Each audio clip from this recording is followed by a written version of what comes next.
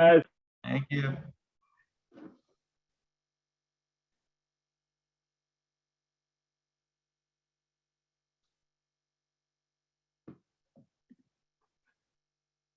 All right, welcome to everyone joining. We will start in about 5 minutes, so just hang tight for a little bit.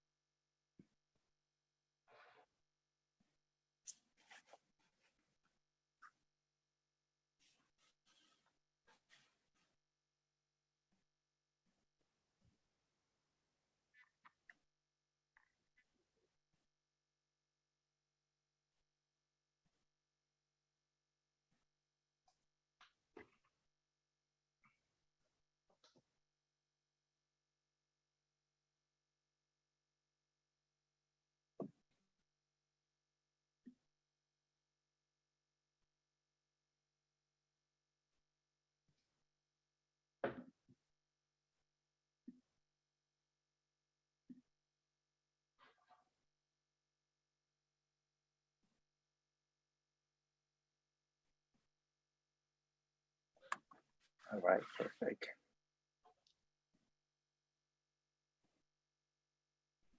All right, yeah, welcome to everyone joining, and just hang tight for a couple of minutes and we'll get started.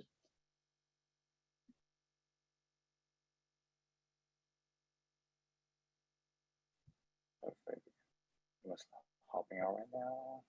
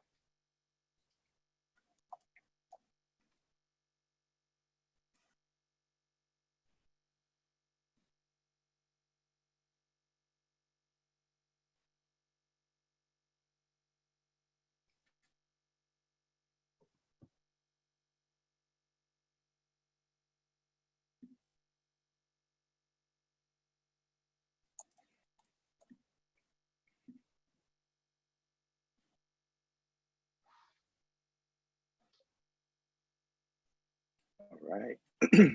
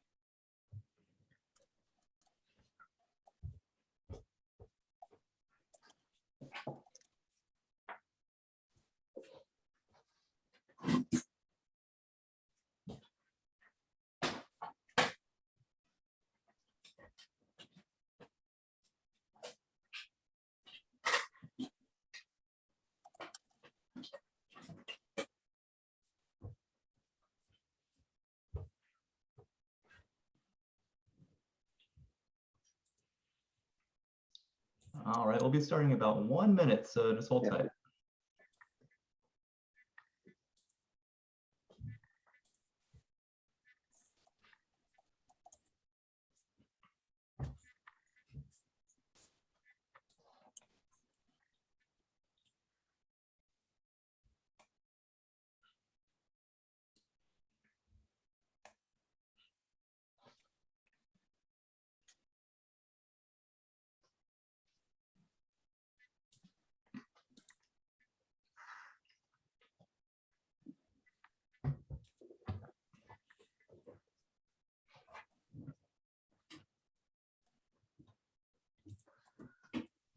All right. It is 8 a.m. Pacific time, 11 a.m. Eastern time. So welcome everyone. Good morning to those on the West Coast and good afternoon to those on the East Coast. We're going to go ahead and get started right at 8 o'clock because this is going to be a packed presentation with a lot of good content and we want to make sure we get you out of here on time. So thank you so much for joining us for our inaugural Practice Management and Ownership CE Summit. Ensuring financial education and business acumen in the optometry community is both a passion and mission of ODsonFinance. And our hope is that events like these can positively impact optometrists across the US. We've got a few quick announcements before we begin the event. Note that each slide has a QR code, so feel free to use your phone camera to hover over these QR codes on your computer screen to get more info. That way you can keep the presentation going while doing your own research while the presentation is happening. So number one, if you're new here, I'm sure it's not many of you, but I'm sure a few of you might not have heard of us yet. Check out ODsonFinance.com. We've got a lot of fantastic financial guides. We've got business financing and recommended practice management resources and experts on there as well. So just kind of jump through the page if you're new to it. Number two, make sure to subscribe to the newsletter. And all you need to do is jump on our website and you'll be greeted with a pop-up that asks you to join the newsletter. So feel free to do that. Scan that code right there. And also, if you got student loans, we've got some great rates for individuals that are still in need of refinancing their student loans. Splash, Credible, and LendKey are still doing a $1,000 ODsonFinance cashback bonus. So it's something we've negotiated for our members. So feel free to take advantage of that and scan that QR code right there. And the last announcement is we do have a follow-up CE lecture to this one coming up in December. And it's going to be with Dr. Christopher Wolf of KMK fame. He's going to do a 2-hour COPE-approved lecture on billing and coding strategies. So make sure to sign up for that. The link is already up. It's December 14th. So feel free to jump on there, sign up right now so that you can guarantee your spot. All right. And so here's the agenda for today. We're going to hear from our sponsors for the next 20-30 minutes. And then we're going to jump into the CE portion of the lecture, of the summit. That's going to include 6 CE lectures and quite a few quick talks as well. Plus, we're going to have raffles scattered throughout there. So a lot of chances to win $100 and a $200 gift card at the end. And we're going to hope to close by 2:30, maybe 2:45, just depending on how the timing goes here. All right, so first thing, let's jump into sponsor presentations. This event would not be possible without educational grants from all of the following sponsors. And a lot of presentations, they just kind of pick sponsors here and there, and they don't really think about, what necessarily the interaction is between the sponsor and the content. What we wanted to do is really pick out sponsors that can help grow revenue in your practice and that can help build your practice. So that's what all these sponsors do. So we would appreciate if you give your attention and do some more research on these individuals that are about to present. And starting off, we have our platinum sponsor, and that is CooperVision. And here to talk a little bit about CooperVision is the always awesome Dr. Justin Kwon. So Justin, I'll let you take it away. Great. Thanks, Aaron, and good morning, everyone. I'm so pleased to be here with you all and can't think of a more dedicated group from the ODsonFinance team with Dad, Aaron, Julie, Chris. It's been great working together. And of course, this entire community, we're just so pleased to be able to be the platinum sponsor on behalf of everyone here at CooperVision. Hey, for those that I haven't met, my name is Dr. Justin Kwon. I'm the Senior Manager of Myopia Management. And my site and Myopia Management with our OrthoKey portfolio of Paragon and IC could not be better suited to grow revenue in your practice while upholding the standard of care. And as CooperVision, we're here to lead, innovate, and really just partner alongside you. With myopia, you've heard time and time again that half of the world will have myopia by the year 2050. But this is already a large part of your everyday practice with families that trust you already. And as we uncover the 7-year science of MySight, it continues to amaze even myself on its efficacy and how this is the best thing for children with myopia and how consistent we just need to be with bringing this up while the child is growing through their elementary, middle school, and high school years, right? And so it really slows myopia progression by 50% on average. And these numbers really resonate with parents. They understand that this program is helping them both in the short term and long term for their child. And to that end, we know that we have to invest We have to send patients to your doors because just the awareness in the public is just so low. So with Alan Kim and Madison Reyes, our new campaign has kicked off, and through multiple channels, we've made 1.7 billion parent impressions spanning back to August, just a little over a year ago. And that number is still growing. And this is exciting because over 500 parents are looking for a MySight certified doctor each and every week.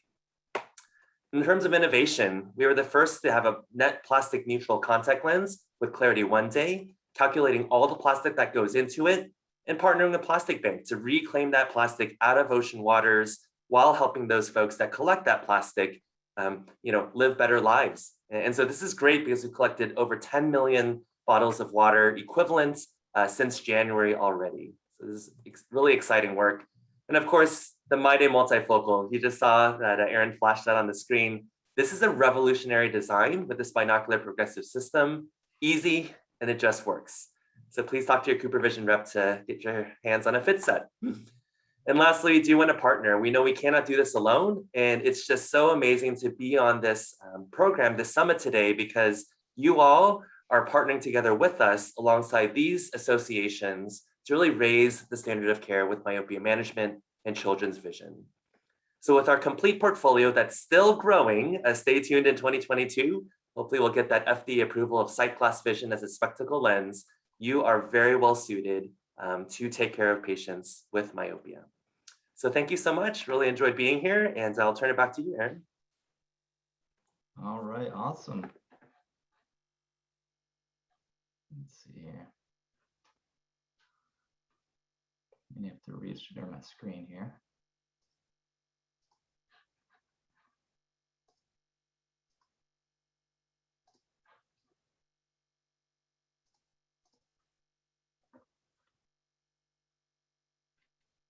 All right, and our next sponsor is our gold sponsor, our first gold sponsor, and that is Sunbit. And Sunbit is the leading buy now, pay over time payment option for optical practices, built to boost average order values, improve capture rate, and grow patient satisfaction. The representative Robert couldn't be with us today, so he sent us a video to talk a little bit more about Sunbit. So let's go ahead and play that. What buy now, pay over time is. You're probably familiar with buy now, pay later from shopping online, but you probably haven't seen it in the optical practice or in person ever. So I'll take a second to explain that.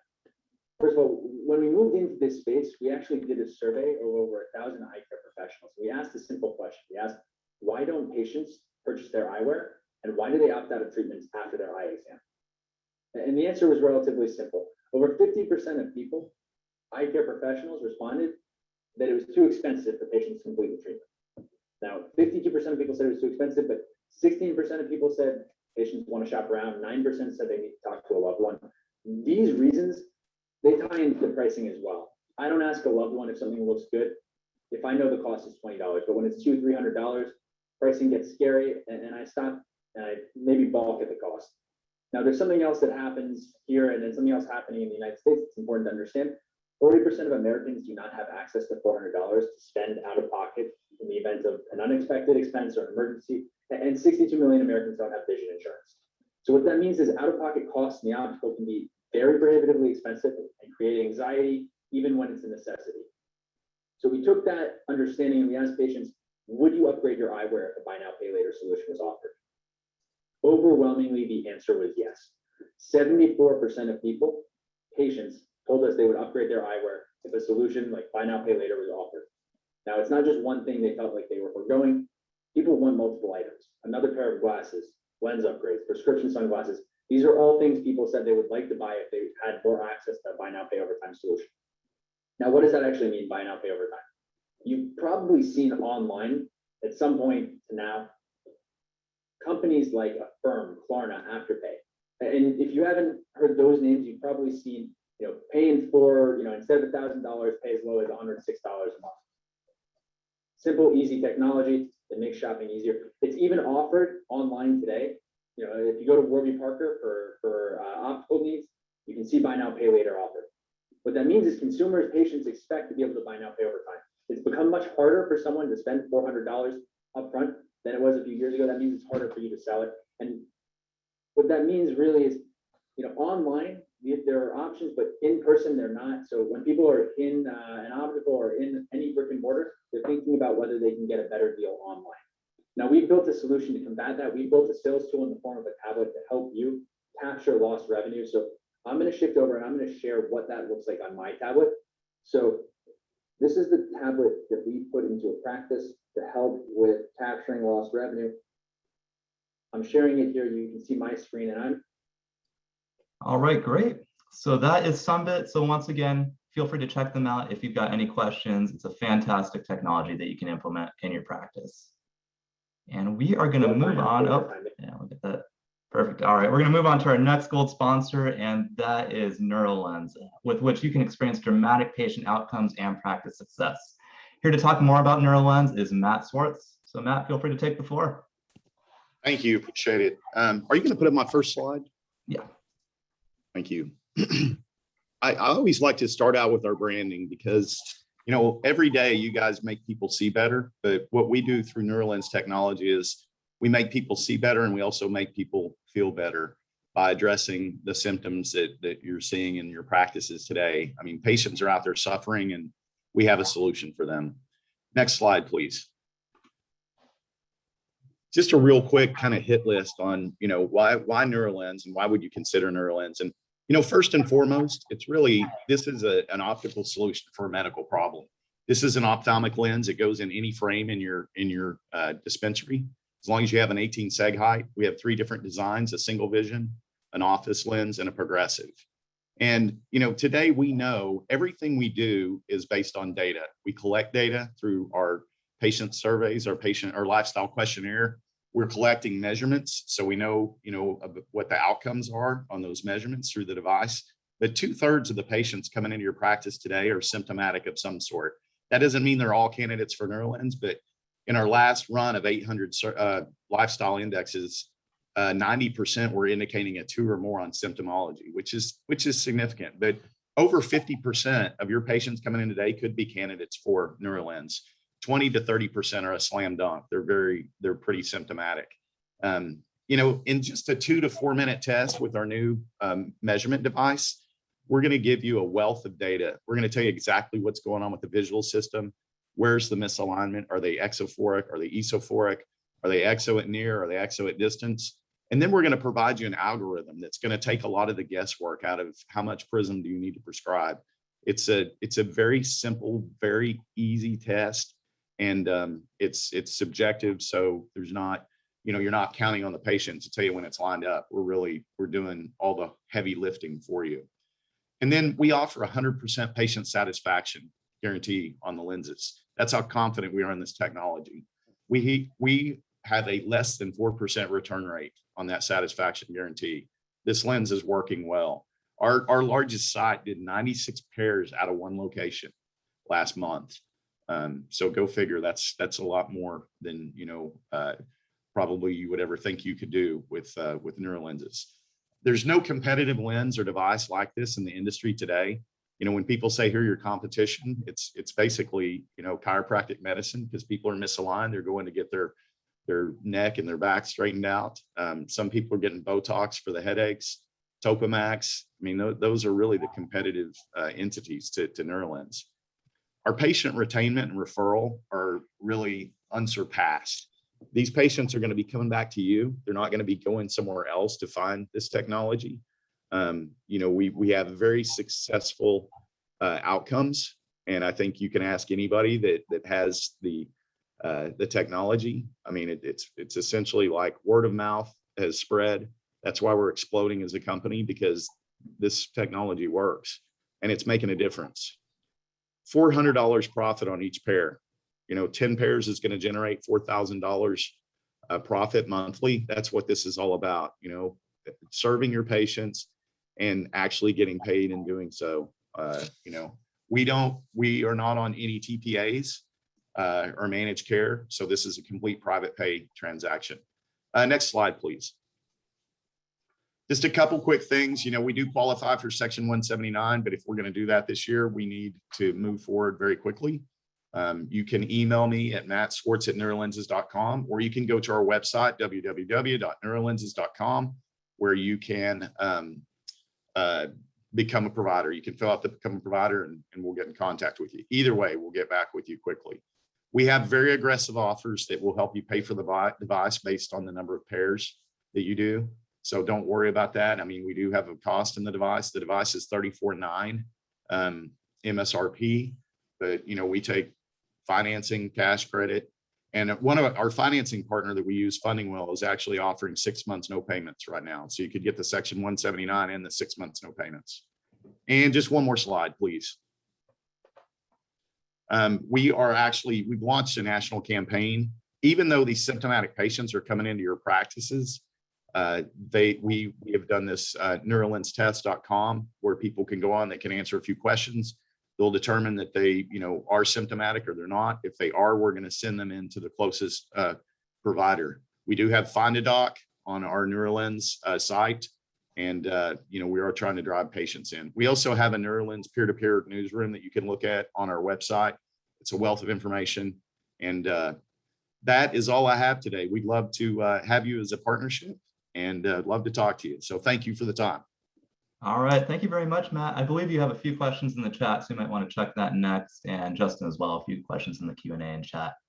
All right, so thank you, Neuralens. We're going to move on to our next Gold sponsor, and that is Vision Source, which has been enabling independent optometrists to achieve their full potential.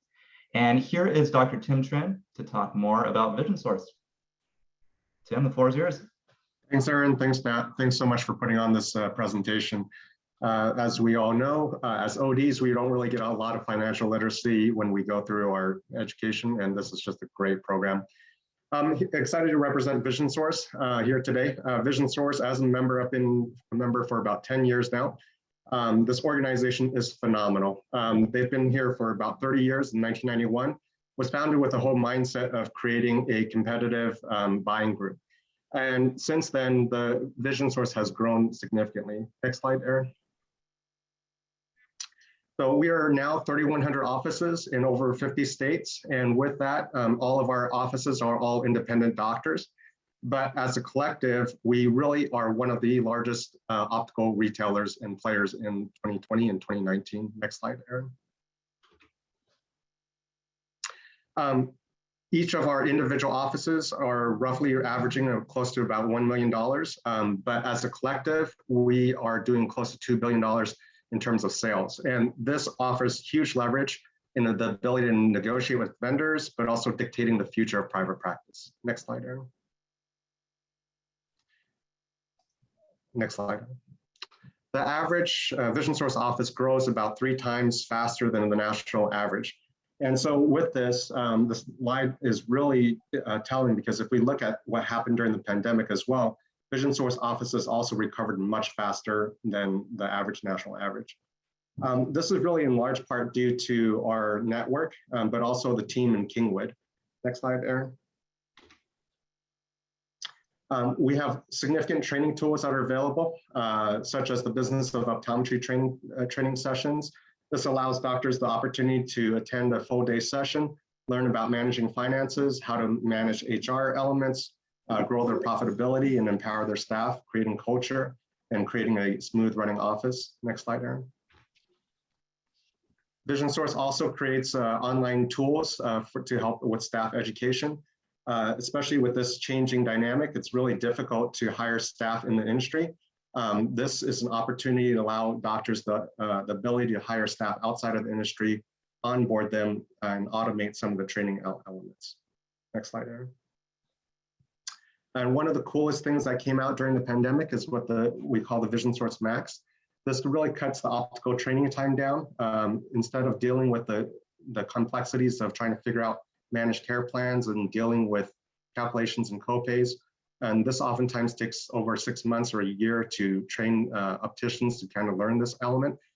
Vision Source has created a proprietary tool that allows doctors now to actually input the data, calculate for VSP, IMED, and some other vision plans, what their copays would be.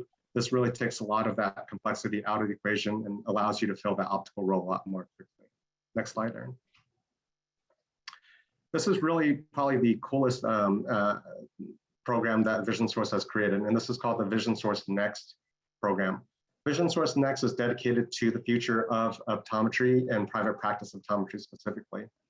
With the Vision Source programs, we created an outreach program to mentor students, but also place new graduates into Vision Source offices with the hopes that eventually they will move into their own ownership as well. There's programs like Developing Doctor Leaders and practice transitional tools that will help retiring doctors find their successors as well. Next slide, Aaron. For fourth-year graduates that are fourth-year students or recent graduates, or even any docs that are interested in learning more about how to become a Vision Source provider. But on top of that, to learn more about developing doctor leaders, you can visit our visionsourcenext.com slide. There are resources and recorded lectures from a lot of our top industry speakers, and they talk about leadership and culture, retail management, and business finance. And you can scan that QR code below. These are great resources available to everyone. Just simply enter and then just register. Next slide. And this is just a lineup of some of our Vision Source docs who have held some of these presentations. It's a great resource. Please visit it, check it out. Once again, this is just a free opportunity for you to kind of learn more. But really, Vision Source is a success and a growing organization, partly because of its memberships. The value that our leaders provide us in this organization are really what helps all of our members grow and continue to move forward. Next slide, Aaron. Regardless of what stage you are in your practice, we have a program that's also set up for you. While we are developing a lot of that next program, more so for new doctors, we do have programs that help doctors looking to sell their practice and also looking for doctors that are looking to acquire practices in our marketplace. Next slide. Other than that, I just want to say thank you and visit our Vision Source Next slide. And that will tell you a little bit more about what we are, but we can also connect you with a local administrator who would be happy to kind of share a little bit more about what our organization provides. Thanks, sir. Awesome. Thank you, Tim, and thank you, Vision Source. Fantastic resources right there, so definitely check those out.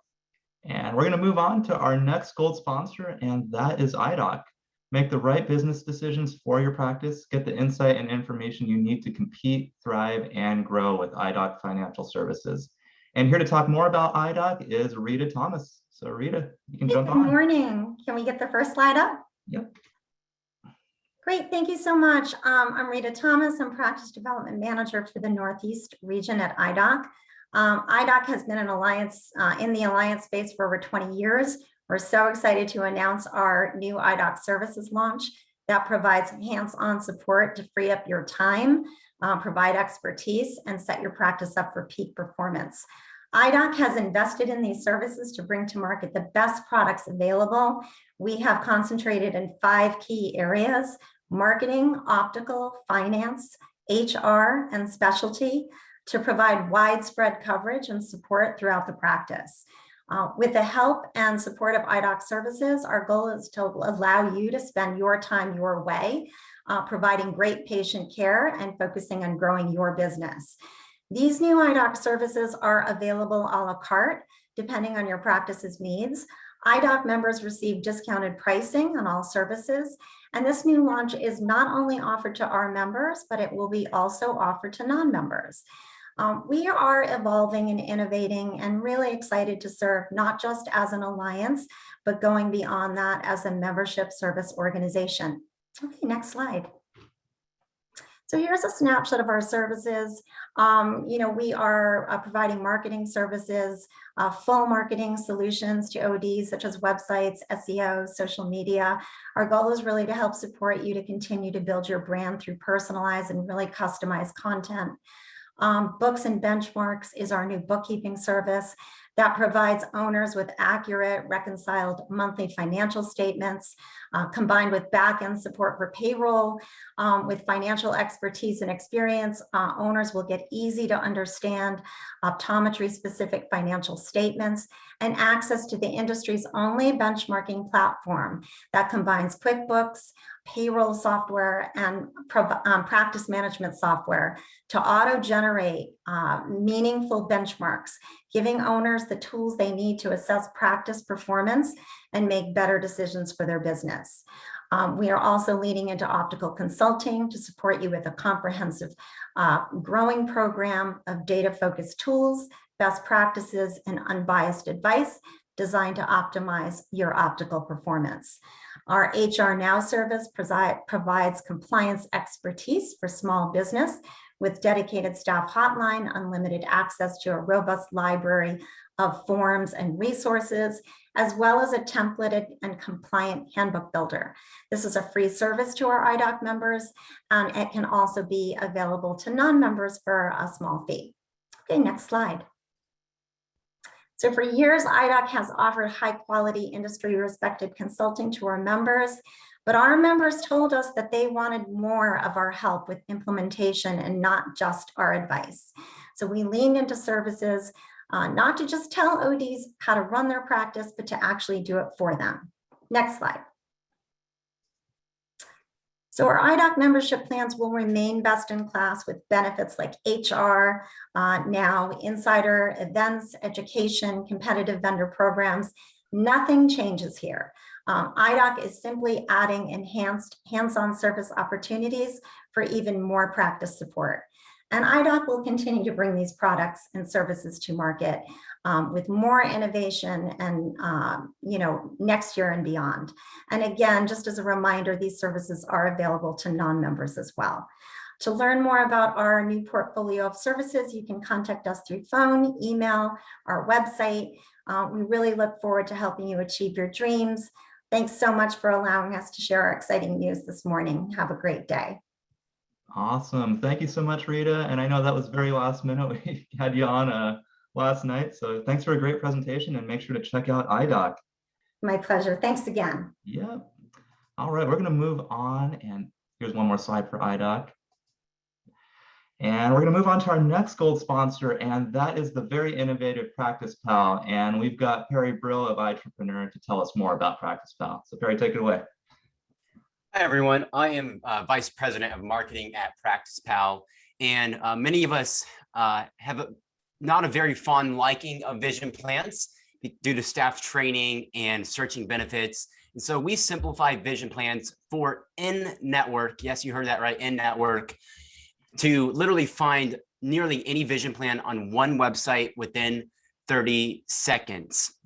And we also have a copay calculator. So basically, training staff on the technical things of optical is fairly easy. You can do that in probably 3 months for a new optician.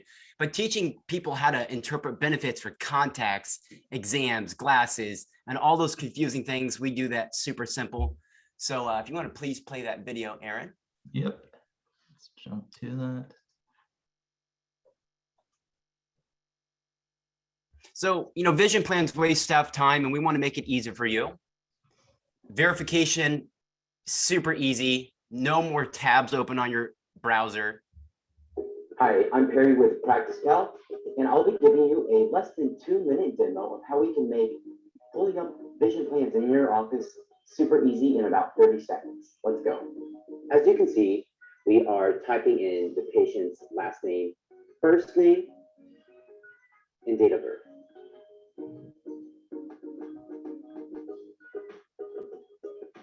We're also putting in the social because VSP does require that. However, you don't need it. As you can see, we found the patient has IMED. We can see their eligibility dates, and we have formatted Practice Pal in a really easy to use manner, and also include the original paperwork for your reference that we save. Now we're going to go ahead and place an order for Amazon cart style shopping experience. This is all your current pricing that we upload. We're choosing eye exam, contact lens fitting. It shows the patient copay. We automatically calculate. Now we're going to get some glasses. We upload your inventory into our system. Select the frame. Choose your lens options. Again, this is your pricing. Lens material. lens options such as AR, polarization, etc.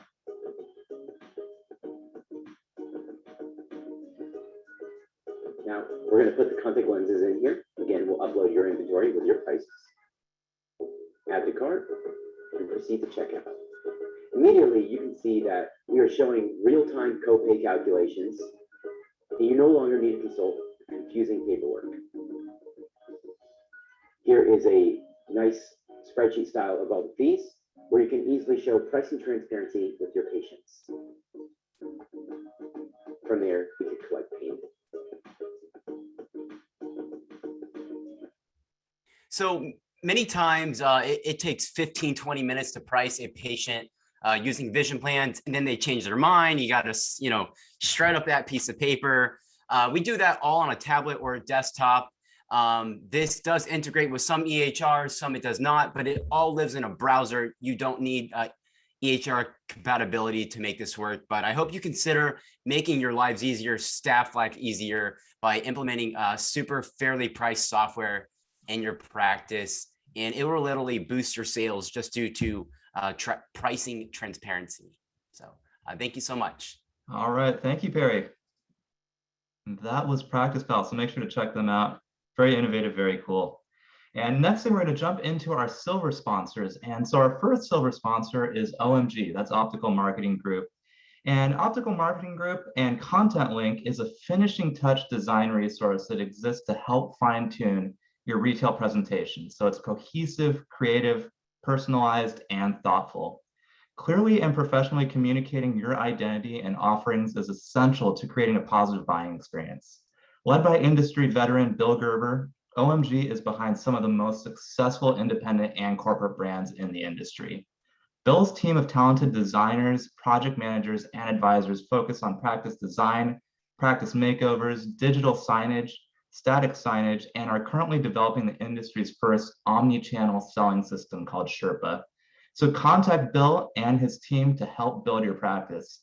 And if you've seen any of Bill's work on Facebook or Instagram, you know it is amazing. If you've seen the opticals he's built, they are fantastic. So make sure to contact him. And we're actually going to hear from him a little bit later. So thank you, Bill, and thank you, OMG. We're going to move on to our next silver sponsor, and that is OptiExpress. And once again, we've got the great Perry Brill to talk about OptiExpress. Hi guys, back again. I run a marketing company, so I'm also VP of marketing for OptiExpress. And basically, we all, during the pandemic, we created online forums, we have online schedulers, but the problem with a lot of the current vendors out there is they don't integrate with your EHR. So a patient may be able to book online, but it doesn't transfer the data back into the EHR, or they fill out an online form, and again, it doesn't go back into the EHR. So if you want to roll the video, we'll show you how we have improved upon other people's products. I hope you enjoy the dramatic music. So.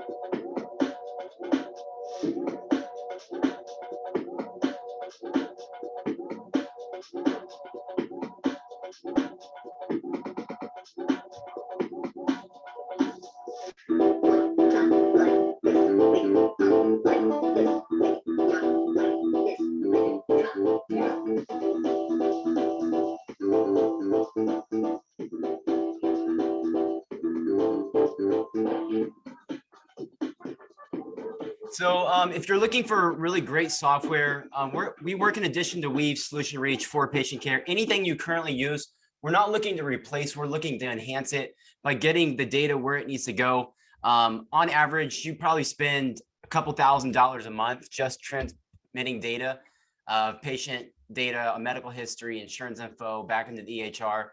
We can help you reduce that, and we'll customize it. And we also integrate with every EHR. Yes, every EHR, because we use machine learning. I know it's a buzzword, and we'll explain it at a demo. So hope to see you on a call with me. Thank you. All right, thanks, Perry, and thanks, OptiExpress. Felt like I was in a heist movie with that music. That's great. And it's gonna play again, of course. Okay. All right, and then our next silver sponsor is 1284, and they have allowed for simple, inclusive eyewear for optimal efficiency and a streamlined sales process. And their owner and CEO, Natasha Vora, could not be with us today, so she recorded a quick video to talk about 1284. We're gonna play that right now. Hi, I'm Natasha Vora, the founder and CEO of the clearly original eyewear company, 1284. So sorry I couldn't be there with you all this morning. I'm probably freezing my butt off right now at the University of Wisconsin football game, cheering on my alma mater. So go Badgers. For those of you that don't know what 1284 is, it's an all-in-one frame and lenses eyewear brand bundled into a couple simple and affordable packages to make it really easy for patients to understand and, quite frankly, match the transparent experience they're having on Warby Parker or at Costco, or what we all experience every single day on Amazon. The reality is that you are competing with that experience. And so while I can promise you that 1284 is an incredible opportunity to help your optical stay competitive in today's changing market, it really just comes down to whether you are ready for change. Very simple tweaks like implementing Practice Pal, Anagram, Sunbit, Dr. Contact Lens, 1284, all these amazing products and services can be transformative and shockingly add way, way more money to your bottom line. Not your top line, to the important one, your bottom line. For practices to have more streamlined processes saves staff exponential time, and time is money. Happy staff leads to less turnover, and there is real value to that. So instead of me rattling off all the benefits of 1284, please just scan the QR code on the screen, go to the link provided by Dat and his team, check out the pricing, send me an email with questions, set up a demo with us, get a free sample kit to touch and feel the frames and see how great our quality of the lenses really are. From me, an independent owner, to all of you, part of this independent and thriving community, we all have to rally together to combat the forces that are trying to make independent optometry more difficult and less powerful. 1284 is here to lessen that burden for you and make you successful. With that, have an amazing day and a great conference. Cheers. All right. Thank you to 1284. Fantastic. Hi, I'm Natasha Vora, the founder and CEO of the Okay. Thanks to 1284. Fantastic company to implement into your optical. I got to check them out at Vision Expo. Really great concept there. So definitely check them out. And our next silver sponsor is CSI. I'm going to be presenting on behalf of Rob since he is out in the woods hunting in Minnesota right now. So CSI is committed to partnering with doctors in optometry to build a strong, compliant, and profitable procedure side of their business. They do this by expertly managing and supporting their billing operations so they're able to focus on patient care. As we know, many things in the world have changed since the onset of the pandemic. Staffing concerns across the US are real and are becoming increasingly more difficult to navigate. Partnering with CSI allows current staff to be focused on revenue-generating functions. Third-party requirements are becoming increasingly more difficult for you to be paid for your services. Unfortunately, there's little guidance to assist or any place for your current billing staff to receive any sort of continuing education to keep up with new regulations or changes to payer policies. If you don't refile in time, you don't get paid. The amount of time, money, and effort required to be paid is tremendous and difficult for one person to be responsible for. CSI reviews procedures and billing to provide focused training to ensure proper coding, billing, clinical care guidelines, and frequency of follow-up and testing.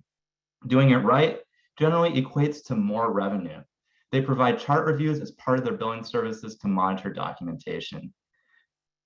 So compliance equals profitability. Many offices are unintentionally leaving reimbursements on the table. How much or how often are difficult questions to answer without a comprehensive review of your CPT usage. Let CSI identify any unintentional audit red flags and financial opportunities in a review of your code usage. This is called an iProfile and is a complimentary review offered to everyone on today's Practice Management Summit. To take advantage, please contact Jesse at csi.biz, or Rob, which is on the screen right there, or simply scan the QR code to jump on their website. And I have used CSI for many years. A lot of other individuals on this call have as well. So fantastic resource there. So thank you, Rob, and thank you, CSI. And our next silver sponsor is Acronos. Acronos are today's practice management consultants collaborating with optometrists to grow a profitable, efficient practice at any stage of the practice life cycle. Here to talk about Acronos is its founder and just an all-around awesome dude that I got to meet at Vision Expo, Eric. So Eric, go ahead and take it away. Dr. Neufeld, thanks so much. Wow, I'm seeing the screen here. We now have over 600 participants from across the U.S. tuned in right now. I don't know about you guys, but I can just kind of like feel the energy coming through this, and it's so exciting to be here. Look, as Dr. Neufeld shared, at Acronos, we are today's practice management consultants. We are all about collaborating with optometrists to start, grow, and transition a profitable, efficient practice. So the fact is this: for many of you, patient care and day-to-day operations is truly all-consuming, right? Making the implementation of innovative approaches a challenge. And with a focus on revenue growth, team engagement and motivation, and digital transformation, Acronos positions your practice to thrive in today's dynamic eye care environment. So as Dr. Neufeld said, my name is Eric Matei, and I'm the President and Chief Vision Officer of Acronos. And on behalf of our team, it's a pleasure and a privilege to be sponsoring this event. So whether you're here as an emerging private practitioner looking to cold start or purchase a practice, or if you're an established practice owner looking to boost your profitability and eliminate headaches, Acronos is truly your trusted partner in navigating the challenges, capitalizing on opportunities, and implementing your plan through each stage of the practice life cycle. So if your goal for 2022 is to transition into practice ownership or to eliminate headaches in growing your practice, contact us through our website, acronos.com, and mention your attendance to this, the ODsonFinance Practice Management CE Summit, for a complimentary implementation consult. And while you're there, be sure to download your copy of our ebook, Thriving in the Modern Eye Care Environment. On behalf of Acronos, my name is Eric Matei. Thank you all for being here, and have a great event.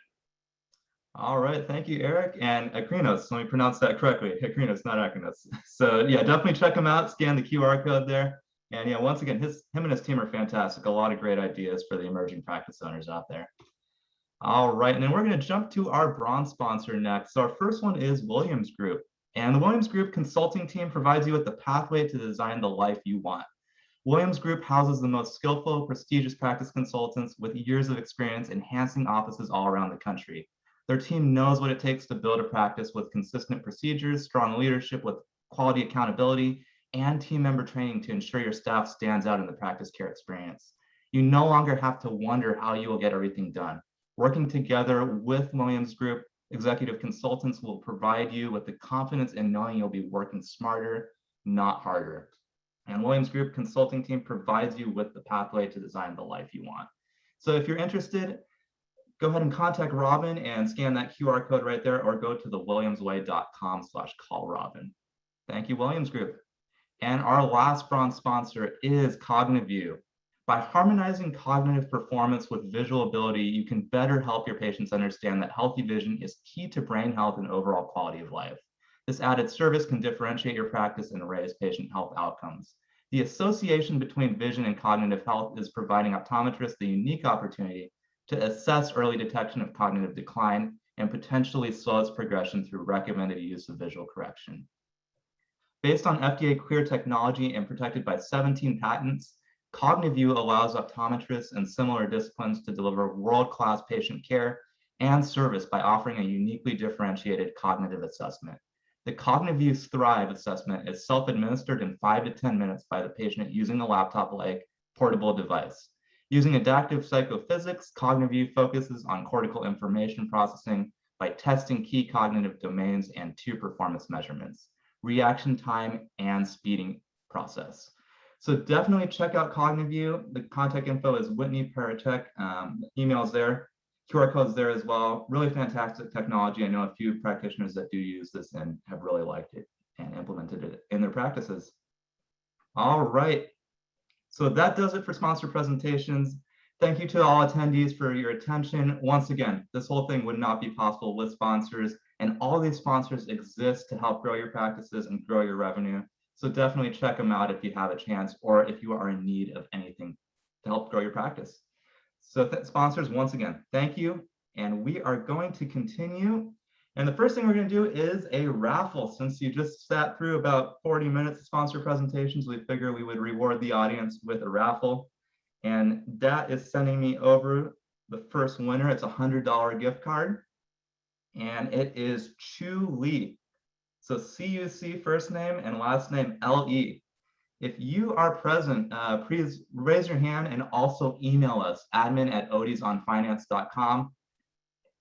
I see 3 participants raise their hand. Do we have 3 Chulies? But anyways, feel free to email us, admin@ODsonFinance.com, and we will send over an e-gift card for $100.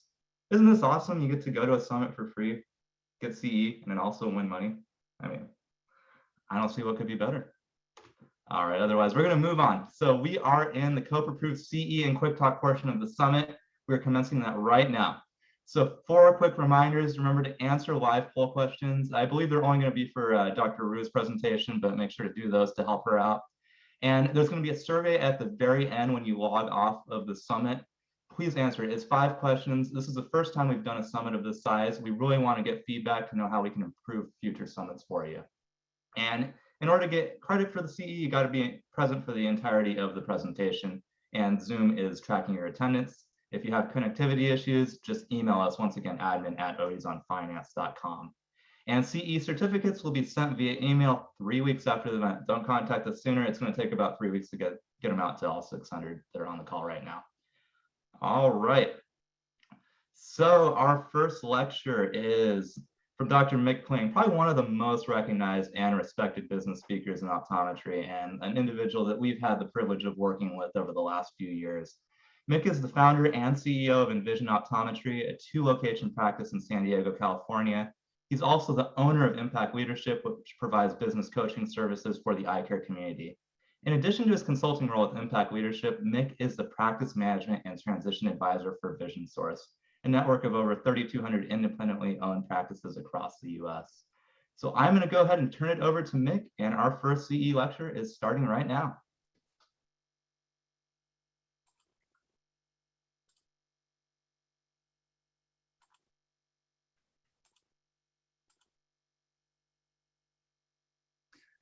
Aaron, thank you so much. Can you guys hear me okay? Good. Awesome. Got my screen up, I'm assuming. Hey, good morning, everybody. Aaron, I just want to say a big thank you to you and Dat and everybody on your team for putting this on. You know, this is such an exciting time to be an optometrist, and I just love seeing all of the industry opportunities that are available for our profession and all these great companies that are supporting us as a profession. So thank you for what you guys do. We're going to get right to it. These are some disclosures here. I'll tell you in a couple of minutes a little bit more about what I do and what my bias is, and sort of how I get to the conclusions that I get to. But I want to just start by sort of getting the juices flowing a little bit with everybody. Just ask you a question, just something I want you to think about for just a minute. If I were to ask you, would you rather have a $1 million revenue generating practice that's netting 18%, or would you rather have a $600,000 practice that's netting 30%? Now, I ask this question a lot in the live talks that I give, and it's always really interesting to see the differences in opinions, because in one scenario, you've got a larger practice, maybe isn't quite as efficient. In the other scenario, you have a smaller revenue generating practice that maybe is a little bit more profitable as a percentage. So this is not a very fair question, because there's way more information that we need to know about these practices in order to understand which is better. And the question that's not being asked here, because we focus so much on revenue, the question that we need to be asking is about cash flow. And so cash flow is what we're going to be talking about for a few minutes this morning. So before I get into it, let me just back up a little bit and tell you a little bit about who I am. Aaron, thank you for the introduction. As he mentioned, I have a practice in San Diego. We're the largest single location facility in downtown San Diego. We have one satellite clinic. I don't see patients a lot these days.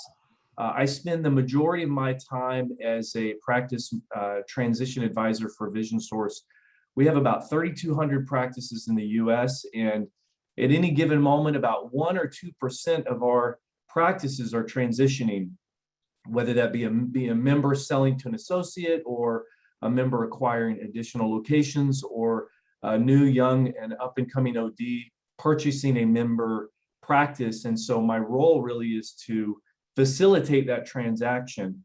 I'm not a broker, I'm not a practice appraiser, but I'm a facilitator.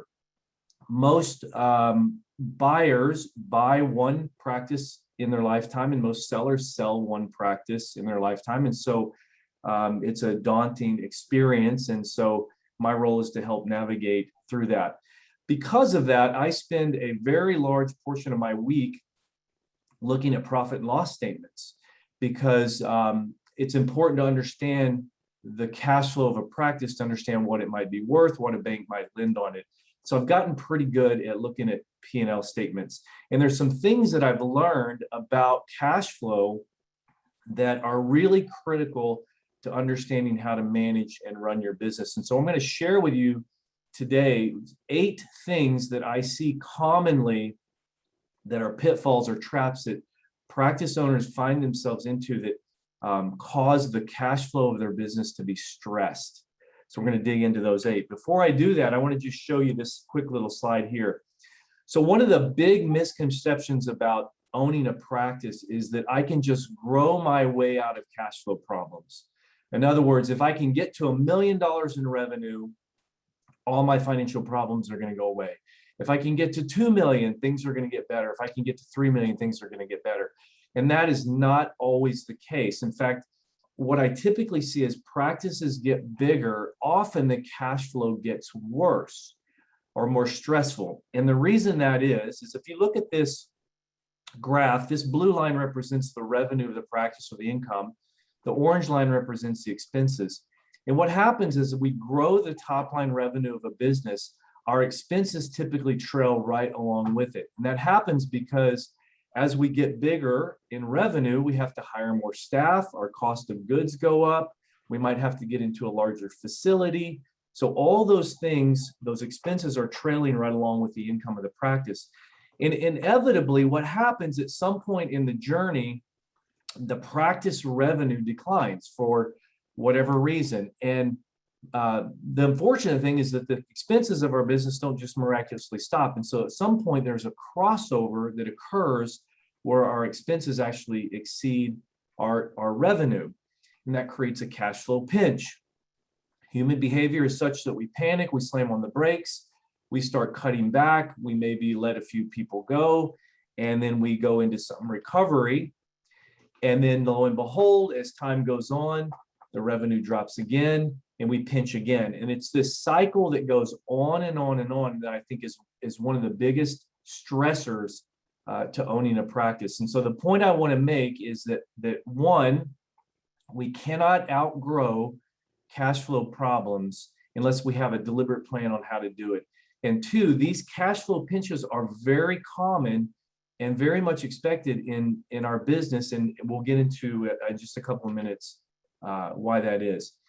Now, if you've ever looked at your bank balance on your bank statement, a lot of banks at the bottom of your monthly statement, you're going to see something that might look like this, which is just a daily ledger of the amount of money that's in your bank account at the end of each day.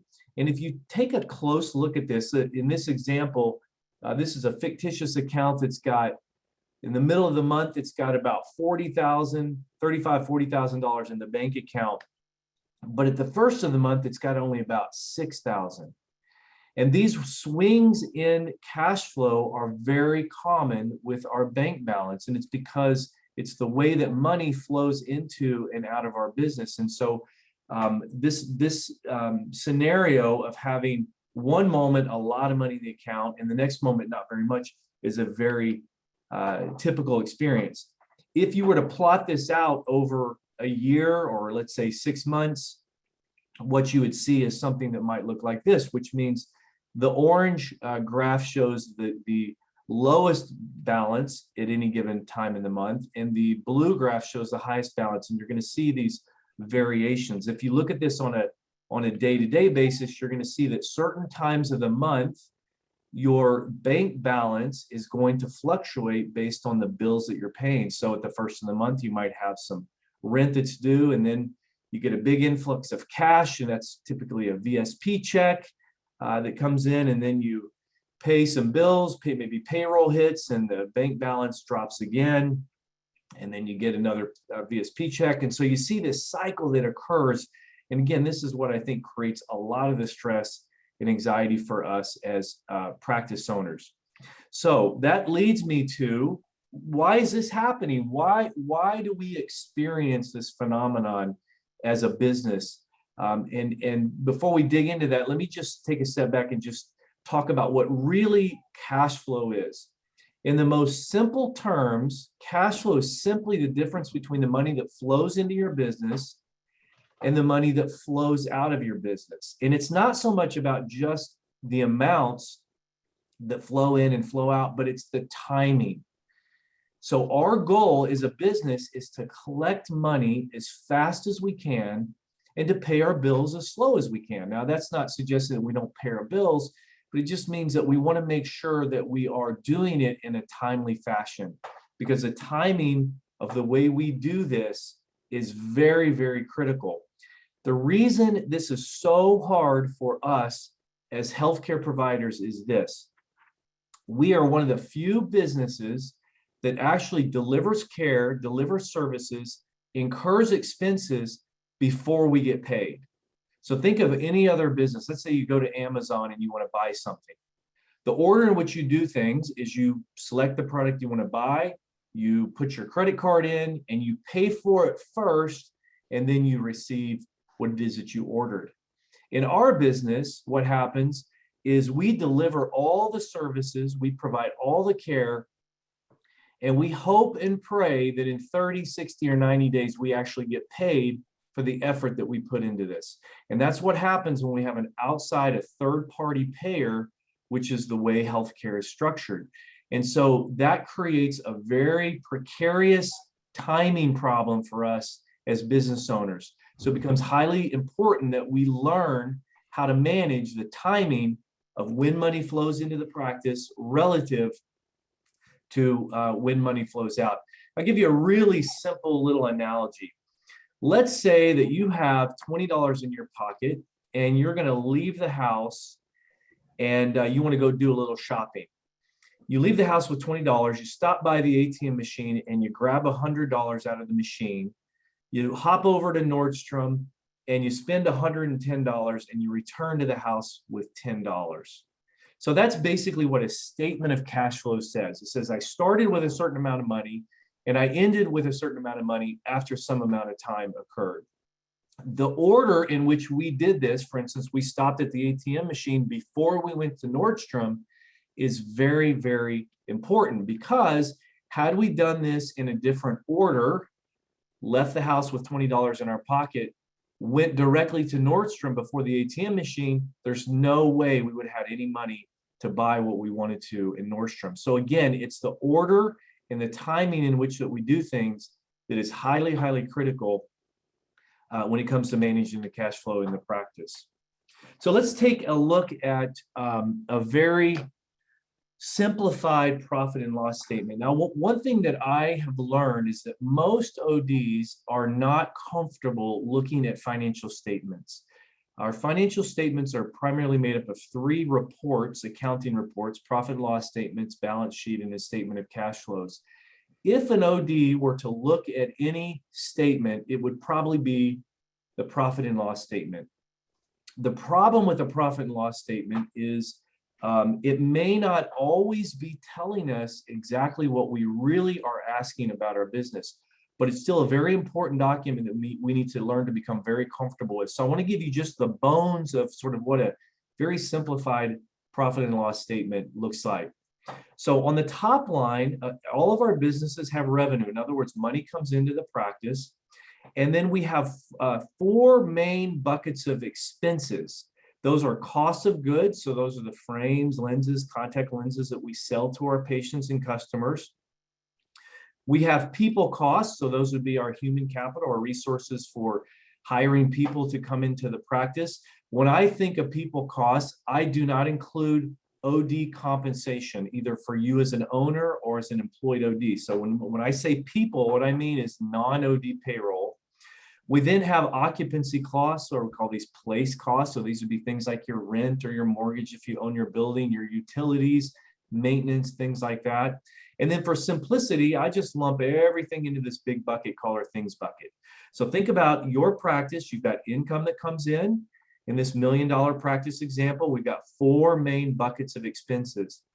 Over here are some guidelines for what typical practices look like when it comes to the portion of the 4 buckets of expenses relative to the income. And these numbers are taken off of national averages that have been published, the data that I've looked at just over time myself. And so a typical practice will spend about 28% on frames, lenses, and contact lenses, somewhere between 20 and 25% on people, depending on where you are in the country, about 7, 8, 9% on occupancy, 10 to 12% on everything else in the practice.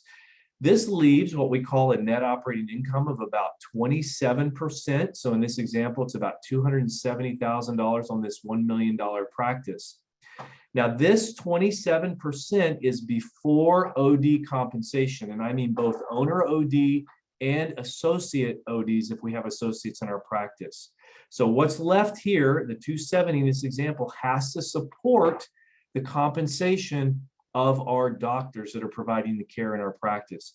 So in this example, I just used a 17% W-2 wage as fair market compensation for an OD. And what's left is what we call practice net. And in this example, it's 10%. So in this $1 million practice, we've got our 4 buckets of expenses. We've made our allocation fair market compensation for our OD, and the practice has about 10% left over for practice profit.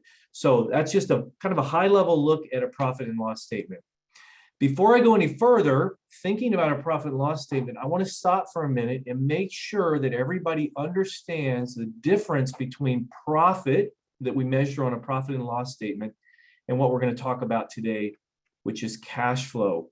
And I want to show you this example that's really important to get your head around and understand. So let's take a look at this practice example right here. This is a $720,000 revenue generating practice. And we're going to just look at this left side on the profitability of this practice. So there's our cost of goods right here. When we subtract our cost of goods, we have what's called gross margin, which is what's left over after our cost of goods. And just for simplicity, I lumped all of our overhead into one line item here at $360,000. And so the net operating income of this practice is $180,000. Now, in this example, we have one associate doctor, and this associate just works 1 day a week. So we've applied some fair market compensation there. And so the practice net before owner compensation is $155,000 in this practice. Now, the IRS allows us to take 2 non-cash deductions that are expenses against the practice and 1 true cash expense against the practice. The true cash expense is interest. So if we go out and borrow money and we pay interest back to the bank or whoever we borrowed the money from, the IRS allows us to deduct the interest payments as an operating expense against our practice. The other big deduction that we're allowed to take is a non-cash deduction called depreciation. And the sister to depreciation is called amortization. And depreciation is simply the loss of value of an asset over time. So it's a non-cash expense against the business, but however, we get to deduct it as if it were a true expense to lower our tax obligation. And so in this profit example, we generated $720,000 in revenue, and we had profit of $87,000. Okay, and that's all fine and dandy. We're super excited about that. Here's the problem.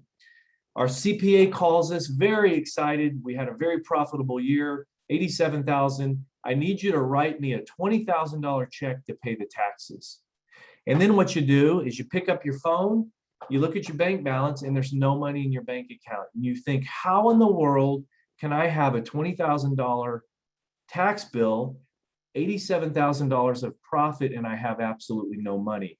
And the reason that happens is the right side of this screen. Let's look at the cash flow of this same practice. $720,000 worth of revenue, same expense structure, net operating income, same associate compensation. We've got owner draw. So we forgot we had to pay for ourselves. We're taking a draw out of the business. We had to borrow money to buy the practice. So we have a bank note, and we borrowed some money to buy the OCT. So now we've got an equipment loan. The bank note and the equipment loan, the principal payments have to be taken out of the profitability of the practice. They're taken out of this $87,000 number over here. And so what happens is we end up in a negative cash flow situation. So while our profit is good and positive, our cash flow is negative. And that's a very common problem that business owners experience, because then they find themselves, they can't cover their tax obligations, or they're always stressed about being able to make payroll, being able to make rent payments, that sort of thing. So we're going to dig into these 8 common cash flow pitfalls that I want you to think about to try to avoid that scenario that I just described to you. So here we go. Pitfall number 1, declining revenue. This is probably the most common reason that I see in not only my practice, but the practices that I look at that cause our cash flow to be pinched. There just isn't enough money coming in. And when I say revenue, what I really mean is collections, money taken to the bank, money that you're able to deposit into your business bank account. And there are 4 primary causes of declining practice revenue. And they're pretty obvious. I mean, these aren't going to be any surprise to you. We're not doing enough eye exams. We just have too few people on the schedule on the exam side of things. The key to keeping your exam schedule full is recall. I am 100% convinced that pre-appointing a year in advance, and I mean real appointments, not these fake, we're going to hold a temporary slot for you appointment, but I want to see you in a year because I saw a small cataract, and actually make a firm appointment is critical to you making sure your exam schedule stays full. So when your exam schedule is not full, we see declining revenue. Decrease in collections per exam. Maybe we're seeing enough exams, or we're just not selling enough stuff to each of those patients that comes in. So it's very important that we make sure our revenue or our collections per exam is covered. Those are lost sales opportunities. Poor collection practices. Those would be things like we're not collecting copays, we are not collecting all that we're owed at the time of service, our accounts receivable processes aren't in order, maybe we're not getting claims submitted in a timely fashion, maybe denied claims are not being followed up on. All those things are causing the revenue to decline within the practice. And then the 4th primary thing that I see is a short month or doctor vacations. So think about the month of February, for example. Typically in our practice, January is very busy. VSP benefits reset. We're in California, so we see a lot of VSP patients with a very busy January. February is typically a short month, just there are fewer production days in February. But what happens is all of the busyness of January produces a lot of expenses for the practice that come due in February. So we've got a combination of a very busy January with a high lab bill, high contact lens bill. All those bills become due in February, right on the heels of a very short production month. And so it's important that we know that and we start to plan into the future and anticipate for those short months and those shortfalls. If you're going to take a vacation, let's say you take the family to Hawaii for a week, you've just lost 25% of your production potentially because of some time that you've taken out of the office. So those are the 4 primary causes of declining revenue, which is one of the most common reasons why we get into a cash flow pinch situation. Pitfall number 2, owner's compensation is too high. I see a lot of doctors overcompensating themselves. In other words, using your business bank account as an ATM machine.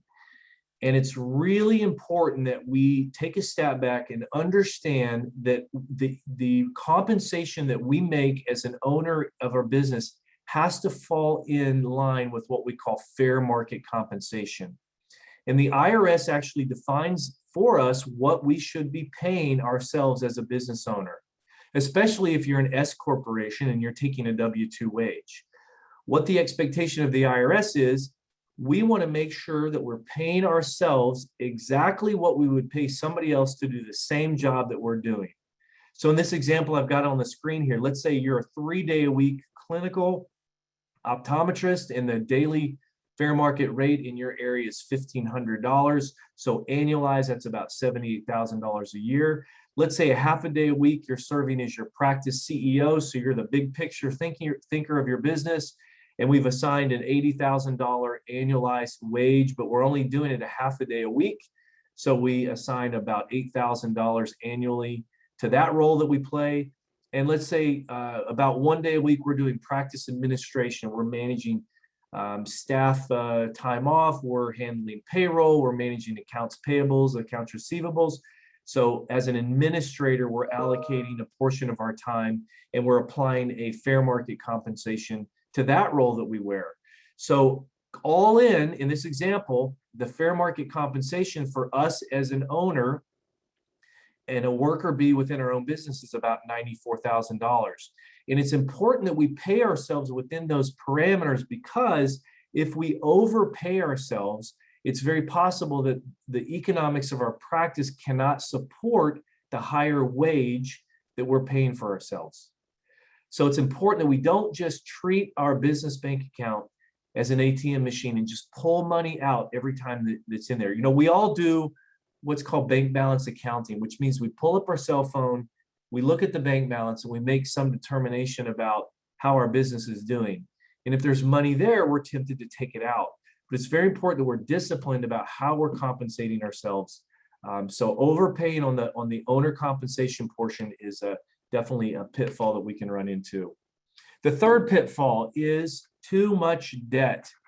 This is probably, besides declining revenue, one of the biggest threats to practice ownership. And I see a lot of ODs that are overextended on debt. There are so many great tools and instruments in our profession, and we want them all. I want them all too. I love them because we want to deliver the best care we can.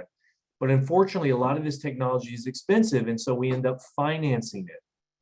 And when we take on too much debt, it really stresses the cash flow. So the question then becomes, how much can we afford to take on in the form of debt? So let's go back and revisit this profit and loss statement again. This is the same one that I put up earlier, but the only thing I changed down here is I changed this practice net and called it available for debt. Okay, and that's the P&I means principal and interest. So in theory, this practice, which has 10% practice profitability, has room for up to 10% of its profit to be used for principal and interest payments. Now, one thing you have to remember is that this is pre-tax income. So you can't afford to spend all of this money on equipment because you've still got an IRS obligation on this. So it's important that you understand what's left over and what's available for debt. So let's get a little more granular about sort of deciding how much we can determine is what the debt that our practice can support. There's a very simple formula that you can use to determine where you are relative to how much debt your practice can support. And here's the formula right here. We take our annual debt payments, principal and interest. So take all your payments that you're making, add up the monthly payments, multiply by 12, and you want to divide that by your practice revenue for 1 year. And that's going to calculate for us the percentage that our debt is consuming relative to our revenue. So let's take a look at an example. We've got a practice that generates $800,000 in practice revenue, And we've added up all of our annual debt payments, principal and interest, and it came out to be $56,000. So we take our $56,000, we divide it by our $800,000 practice revenue, and we get 7%. What that means is 7 cents on every dollar in this example goes to service debt. And what I've learned after looking at many, many practices is if we are below 5% of our debt, of our revenue going to debt, we can generally manage that. If between 5 and 10% of your revenue is going to debt, that's a major concern. And then if more than 10% of your revenue is going to service debt, that's a major red flag. And quite frankly, probably not sustainable long-term. Okay, so very important is that you're thinking about the consumption, how much the debt payments are consuming relative to the revenue of your practice. Run this little simple formula and see where you are on that. Pitfall number 4, overspending on frames. You know, one of the things that we sometimes think about is that when we consider our cost of goods, we think about our frames that we sell in the practice, we think about our lenses that we sell, and we think about our contact lenses. One misconception is that frames are actually inventory and not a true variable expense, where our ophthalmic lenses and our contact lenses are true variable expenses. And what I mean by that is if we sell more, then our expenses are more. If we sell less, our expenses are less. That's not the same with frames, because frames are inventory. We're simply taking money out of our bank account and we're converting it into a piece of acetate or a piece of metal, and we're laying it on our shelf. And our job is to convert that piece of acetate or piece of metal back into a dollar bill as fast as we possibly can. And so it's very easy to overspend on inventory. It's very easy to take too much capital out of our bank account and put it in the form of acetate and metal and lay it on our shelf. And so we have to be very careful about determining how much we're allocating on our frame inventory. Now, one of the things that I see a lot in practice is that their cost of goods are too high. And one of the strategies that we employ to sort of to contain or control our costs of goods is to simply back into what I call a frame spend target. So here's how we do this. Let's say, for example, we set a cost of goods target of 28% because that's the national average. If you are controlling your ophthalmic lens expenses and your contact lens expenses and getting best prices, whether you're part of Vision Source or another group, there's not a whole lot we can do about getting better pricing on our lenses and our contact lenses. In other words, the assumption is that we're getting the best price we can possibly get. If we want to keep our cost of goods within 28%, and we know historically, for example, that our lenses consume 8% and our contact lenses consume 10%, we can simply do a math equation to determine that we're only allowing 10% available for a target frame spend. Okay, so what this means is that now that we have our head around a number, 10% in this example, we can tell whoever buys in our practice, whether it be an optician or maybe you do it yourself, we can say, listen, we want to set a frame spend target of 10% of the prior month's revenue. So if we generated $100,000 in revenue last month, then we have a $10,000 frame target spend for the next month. And if you do that strategy month after month after month, at the end of the year, you are going to contain your cost of goods within your cost of goods target. But if you don't have those parameters in place and you don't set that frame budget, you don't set that frame target, what happens is you end up just spending money on frames and you're not sure. It becomes very unclear if you're converting too much of your much needed capital into acetate, into metal, and putting it on a shelf. So that's our frame spend target. Okay, pitfall number 5, what I call legacy employees. You know, one of the things that I see a lot, and you know, I'm guilty of this a little bit too in my own practice, we have long-term employees that we love. We have people in our practice that have been with us for many, many years. They've provided great care for our patients. They've been a great service to our company. The problem is their compensation is now exceeding their value.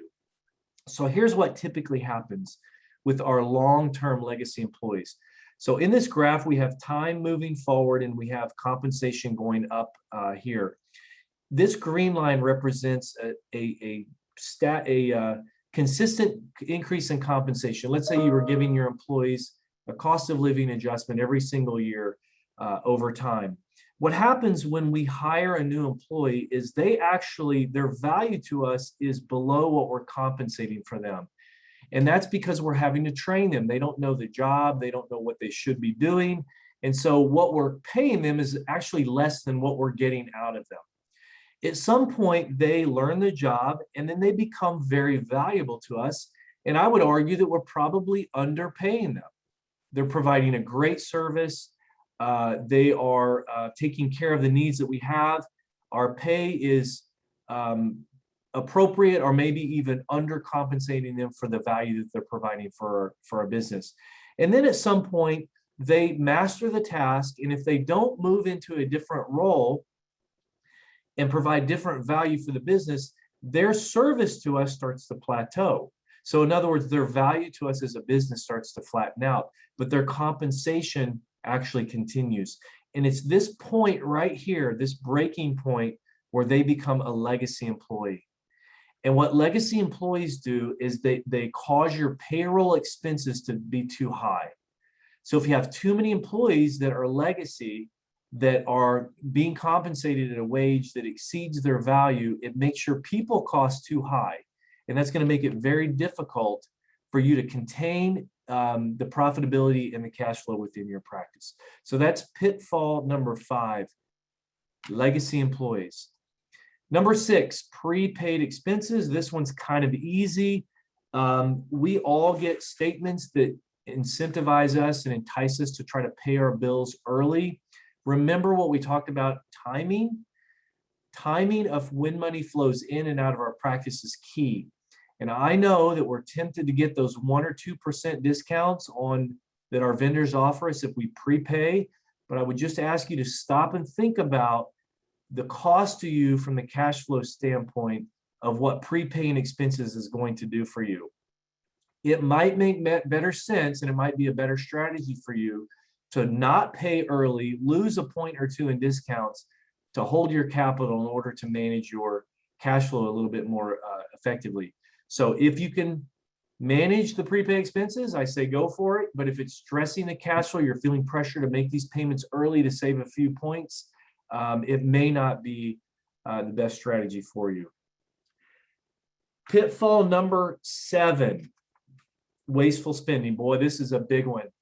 I'll tell you what, one of the big eye openers when we dig into profit and loss statements and we start to look at that big things bucket of expenses, which is that all encompassing line item expense of all the things that we spend our money on, there is a lot of waste that is buried within our practices. And I got to tell you, I know every business owner thinks we run a lean operation, but the reality is when you start to pull back the layers and you start to look and see where your money goes, we are often delegating spending to our team members. And our team members are not always making sure they're getting the best pricing on things. And one of the examples I always give is the only time we order tropicamide is when we run out and we panic. So, the doctor walks in the room and where's the tropicamide? Oh, we're out. The technicians panic and they grab the first catalog they can find with tropicamide in it and they just order it because we have to have it. And they'll get overnight shipping to get it here. In other words, think about doing that with all kinds of expenses in our practice. And it really leads to a lot of wasteful spending. So what we do in our practice, for those of you guys that know me, know I'm a big fan of profit first cash flow management strategy. And one of the strategies within profit first is have a very deliberate plan about managing your expenses. And what we simply do is pull up our profit and loss statement once a quarter, and we put a letter P next to everything that we spend money on that drives profitability in the practice. And we leave those alone. We don't touch them. We need the expenses that we're making that are driving profitability are fair. We want to keep those in the practice.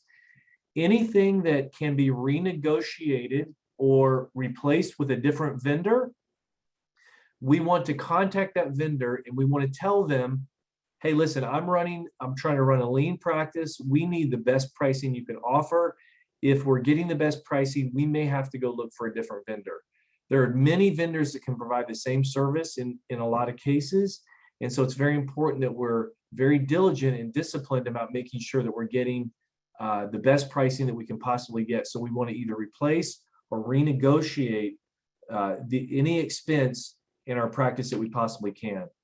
And then the last thing we want to do is put a U next to anything that is unnecessary to driving profitability. And when you bring a team member into this conversation to challenge these expenses, you're going to be surprised at all the U's that are going to show up on your profit and loss statement.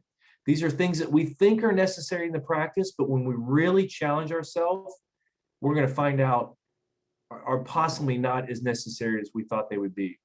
Now, there's something called loss aversion. And what loss aversion means is that we have a human tendency to hang on to something that we don't need irrationally. Okay, I've got a whole garage full of things that we hold on to, my wife and I hold on to, that we don't really need because we're emotionally attached to them. And you're going to find that that's what happens in your practice. There are lots of psychological reasons why we want to justify expenses in our practice. And so we have to learn to overcome that and make sure that we're only running our business on things that are driving profitability within the practice. So that's pitfall number 7, wasteful spending, making sure that we're making sure where every dollar goes within the practice. And then the last pitfall, number 8, is occupancy costs are too high. I have a patient who is, his job is to convert all of the Jack in the Boxes around the country into franchises. So if you guys are familiar with the hamburger chain Jack in the Box, Jack in the Box was originally a corporate owned entity. In other words, all of the locations were owned by the company. At one point, they made a decision to franchise the Jack in the Box locations. So, just like a McDonald's franchise, you could buy a Jack in the Box franchise. And my patient's job was to sell those franchises, essentially.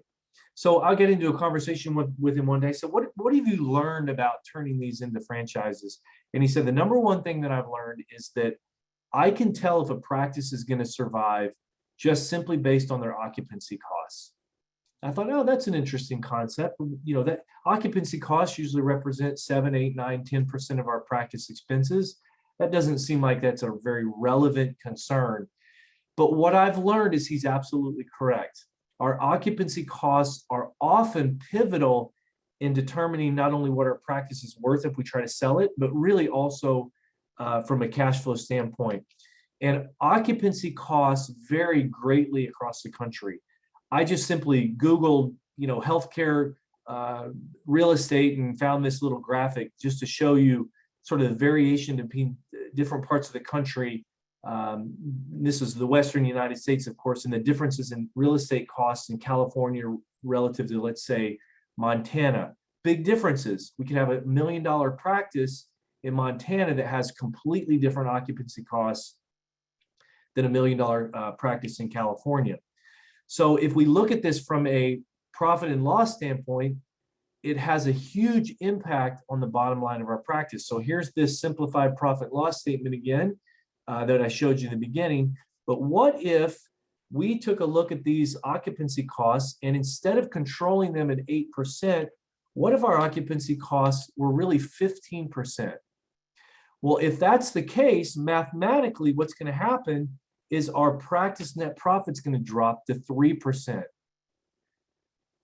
Okay, so our occupancy costs are 7 points higher than our target of 8, so that means we lost 3 points on the practice net. If your practice debt is, let's say, 5 or 6% in this scenario, you are now in a negative cash flow situation. And that's why keeping every one of these metrics in very tight order is extremely important to making sure that you're managing the cash flow in your practice. So as I wrap up here, Aaron, let me just run through a couple last concepts. Fortunately, there are 7 cash flow buttons we can push in our practice to improve the cash flow. We can raise our fees, very easy to do. If you're not in the habit of routinely raising your fees, I recommend that you do that. We can just sell more stuff. We can increase our revenue. We can also increase what are called creditor days, which creditor days means the amount of time it takes us to pay our bills. Again, I'm not suggesting we don't pay our bills, but we want to be strategic about when we pay them and how fast we pay them. We can decrease our cost of goods. We talked about that. We can decrease our overhead. We discussed that a little bit. We can decrease our debtor days. What debtor days mean is how fast do other people pay us. That's a very important part of keeping our cash flow strong, is making sure that we're being paid in a timely fashion. And we can decrease our inventory days. What inventory days means how fast we turn over our frame inventory. In other words, if I buy a frame and I put it on the shelf, how quickly do I convert that back into the cash that I need to get back into my bank account? So those are 7 things that we can do that will immediately and dramatically improve your cash flow. There's something called the power of 1. And what the power of 1 says is that small little incremental improvements in these metrics will yield a very large improvement in the cash flow. In this example, if we simply increase our practice revenue by 1%, if we raise our fees by 1%, if we decrease our cost of goods by 1%, and we decrease our overhead by 1%, we have changed what's called our EBITDA, which is another way to say the earnings of the business. We have improved our EBITDA from 80,000 to 108,000. From a practice valuation standpoint, practices typically get valued at a multiple of EBITDA. So this practice value would go from a 6 multiple of 80,000 for 80, all the way to a 6 multiple on 108,000 of EBITDA to 652. So the difference or the increase in value of this business is $172,000 simply by making small little incremental improvements in the metrics of our practice. So as I wrap up, the question now becomes, now what? What do we do here? Well, let's plan for short months and vacations. Let's make sure we're thinking about the days that we're going to be out of the practice, and let's make some contingency plans for those. Make sure we're collecting copays, submit claims on time, make sure that we're following up with the claims that have been submitted, all the denied claims, that sort of thing. Let's take a look at our own compensation. Let's make sure that we're paying ourselves a fair market wage. Make sure that we're not overcompensating ourselves or treating our business bank account like an ATM machine. Let's commit to a debt freeze. I love the equipment, I love the technology, but let's get ourselves out of debt. Let's pay off some of this debt. Let's make sure that we are running our business within the economics that the debt can support. Let's set a frame budget. Work backwards from your cost of goods target and set a frame spend target. We know what our ophthalmic lens expenses are. We know what our contact lens expenses are historically. And from that, we can work backwards and determine a frame budget.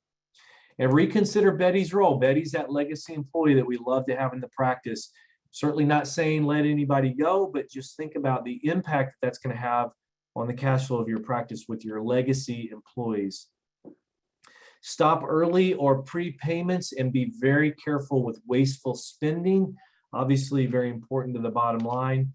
And then if your occupancy costs are too high, you really only have 2 choices. And one of them is to grow into that location, or you'll have to move. Obviously, moving is a big decision and a very difficult thing to do. So if your occupancy costs are out of line, I would get highly focused on increasing your practice revenue so that you can grow into your practice location. So those are the 8 common cash flow pitfalls that I see. Aaron, I appreciate the time. Here is, I tried to catch us up a little bit. I'm not sure if I saved a couple minutes or not, but there's my contact information, email, if anybody would like to reach out to me. Again, big thank you to you and Dad. I appreciate the opportunity. Love this group, love being able to present, and I'll turn it back over to you. All right. Thank you, Mick, so much for those insights. That was fantastic. And Mick, you've got a couple questions in the Q&A, and I think a couple people raised their hands. So speakers, after you're done, make sure to check the Q&A and the hand raising to make sure you do that. And then let's get this going again. All right. So once again, thank you, Mick. And we are going to jump over now to our first quick talk. And that's going to be with Adam Roundy, who is our resident CPA. Adam has been working in the tax and accounting field for 12 years, and 6 of those have been heavily involved in the various medical industries. He enjoys his profession in addition to working on a cattle ranch with his family and the various responsibilities that go along with both the ranch and the family. So Adam, go ahead and take it away. Give us some tax tips, about 10 minutes. Yeah, thanks, Aaron. Appreciate that. I'm going to share my screen real quick here. I'll apologize in advance. This is where you get some of my nerdy side. I try to avoid that as much as possible, but you're going to get some of that now. Let's go right to here. Okay, so quickly here, tried to think about some of the things that I get a lot of questions on, what they ask, what are asked, and some quick tips and pointers from a tax standpoint. So we'll go over some common misconceptions and some questions. Mick did a great job. His presentation dovetails really well into the tax side of things. Obviously, I mean, we talk about finance, everything kind of goes hand in hand, but cash flow, when we talk about taxes, is a key thing. And some of the things he mentioned are extremely gone over on my end of things as well. When you talk about, why do I owe tax when I don't have any cash in my bank? So some of these things can maybe help. So we're going to talk about common misconceptions.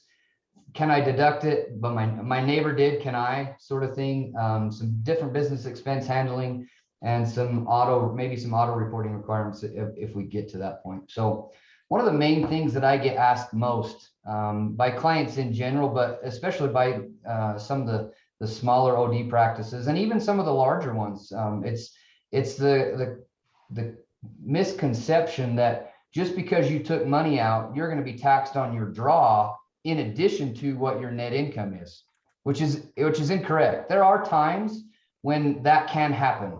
I won't get into that. That's kind of a detailed conversation. But the idea here generally is that you will be taxed on your net income.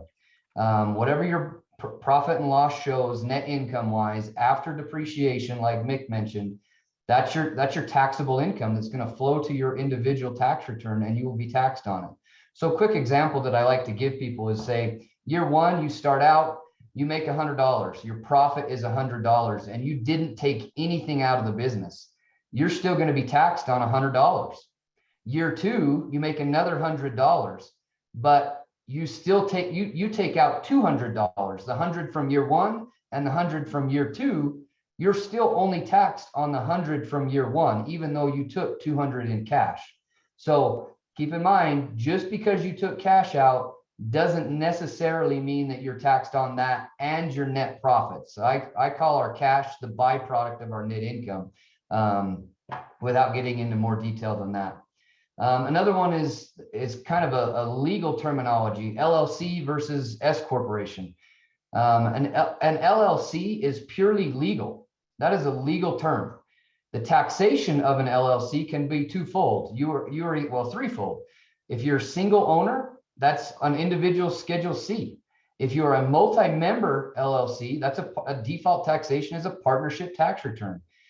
You can make an election as an LLC to be taxed as an S corporation. But again, LLC is still purely a legal term. There are 3 different tax avenues for an LLC. How can I keep more of my money? Rent a real estate. If you look at a lot of, most wealthy people, high net worth individuals, what do they get into? they get into real estate. And the idea behind that is the fact that they have an appreciating asset, so an asset that's going up in value, but are getting a tax deduction for it along the way, which is most often uncommon in anything else. You take a car, for example, you buy a car, the minute you drive it off the lot, it loses value. You most likely, and there are some obviously rare finds that you have and restorations and things, but most likely you're not going to ever have that car appreciate in value and be able to sell it for more than you got it for. Buildings are different. So real estate is a huge deal. Cost segregation studies that are tied to real estate. It's an acceleration of the depreciation. $1 a day is worth more than $1 tomorrow. We're learning that very quickly right now with the way inflation is. So if you can increase your depreciation, like Mick mentioned, a non-cash deduction, so increase your depreciation to be able to help offset other income, then you want to do that. That's an awesome opportunity. There are some caveats to that as far as passive income versus non-passive income and some of the self-rental loss rules. But real estate cost segregation type stuff is a way to keep more money in your pocket. Another one is R&D credits. We've talked about, I've been on some other presentations with R&D credits. Sometimes they work for OD, sometimes they don't. But the idea is obviously if you are creating a process, creating specific research and development type things to increase and move into a revenue stream potentially, there are credits available for that. And they can be ongoing. They don't have to just be a one-year thing. I have a client that we're going to be able to do it for him every year just because of the way his practice is. Owner compensation. Mick brought this up also. I'm going to add a little bit to it and say this is where I stretch a little bit. There's personal preferences here, but the stretch is the most that I would go is the Social Security limit, because your aggressiveness now is really only relegated to 2.9% of any wage that maybe you could or should be taking. And that's a stance that I'm willing to go up against. That's again a personal preference, but Mick mentioned that very well in his presentation about taking and providing a fair market value.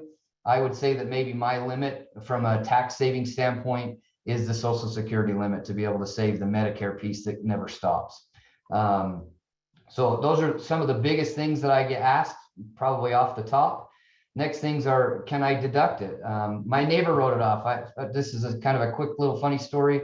I used to do a lot of summer sales individuals when I first got started into my industry. And I heard stories of individuals taking their wife's ring and writing those off, and they'd come to the office and say, my buddy did that. Why can't I do that? Just because somebody else did it doesn't necessarily mean that it's correct and or that it's a preference of another professional. So there are rules and things that exist, obviously, that we want to make sure we abide by, to what I say, keep our nose clean. But the idea as far as what can we deduct? Anything that is ordinary and necessary. What does that mean? Well, if you need to spend that money to make your business run, then that's a deduction. So ordinary means common and industry accepted. Necessary means helpful and appropriate. And ultimately, the question that I like to ask and give people that is kind of the real world question is, did you spend that money to make money in your practice? If so, it's going to, at least to a certain extent, be deductible. When I say certain extent, you get into things like auto expenses and maybe cell phones and different things like that. But some of those are small beans and some of them are large, and that's going to be on an individual basis.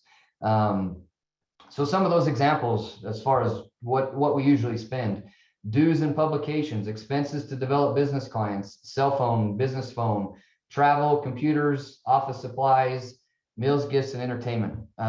Again, key thing to remember is if you're spending money to make money in your practice, it most likely is and should be deductible. Personal trips versus our business trips inclusive of personal use. Everybody's entitled to, per the IRS, a retreat, we'll call it. Whether you spend time there with your family or by yourself for additional personal days is a different concept. But the idea here is, it's going to take you money and time to get there to a retreat. It's going to take you money and time to get back. Whether you spend a couple of additional days or bring your whole family, doesn't matter. You still got to get there and back. So that's deductible. The IRS's rules generally is a day worth of retreat expenses.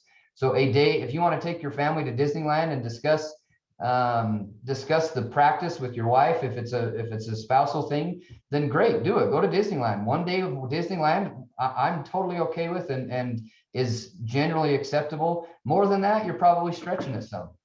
But compare business versus personal and the necessities there. Medical insurance premiums. Those should be paid out of your business account, no matter what. Those are self-employed expenses, and to a certain degree, the reporting has to be done a certain way, but those should be paid from your business account. They are deductible business expenses. And I kind of already addressed it, but my neighbor wrote it off.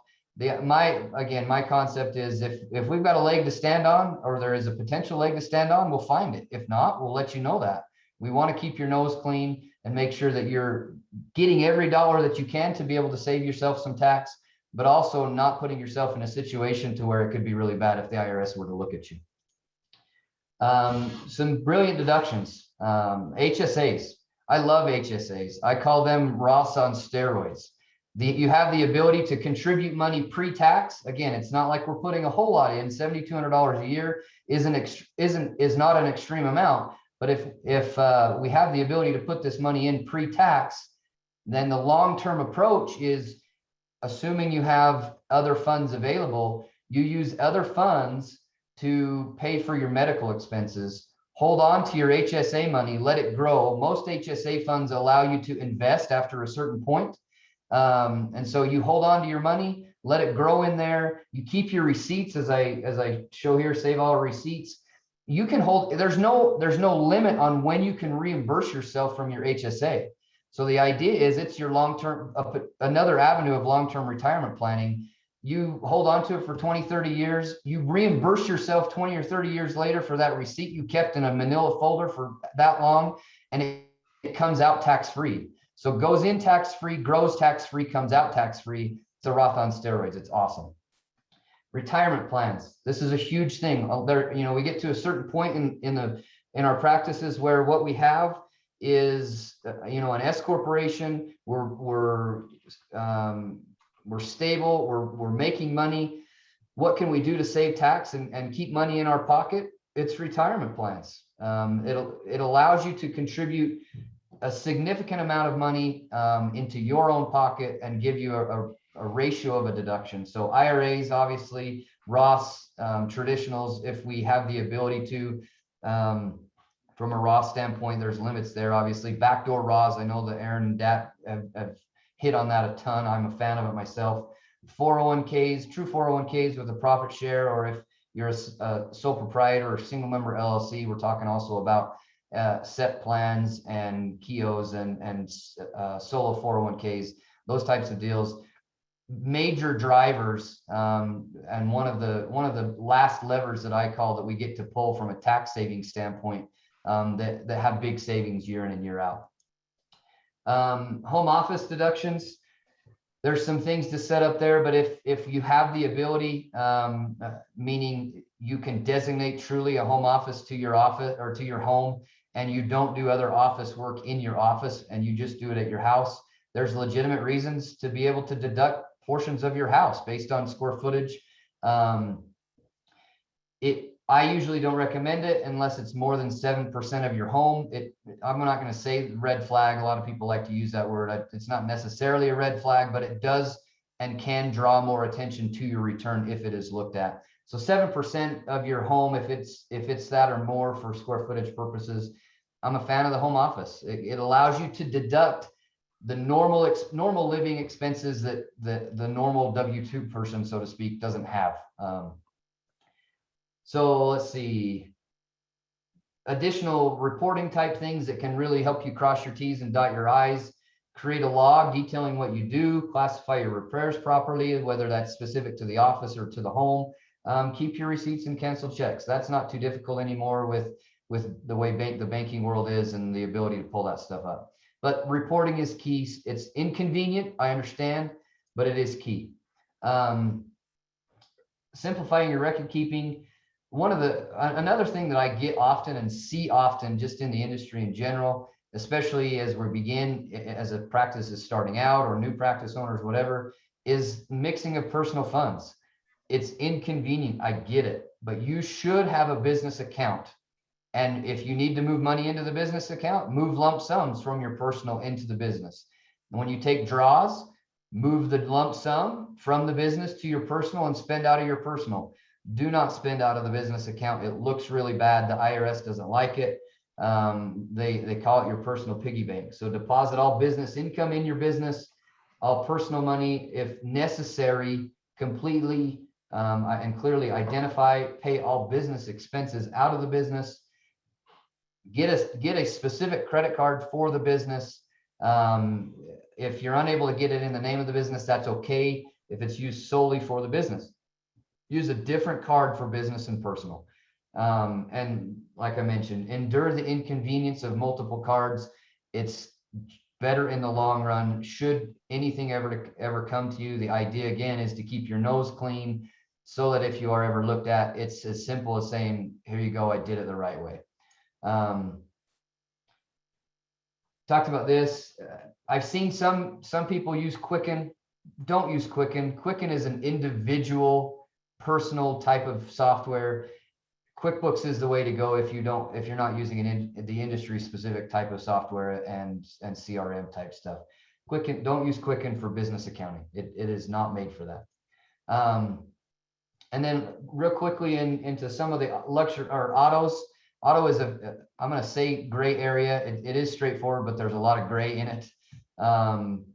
Luxury auto, according to the IRS, is anything that has 4 wheels, is on public roads, and is less than 6,000 pounds, which means that your depreciation on that auto is limited to right now $18,000 a year, unless you got a truck, basically. Can't take it 100%. I apologize, I forgot to update this slide. This is actually 56.5 cents a mile for business expenses or for business miles, or all of your costs associated with the vehicle. So there's 2 choices for the auto: business miles or actual costs associated with the vehicle, but you're supposed to track mileage for both. I say supposed to on purpose because that's what you're supposed to do. The reality is that rarely happens. I've maybe seen a mileage log twice in 12 to 15 years or however long I've been doing this. That's ideal. I have seen audits with this where the client hasn't maintained a log and they've removed the deduction because they can't prove that it's a business expense. So mileage log tracking is important. Business use of the vehicle versus overall use. Just because you have meetings in your car or you're hauling tools, or I guess that wouldn't pertain here, but you're driving to and fro, or you have your business name on your car, doesn't mean that that's 100% deductible asset. You have to have business use. Still a personal car otherwise. And like I mentioned, the mileage log is the impossible dream. Total mileage, business, personal, commuting separated, the date of the purpose, and continuous contemporaneous record. It's not a, hey, IRS is auditing me, now I have to go back and put it together. That's not what they want. But like I said, I've maybe seen 2 of these in thousands of tax returns. So keep your receipts, show the business purpose, make sure it's matched. Auto, again, can be a gray area, but it is straightforward and is a major deduction that should be deducted if we're using it that way. Real quickly, entity structuring, liability or LLC, or I should say partnership or single member LLC, or Schedule C versus S Corp, both have liability protection. The LLC from a legal standpoint has more flexibility for sure. Records are the same as far as it needs to be kept.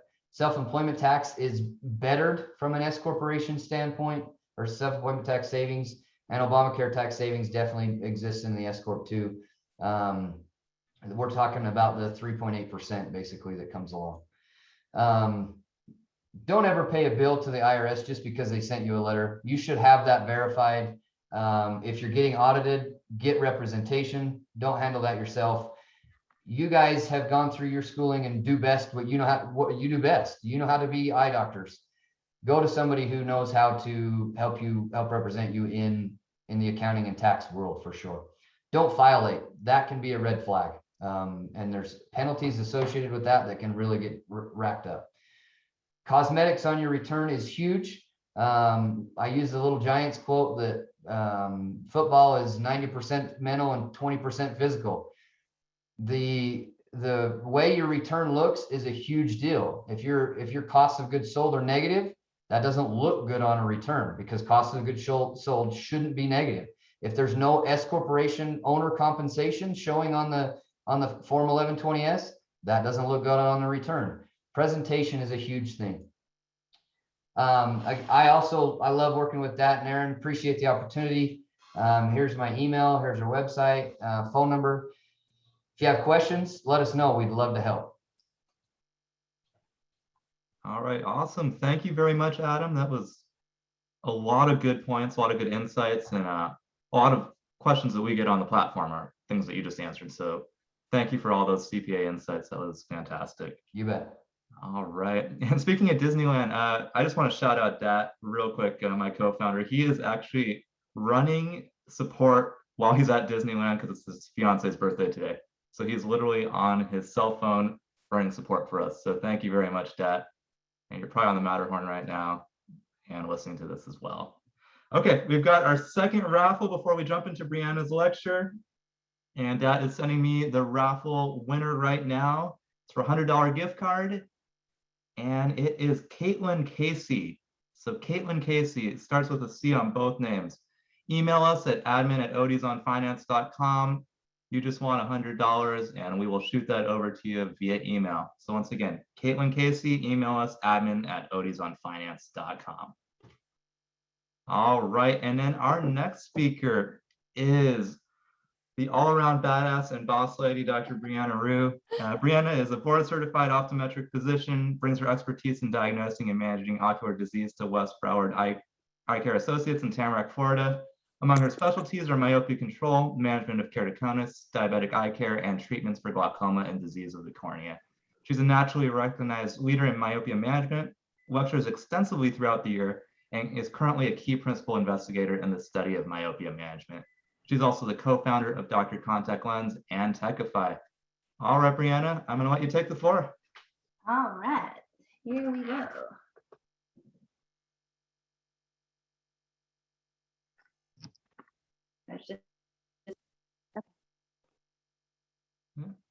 Let's do this.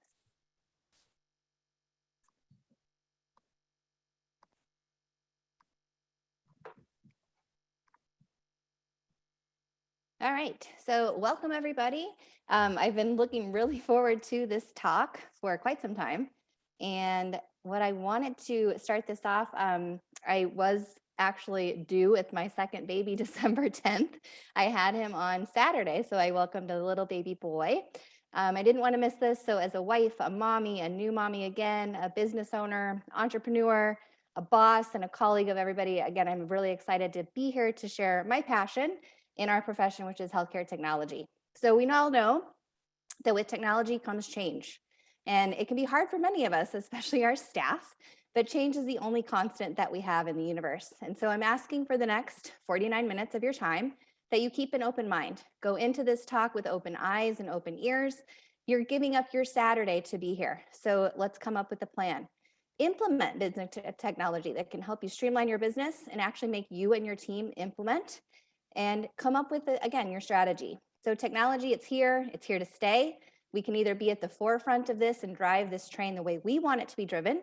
And if we all adopted the next maybe 5 things that I'll talk about here, we really, really could be light years ahead of our competition and stop worrying about all of the riffraff that's coming out of us. So again, welcome here to the disruptors. And I think that's where we can start with the talk. So here's my financial disclosures. I am the co-founder of Dr. Contact Lens, Techify, Myopia Patrol, and I do serve on a bunch of boards, again, here pushing the industry forward for all of us. And we are the ones that get to do that. So a little bit about me. I am married to Josh Pessel, who is a neuro-ophthalmologist, which is actually pretty fun to have in my back pocket. And we welcomed our second baby boy on Saturday. So again, I'm excited to be here. He's healthy and doing well and hopefully coming home with us tomorrow. So I'll launch my first poll here. Am I launching the polls, Aaron? I am launching them. I'm going pretty slow though here, so give me just a second. So let's start off here on what's holding you back from implementing technology in your office for your patients. Your staff won't do it, the cost, the implementation, you don't know where to start, you think people won't adapt, or we just have too much on our plate.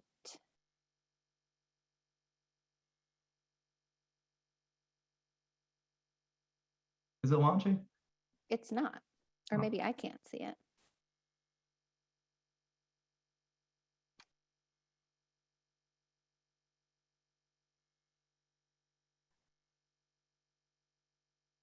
How about now? Are you seeing it? Mm-mm. No. What I'll do to save some time, just kind of keep it in your mind. But what I've seen on other presentations that we've given here is a lot of it is you don't think you can get your staff to do it. And cost is really what we come up with. So don't close the door on opportunities before you even see them. How many times do we have a salesperson call us and our staff won't answer the phone? I have 6 gatekeepers before somebody gets to me. And so it's important that we make our staff, I actually have my staff do demos, bring me something. Don't just say no to all of these opportunities, and that includes your sales reps. Here is a second poll. Let's see if this one works. What do you feel is your biggest threat to optometry?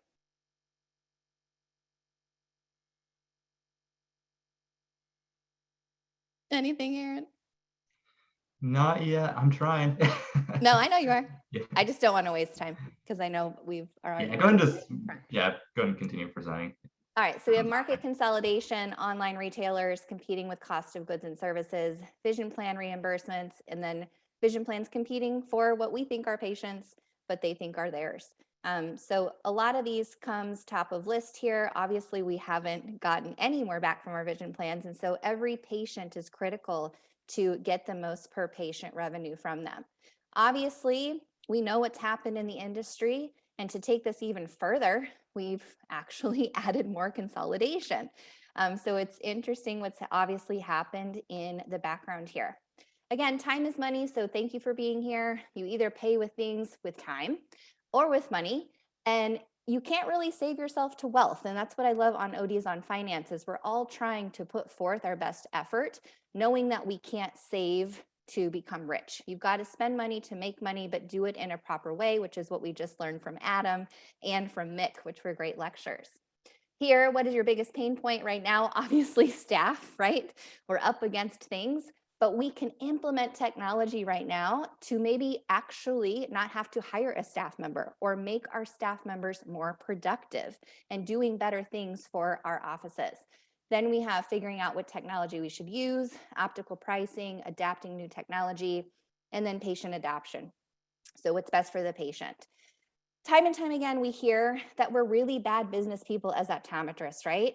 We're not bad business people. We're just running 6 businesses under one roof. We have an optical, we have finance, we have patient care in the back, you have HR, a lab, contact lenses, and that's what goes under a roof, right?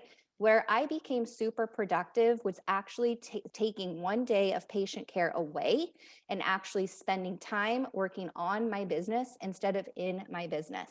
And that's where I actually was able to grow the practice. So it's important that you're not always running in the back seeing patients. I hear time and time again that people can't afford associates. You can't afford not to have an associate. So look at that and see if you can get somebody in there a couple of days a week to see patients and become that entrepreneur. Keep learning. Again, ODsonFinance, we're all sharing books that we love, podcasts that we love. We have to learn the business side. Just like we learned glaucoma, we've got to learn about finances. We've got to learn how to run the business. We've got to learn how not to discount. Some of my favorite titles and podcasts, The Success Principles by Jack Canfield, Traction. I can put these in the chat when we're done. The 5 Dysfunctions of a Team. One of my favorite things is actually the productivity game on YouTube. It's a 10-minute YouTube video where he breaks down all these business books into little videos. And then you actually get a one-pager when you get done. So the pandemic, we know, has sped up technology and healthcare technology. We were not prepared when we all had to shut down our offices a year ago. Fortunately, I had things in place that I was able to keep my team, and we were still generating about $5,000 to $6,000 per day, even with not seeing patients. So it's important. Hopefully, we will never see another lockdown like we did, but we've got to be on point. So what we saw with my own technology company was people were saying, oh, I didn't need any of this. And then all of a sudden we did. So it's important that we do continue to prepare for the future. Obviously, Zoom has really brought us all together. I still don't think we can really do an eye exam digitally. Is it going to get there? Potentially, yes. So telemedicine, this was published in the Wall Street Journal. Look at this, where ophthalmology landed. Nobody really in ophthalmology and optometry, we really didn't adopt telemedicine. It's really hard. Yes, lids, bumps, those types of things we can diagnose, but it's hard to diagnose things from, obviously, a computer. That brings me here to the Jetson predictions. So in 1962, obviously the Jetsons, look at how fast this has happened in 60 years. All of this is on, like here, it's on our plate, right? We have iWatches, we actually have flying cars, we have iRobots, we have FaceTime, we have flat screen TVs, and we swallow pills to see what's going on. If you look at it, what happens if we don't innovate and die? Quit going on these websites and complaining about the Farby Parkers and the 1-800-Goobers and all of that stuff.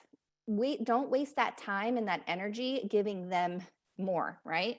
We've got to use that, but we've got to be innovative and we've got to keep motivating ourselves. So we're all entrepreneurs at the end of the day, right? We went into business for ourselves, or even if you work for someone else, I don't care if it's a Walmart under a bridge in a private practice, you're an entrepreneur for your life and for yourself and for your patients.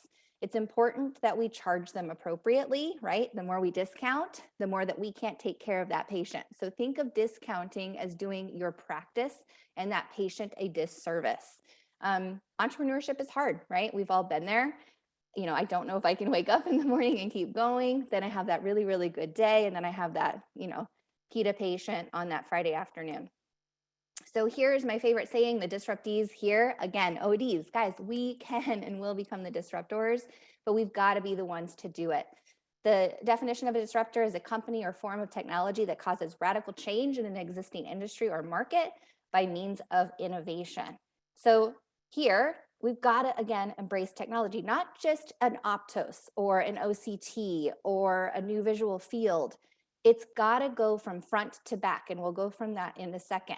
So Henry Ford had said if he asked the public what they wanted, they would have said a faster horse. Yet he came up with, obviously, the car. So it's important that you don't listen to what else is going on. That's how we get behind. Technology, how to evaluate it, right? We all look at something from what it will cost me. Don't ask yourself that question. Ask yourself, what will this cost me if I don't do it? Really, really looking at the ROI. What is the onboarding process on what this is going to take to get this off the ground? And do they have customer support? And obviously with technology, we've got to be easy on the bugs. Facebook went down, 2 weeks ago for 8 hours, and the world still went on. So we've got to go easy on the bugs. Don't wait to be that late adopter. Unfortunately, most of us are very late adopters and it's too late. So go in, dive in. There's a bunch of cool things out there and just start to implement. This brings us to our EHRs and integrations. Having now owned a technology company, I can tell you the EHRs are really doing us a disservice as an industry. It is important that if you want a product, I can't tell you how many times I've had conversations with our EHR companies, talking to someone and like, no, we don't need your service. We're not going to implement with you. They just made a business decision for 10,000 of their users that was the wrong one. It's very important that we push our EHR companies to be better, right? Because they are our neural network in our practice. They are the system record. So it's important that they are working for us, and they're not at the moment. So please get with your EMR companies, If you see something that you want and you want it integrated, go after it and ask them to do it. Be careful of free. Our intellectual property in our practice is our patient data. Do not give your patient data away for free. Too many of us are signing up for services that'll give us a 2% rebate, or it's free because they're getting all of this patient data. Remember, if you're getting something for free, you are the product. Two industries that call their customers users: illegal drugs and software companies. Sign up with companies that are going to hold your data for you and not use it against you, right? If you give this data away, each patient is around worth about $1,500. I honestly think that's like 10 times that number for each patient. So if we want you to use the data, use your own patient data, go after it like these companies are, and learn that a little bit. If it seems too good to be true, it probably is. That brings me here to an ROI calculator and how to truly evaluate it. So when you're going to these meetings and you're going and walking around these big exhibit floors, because now I'm on the other side, I'm the salesperson trying to sell to you, right? It's very interesting on what we do. Like literally people will walk by booths with like their hand up. So you have given up 3 to 4 days from your practice to go and walk in exhibit hall, but you're going in there with a very closed mind. Go in there to learn, go in there to see what's new, really listen to what they have to offer. You don't have to walk away purchasing everything, but it doesn't mean that you couldn't have learned anything, right? So if we look here at the team member expenses, if you're paying somebody about $16 an hour, and I know from Florida to California is very different in wages here, but really that's about 22 hours or $22 an hour after you have benefits, taxes, workman's comp, toilet paper, coffee, right? You're paying somebody $176 a day, $3,500 a month. So here, that each team member can really generate you between $150,000 to $250,000. So they're generating you $78 an hour or $12,500 after you pay them. You're netting about $9,000 off of that employee per month. If you implement something like a SaaS company, right, that's $249 a month. Here it comes to $12.45 a day or $1.55 an hour. Technology can literally be your cheapest employee, yet none of us are signing up for these services, or we sign up for it and say it didn't work. I tried it and it didn't work. I hate that word try. Here, the potential revenue, you could bring in $200,000. That's $104 a day, an hour, $833 a day, or a potential of $16,000 a month. So literally bringing in a product that costs you only $249 a month versus $3,500 a month can net you double, right? This is where you go in to these exhibit halls and break this down for yourself. Implementation. Let your staff know. We all go to these conferences and we don't want to rile our staff, right? We'll go up to a booth and we'll say, oh, well, I need to talk to my pet fish in order to make a decision. Go in there with an open heart and an open mind and come up with a plan. You don't have to implement this all at once. So here's a calendar for you, 2021 into 2022. We got a bookkeeper, we've got our website, we've got a chat bot. Here you've got something like buy now, pay over time, doing some staff training here.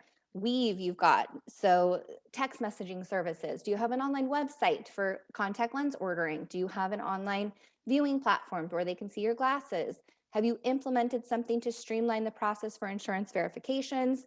Something like 1284 with a new line, a new piece of equipment, NeuroLens, Optomap, OCTA, and then have you spruced up your practice, right? So here you can come up with a plan and sit with it, because we go to these conferences, we get all these business cards. Where do they come back? They come back and they go right in our drawer, right? And then we don't do anything. Network, and that's what I love on ODsonFinance. Very positive group. Let's keep it that way. We're all there to help one another. I don't know if anybody saw my post the other day of my horrific condo that I'm going through. So obviously the support on these groups is really, really cool. So let's keep sharing because your network, we know, is your net worth. So let's go here. What is a healthcare disruptor? They are companies who are shifting the healthcare industry by making big changes that significantly redefine the way that care is delivered. It means they're integrating new technologies, they're streamlining processes, and they're simply refusing to do things the way they've always been done. So we have, consolidation going on. Amazon is getting into healthcare. We have Apple obviously is into healthcare. Why does our health record not live on here, right? These are starting to implement with EHRs. So again, we as healthcare consumers or patient healthcare consumers should have access to all of our data. So why do they want to disrupt? Number one is cost, right? They have 1 million workers that are employed by Amazon, Berkshire, JP Morgan, and healthcare spending makes up 18% of the US economy in 2018. And they also know that we're providing too much care. They want to hire us as doctors to work for them, so they're not spending so much on healthcare. So as Amazon, Berkshire, they formed a new healthcare company to, again, disrupt this industry. What does it take? Let's actually do this ourselves. We've got to break existing norms. We've got to shape the culture and just rethink how we do things. Walk through your practice on Monday morning from start to finish. How did the patient find you? How did they walk in and check in? Do these things, get your staff involved, and you've got to be authentic and transparent, right? How many times these vision plans make it so confusing? We can implement strategies to make it not so confusing and look like it's transparent. That's what has made Farby Walker so popular, is people know what they're going in to spend. The other things that we have to do is we've got to engage people, make connections along the way. We've got to reinvent our business model, and then we've got to keep up enhancing, right? There's 2 steps ahead and constantly thinking about what people need, and they're innovating around that. Here's the business life cycle. And this is, I think, where a lot of us suffer as practice owners.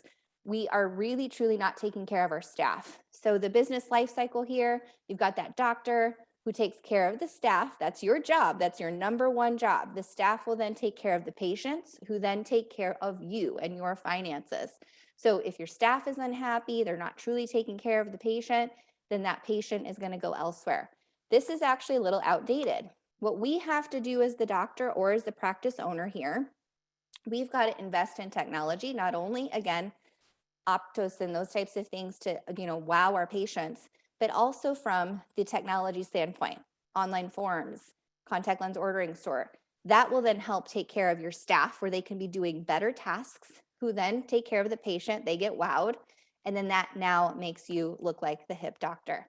Where we go wrong in this model is we're not truly taking care of the patient by considering their wants and needs. We're not truly valuing our staff's time. And we have our staff doing low profit mundane tasks. And we're always looking ways to cut corners to see more patients. We just have to, right? But that absolutely doesn't have to be the case if we're doing it right. Some of these, we've seen it on ODsonFinance, where some patients or people are seeing 8 patients a day, making double what somebody's doing, seeing 30 patients a day, right? So hashtag goals, right? We've got to delegate to elevate. A lot of us are really bad at delegation. I actually learned this with my first baby, that delegation, and I defined what delegation meant to me. If somebody did it 51% of the way that I did it, it's a win. And you never know, people will surprise you. They might do it better than you did, right? But there's 4 steps to delegation: defining what the task is going to be, coming up with a deadline, reviewing that process, and then going through that together. So when you do delegate, look up the 4 steps to delegation, and this will help you significantly in your practice. We're all busier than ever, right? And we're all having everything delivered to our doors in an instant. Like, we can order something from Amazon that's just delivered here in 2 hours. So here it's important that we do the same thing for our patients. So what can be delivered? Patients want things on their own time. They want to make appointments on their own time. They want to order contact lenses on their own time. Now they want to shop for glasses on their own time. And now they're being led down this dangerous path of online refractions. People can buy anything in 1 click. It's too hard to get back to us. Now we get online refractions, and we don't want to be open 24/7, right? Who does? But there are ways that we actually can do that. And we're being told that we should be there for our patients a lot. We're not 7-Eleven here. And with this instrument called Globe Check, I don't know if anybody has seen this. It's a really cool device that actually a lot of ophthalmologists are engaging in. It's a big ball that goes in their hallway, and it has all of the pre-testing on it. This globe has more tools on it than most optometric practices do. So if we aren't keeping up with something like this, and these are all TopCon instruments on here, it goes from front of the eye to the back of the eye. Look this up, and it's actually pretty intriguing. Could we do a pre-test section where, instead of adding all of this into our little tiny spaces, Is it taken up by something like this? And then we're able to review it and go from there with our patients. Here, becoming patient-centric. We have to start with the patient in mind with everything that we do. We've got to take care of the patient from start to finish. We have to innovate for that patient experience. This again includes charging patients the right amount for what we do. And we've got to give them the control. Some patients know how to ask for their records. Some of them don't. And worse, even worse, if they wanted to and they didn't, that doesn't make them feel good, right? So think of yourself, put yourself in that patient's shoes. And they may not even ask. So let's see here if we can do another poll.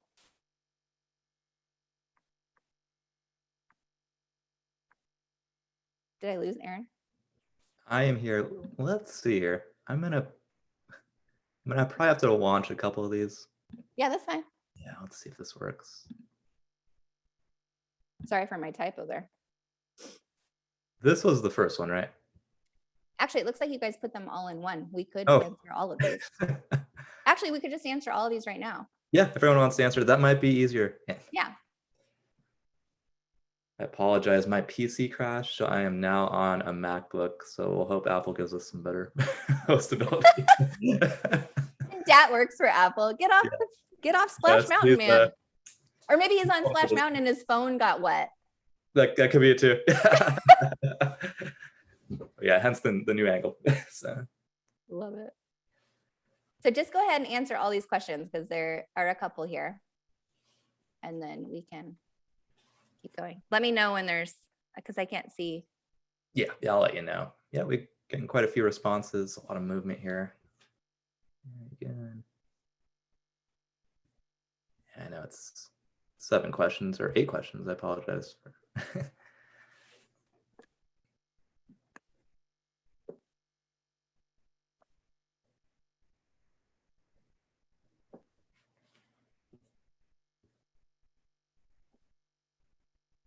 I was wondering where you went because I was seeing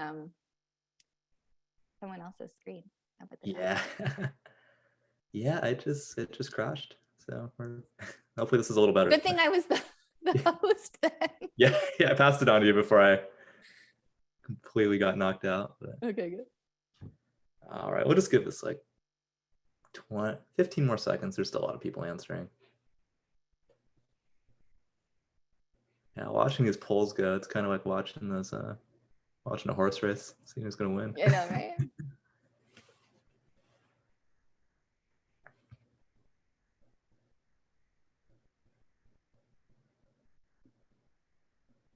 I love those other 2 lectures. Those are really good. I'm like scrambling here to write stuff down.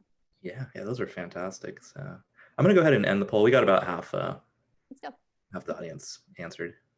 Cool. Can you share the results really Share quick? the results. Can you see this? Yep. So what's holding people back? So again, cost. I hope that we answered that question on to look at this in a different way. Let's go to the next one. What do you feel is your biggest threat? Online retailers. Again, guys, we can be the disruptors. What's your biggest pain point? Staff is obviously it right now, going through a little bit of my own staffing issue. Everybody wants to be happy, 100% of the time now, and make a lot of money for it. Do you give patients their PD? Sometimes, only when they ask for it. There, again, are we being patient-centric? Ask yourself that question. If they're asking for their PD, there's no way you're going to be saving that sale. So let's save the patient.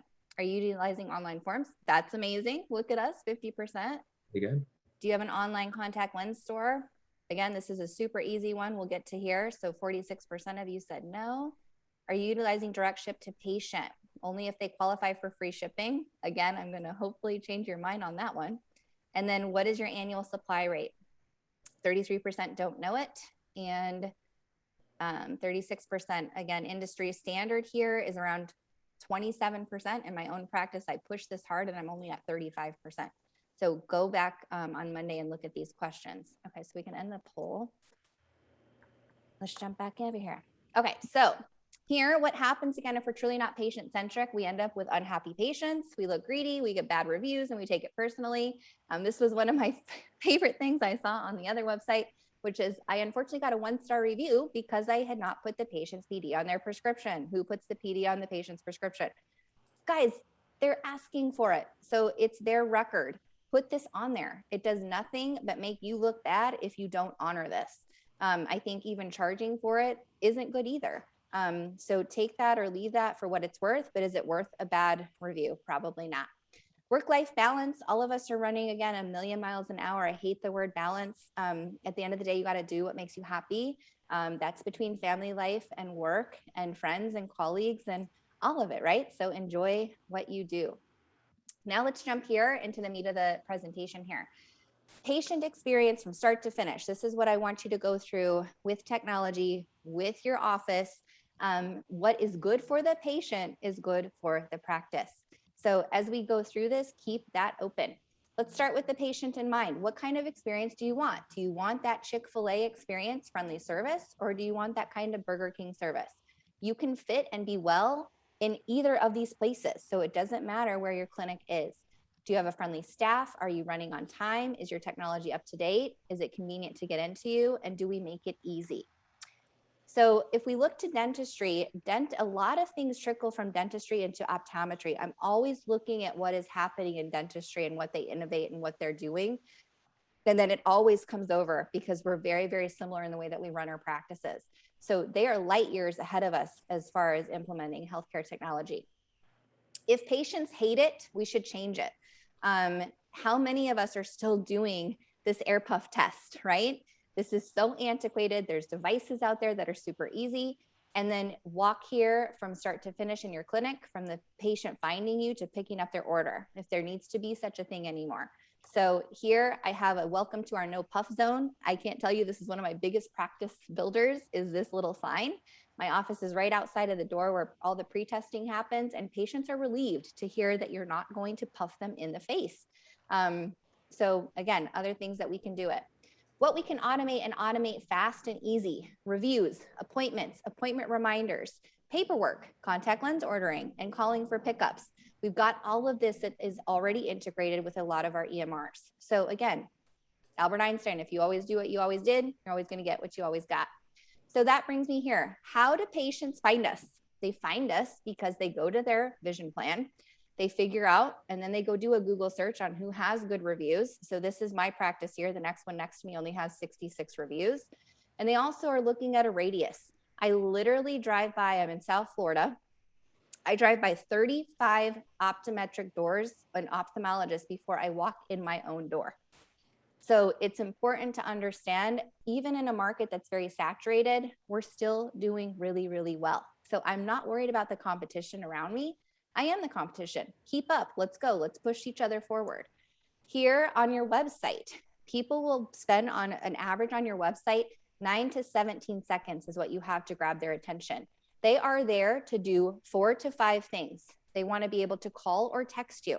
They want to see your reviews. They want to make an online appointment that is not a request. So stop with the appointment requests. Very, very 2014. Patient registration. They want to be able to do their online forms. They maybe want to order contact lenses, glasses try-on, and a chat bot, and then make sure that your website is ADA compliant. It's very easy to do that. Most of these website companies here. I've worked really closely with Rhue, Digital Health Professionals Marketing for ACPs, and Dr. Multimedia. All great companies that can help you streamline your website. Here is a chat bot. I've had a chat bot here on my website for now about 6 months. So it helps lead the conversation. It helps lower your call rate on these patients. They're looking again to do specific items, and you can make them do simple things. They are commonly calling our staff asking these questions. What are your hours? What insurance do you take? Can I make an appointment? So again, we can cut down on the staff time by having something as simple as this. This is actually what my chatbot looks like here on my website. So here, these are some things that they can chat. This is actually a live person chatting with this customer. And look at these times that patients are on your website. How many of us are closed for lunch between 12 to 1:30? Look at this. I would have missed all of these phone calls or all of these chats right here. So it's important. And then look, these people are on my website at 11 at night, 2 or 3 in the morning. Somebody's making an appointment at 5 in the morning. I'm not open at these times, right? So it's super important that we be there, but we're not there. Then we go from existing patients. Did they have a good experience? Did they get reminded? Old school versus new school. And then when can they go in? Make sure that you're going through your pre-appointing process. By pre-appointing, you can just go up by about 15 to 18%. It takes you, if you're not pre-appointing now, it takes 3 years to implement pre-appointing. It's something that you cannot give up on because you will not see the return on that again for 3 years. So be patient with your patients on pre-appointing. Patient recall, we all know what's out there. So evaluate your method, make sure that they can text you. My staff loves texting with customers and they love it too, because all of us, who actually answers phone calls from people that they don't know anymore, right? And who knows if your thing is even coming up as like somebody like a spam call, right? You want a text, call, postcard, pre-appoint, and then get your staff involved on downtime. Call versus texting. There's 27 trillion text messages were exchanged in 2020. 95% of texts are read within 3 minutes. 84% of consumers won't answer a call from an unknown caller. And you have a 98% open rate for a text message. 74% of people have 0 unread text messages. Whose phones look like this? This is exactly what my phone looks like. And a 45% response rate from a text message. Why are customers texting a business? They want to reply to an order confirmation or appointment reminders. Postcards. Here, I actually still do postcards in my office. We made the mistake of when we did our first run of postcards that we did not put these 3 little lines. Make sure that you put the 3 little lines and have them self-address it. With all the junk mail that we get, you actually will look at something that comes from your own handwriting. So make sure, again, you put the lines, because I will tell you, this is a IQ test for people, and people don't know how to fill out postcards. Making the appointment, this brings me here to appointment requests versus online schedulers. People don't want to request an appointment anymore. They want to make a time that works for them. And again, you can cut down on this back and forth because now someone still has to manage this. Yes, you can still manage the pace of your clinic. Block off the first appointment of the day, block off the first appointment before lunch, block off the first appointment after lunch, and the last appointment 2 of the day. And those are the ones that your staff schedules. So you can still manage this very, very easy. Aaron, do you guys have an online scheduler? We do, yep. Yeah, so again, appointment requests, very 2014. People want to book with us online. 70% of patients said that they would, and 11% of appointments were still only booked online. So we're just not really giving them the ability. Appointment reminders, make sure that you remind your patients. We're very, very busy. We don't put all of this stuff into our calendar, and we remind it. Literally through my whole pregnancy, those appointment reminders are what saved me from missing many appointments. And it costs us. So you want to text, you want to email, you can do 3 days prior, 1 day prior, and that day of appointment one is absolutely critical to make sure that we're not doing something down on our list here. The cancellation policy, make sure people know it, that they're going to be charged for an appointment if they miss it, right? You were giving up your time. And yes, you can waive this, but let them know that they were there. Checking patient benefits, we did hear from Practice Pal, obviously, ABB Verify and Anagram are ways to do this. The average practice, and I have one, now we're only spending around 2 to 3 hours because we've implemented and streamlined this process. Before, we were spending all day pulling benefits for that next day, right? And utilized for family member appointments. How many times do you pull a benefit and you see that mom, dad, 2 kids are available with benefits? Get them on your book as well. Because family members, you can condense family members into 2 or 3 slots versus 4 or 5 slots, right? Because they're faster, they're all together, and you can run through those exams. So here, patient forms. We can blame COVID. This is where we really saw a huge uptake in our patient forms. Make sure that they integrate with your EMR and that you're not doing double data entry. Again, there's multiple companies out there. My EMR actually works directly in, and it goes and fills in the record, so it's not generating a PDF. That's no use either. And who goes into a doctor's office? They have you fill out the form, and then the doctor comes in and asks you all these questions again. Don't waste time. Look at the chart, make sure it's in there so you can streamline this process. Patient check-in, make it digital signatures, digital forms. We've got to cut down on the scanning. And then pre-testing. You can do things here to go after the consumers that you want to and build the practice that you want to. Are we going to start streamlining something like this with Globe Check? The exam, obviously, we still have our old school 4-opters. The one in the middle is the one that I have with the TRS. And you have now this new Visionix R, which is really, really cool if you've not seen this thing. This is actually what saved my shoulders practicing. So it's a big deal to these patients. They love that it's futuristic. It shows that you are a game changer. Do I still use my old 4-opter? I do for kids, yes. So again, which one is better? The exam here, are you using technology to your advantage? Are you doing topography? Are you doing micromography? Are you using autorefraction, virtual visual fields, OCT, OCTA? Again, we are really good at evaluating technology from the healthcare perspective, but let's keep going into these. So in our practices, we switch from a patient to a consumer, and we're very, very scared to call our patients consumers. But everyone else in the universe, besides doctors, are calling our patients healthcare consumers. Here was a patient that said, I said, why are you not ordering from us? And he goes, look, doc, I want to support you, but I'm not a charity, right? So they are price comparing. They are looking for better things. How many times in front of you is the patient looking up how much a contact lens costs? We want them to stay patient, but everybody else, again, is consumer. And really, who owns the patient? Is it the vision plan or is it not? I had a vision plan person come in and say to me, if you drop my plan, don't worry, we're going to just send everybody up to the practice up the road. So they know that they own that patient life, right? So it's important that we show them that they don't. Here in my own office, this is where my patient becomes a patient on the carpet to a consumer on the hardwood floor. It's literally divided in this practice here. And so it's important that we help shift that mindset from the exam into where we have the handoff happen here. How it is done, is it done in the exam room? Is it done out in the optical? You are a salesperson. I hate to call us all that, but we sell every day, everything that we do. It's not a bad term. So here, who's involved, the doctor, the technician, or the optician? In the optical, how are we explaining benefits to the patient, right? Are we super high tech? Are we getting all of the co-pays? This is where things like this can really, really benefit you. Are you still using a PD ruler, right?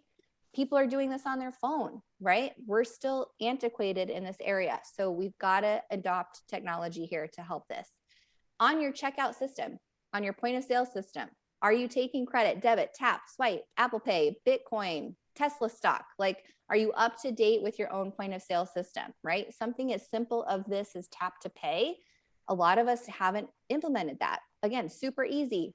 Call your point of sale system on Monday and get that in. Your EMR portals, a lot of these are really still antiquated, again, from our EHRs, because people aren't really utilizing them and they're hard to get the data in. So I still don't think our EMRs are up to date on these patient portals. The contact lens ordering process. This is obviously one of my favorite things to talk about. Evaluate this process. I obviously developed something behind this. Go on Monday and actually place an order for your patient and have it shipped back to your office and do all of the steps that it takes.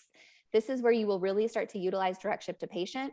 I don't care if it qualifies for free shipping or not. I'm paying for the shipping and it's going home. Go after your reorders and then trial lens ordering. Every single distributor has a little clicker. How many of us are tearing off these little tabs, putting into a box, and then having our staff waste time entering all of that data to get a stupid trial? Make sure, and it also shows the patient, I'm scanning this. This is tracked, right? How many people want extra trials? There's 28 steps from start to finish to process one single contact lens order if it's shipped back to your office. Again, mundane tasks that are costing you an exorbitant amount of staff time and revenue. Online contact lens ordering. So yes, we are required by the FTC to give a paper copy of a prescription. However, in the FTC rule, you can actually give them a digital copy of their prescription. Did you know every time that you print a paper copy and hand it to the patient, you are literally handing that patient $300 to go spend outside of your store? $300. Again, if we all implemented a strategy to take over this, the online abyss would actually, their value and their valuation would go almost to zero, right? We are the ones letting this happen. Again, the staff time that it takes on every order, they're spending over 300 hours annually. There's no easy way for the patients. There's no easy way for the staff. And then marketing tools. Yet I hear it all day long. Hey, Brianna, there's no money in contact lenses. Are you guys kidding me? There is a lot of money in contact lenses. We're just not going after it. Our most valuable patients in our practice is our contact lens patients, right? Our contact lens patients, they come back more frequently. They have more disposable income. They bring family members with us. So as we're all trying to specialize in dry eye, myopia management, aesthetics, where do you think we find those patients? Right, Aaron? Myopia management, we find it from that 35-year-old mother who has a 4 or 5-year-old daughter sitting in the chair. If I let that -3 mom walk out of the door to an online retailer, I have now lost my myopia clinic. I've now lost my dry eye clinic. We have got to go after these patients because everybody is doing it. How valuable is your staff time? So here, what we've done with our service here is I can actually mine my patient data. I know here how many of us are trying to manage this with like Excel files of like orders due, and this patient ordered a 6-month supply and my staff is going to reach out to them in 6 months. Yeah, right, guys. Like we have to manage this better. We have created a customer relationship management platform here, or a CRM, that shows you, you've got 1,200 patients that are expired. Each one of these is worth, in my case, around $300. Aaron's case is probably worth what? Each patient's worth $650 where you live sometimes? Maybe a little less, but yeah, right around there. Damn you. Again, Florida, California. And then these patients due to reorder, 346 at $175. So this is where all of this money is going. On one of these little buttons here, you can click and then actually send out reminders. Here, what it's costing you, $100,000 walking out the door, 30% of our patients have reordered. Then you have 30% of patients reorder online, 25% of patients are non-compliant, meaning they overwear their contacts. And as we sell more contact lenses, then we actually make more money on rebates. That's icing on the cake. Here's that FTC rule. Use it to your advantage, right? Give them a digital copy of their prescription inside your store. Here, again, I hear time and time again, people don't want to ship to home because of porch pirates, all these excuses. I'm over 93% direct ship to patient in my office. And I grew my contact lens revenue by over 18% installing something like this. Here, what we do is we have a digital copy inside the store. This is where the patient can download and print a copy. They can use their insurance. They can actually use their rebates. They order in one click, and now you make the money on the sale. We like to call this exit through the gift shop. Just like Dat is getting off Space Mountain probably right now. Where is he being dropped off? In the gift shop, right? Because they want you to buy something. This is where that script lives. Yes, go download it. Go to another website. Go through the 12 steps in a verification.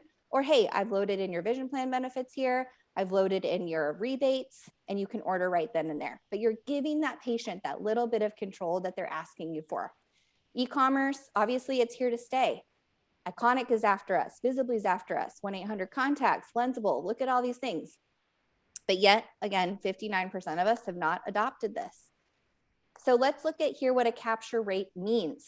So if I have 1,000 contact lens patients and my office capture rate is, meaning I sold at least 1 box of contact lenses to a patient, that means I have an 80% capture rate, giving everybody a lot of credit here. That means 200 patients walked out the door. Again, I just handed each one of those patients $300. Now I take this a step further. My annual supply rate, I hear this time and time again. Oh, it's 80%, it's 90%. Guys, it's not. Here, an industry standard is actually 27%. That means I'm giving this office credit at 50% cap or annual supply rate. 60% here, 600 patients, 400 need a reorder reminder of me, and 200 patients walked. That's 60% of my patients I've not captured. So yeah, the way that we're doing it, there's no money in contact lenses. Again, disruptees can become the disruptors. You've got Dr. Contact Lens, CLX, My Eye Store. Again, these all have to be driven via messaging. No one is going to remember your website at 9:30 at night. Nobody's going to remember westgar@eyecare.com, right?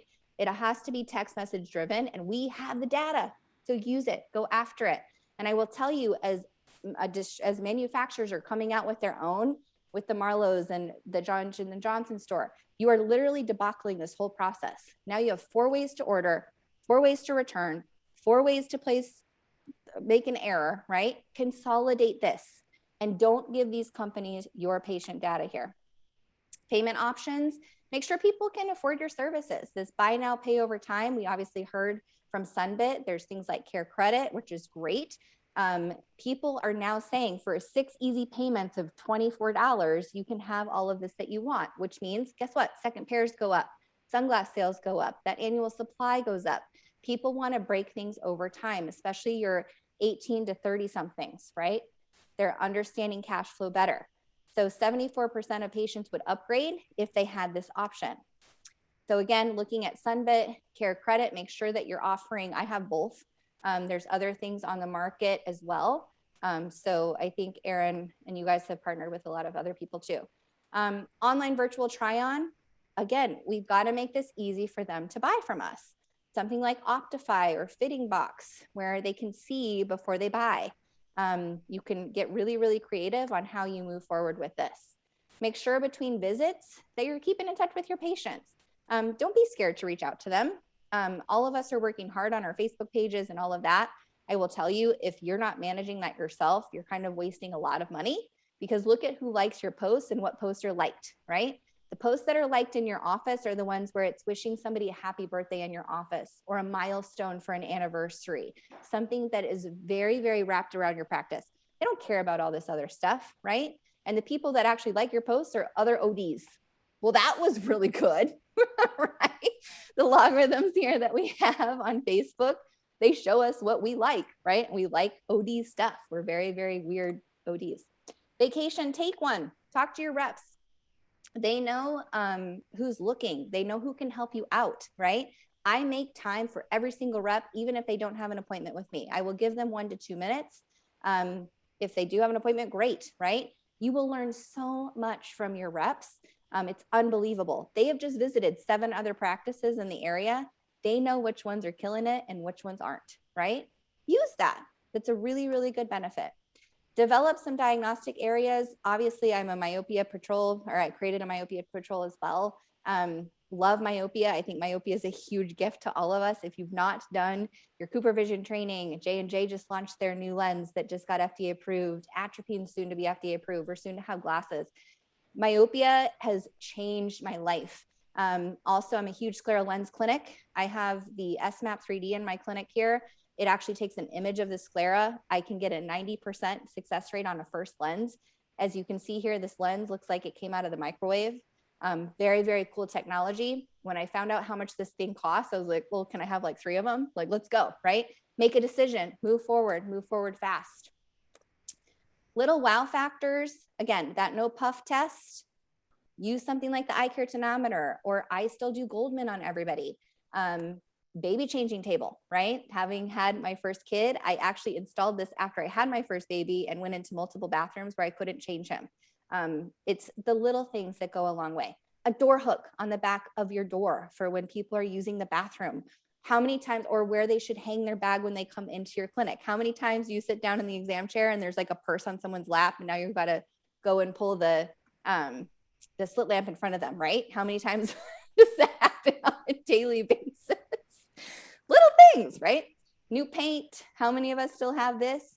This is a before and after of my clinic. All we did was paint, new flooring, and new baseboard. And you can see the difference here in what our clinic did. And then this is my favorite thing. This is called the Tiger Chart. If you've not had one of these, I have no financial obligation behind this company at all, but I probably should. I get more compliments on this stupid little device than I did on our $20,000 remodel. I check near vision on every single patient by a couple more than you actually need, because it sits there. Literally, people are like, oh my God, this is so high tech. So even if you don't have a digital 4-opter, just putting this on your old 4-opter, patients absolutely love it. And it looks like you're actually doing something, even if you're really not. In-office advertising, see the patients that you want, show them the patients that you want to see. I've literally driven a whole myopia management clinic under showing these patients what I want to see. And these are very high revenue patients, and we're actually doing something for these patients. My myopia soapbox is my mom actually was here for my baby shower, which actually didn't happen because I had the baby. So she actually was complaining of a floater. I sent her and to go in and see my partner. And here, hold on one second.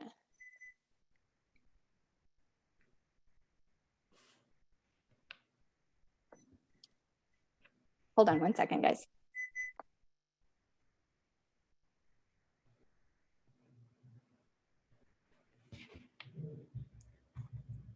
All right. Well, Brianna's attending to that. Really great info. So if you have any questions, put them in the chat or the Q&A. Yeah, let me get 2 more minutes here and I'm almost done. That was my timer to go off here. Here, coming up with a plan. So remember how you shop, focus on one new thing every 90 days. And if you get in that cadence, you can actually make it go forward. Here, a dream written down without a date becomes a goal broken down into steps becomes a plan, and a plan backed by actions. And I think we're all action takers here, being here on a Saturday with what Dat and Aaron have put together to really, really move forward. So eat this up, move forward. Again, us as the disruptees, as ODs, can become the disruptors, but we've got to be the ones to help our patients and our practice. Optometry is super bright. There's so many gifts here together, you guys. Stay around the positivity within optometry because we own it and we should be the owners of our own destiny.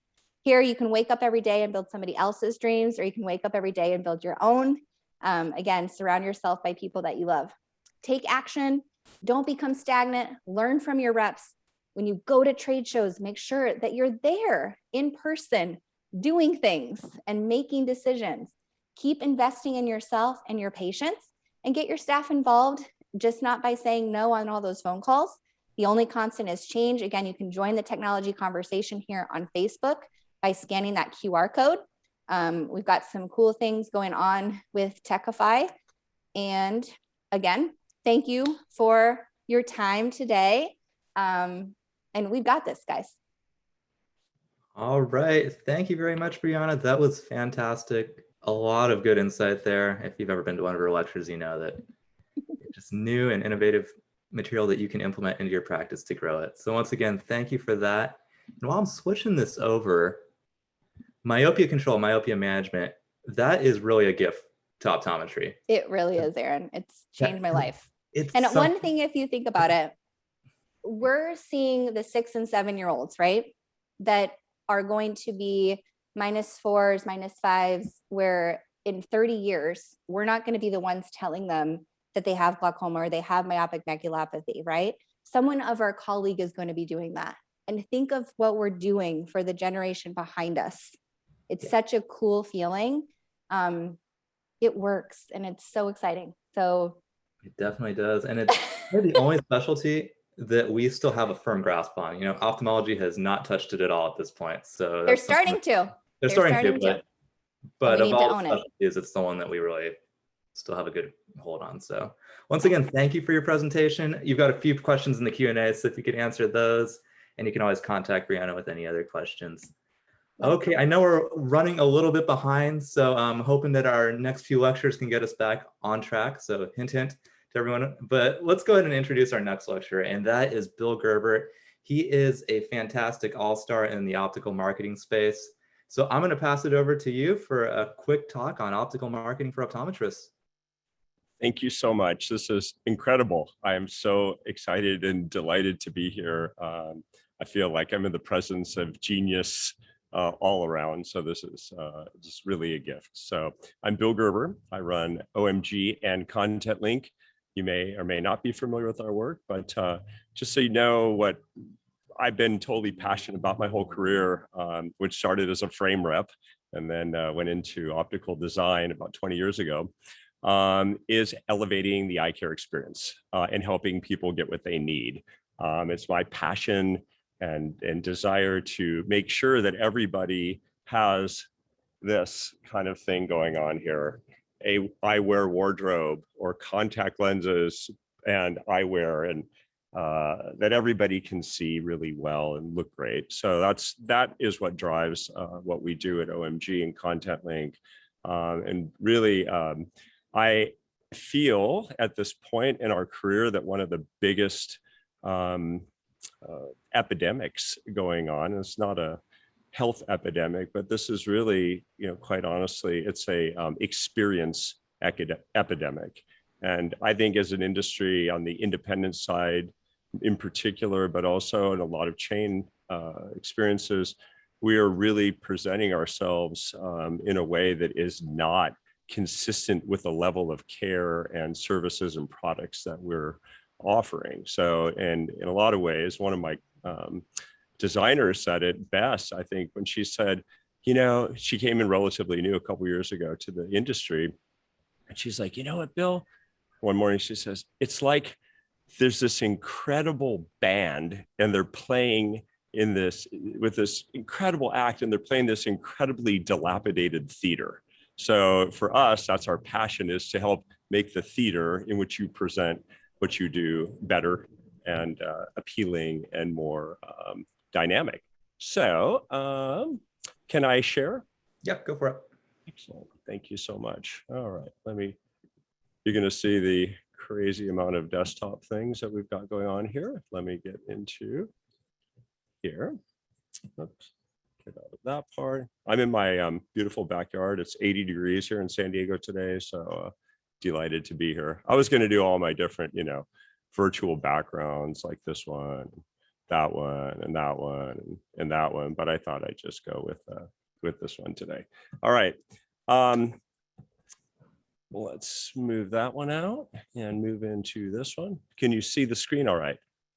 Yeah. Mm-hmm. Excellent. Okay. So let's talk about the ROI. So we're talking about return on investment for modern practice design.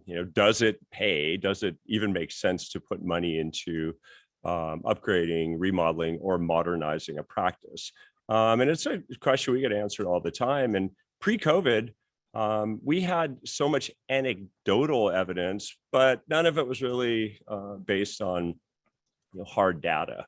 And so we took that couple months during COVID when everybody was shut down to a certain extent to start doing research, start reaching out to a lot of our clients we worked with and people we knew had remodeled, had upgraded, had created new buildings and the like, and say, what kind of return on investment did you get? Not just first year, but second year, third year, fifth year, and does it make sense? And so we connected with about 112 different practice owners across the US and Canada. That's where we do business. We're just starting out in South America too, so that's kind of cool.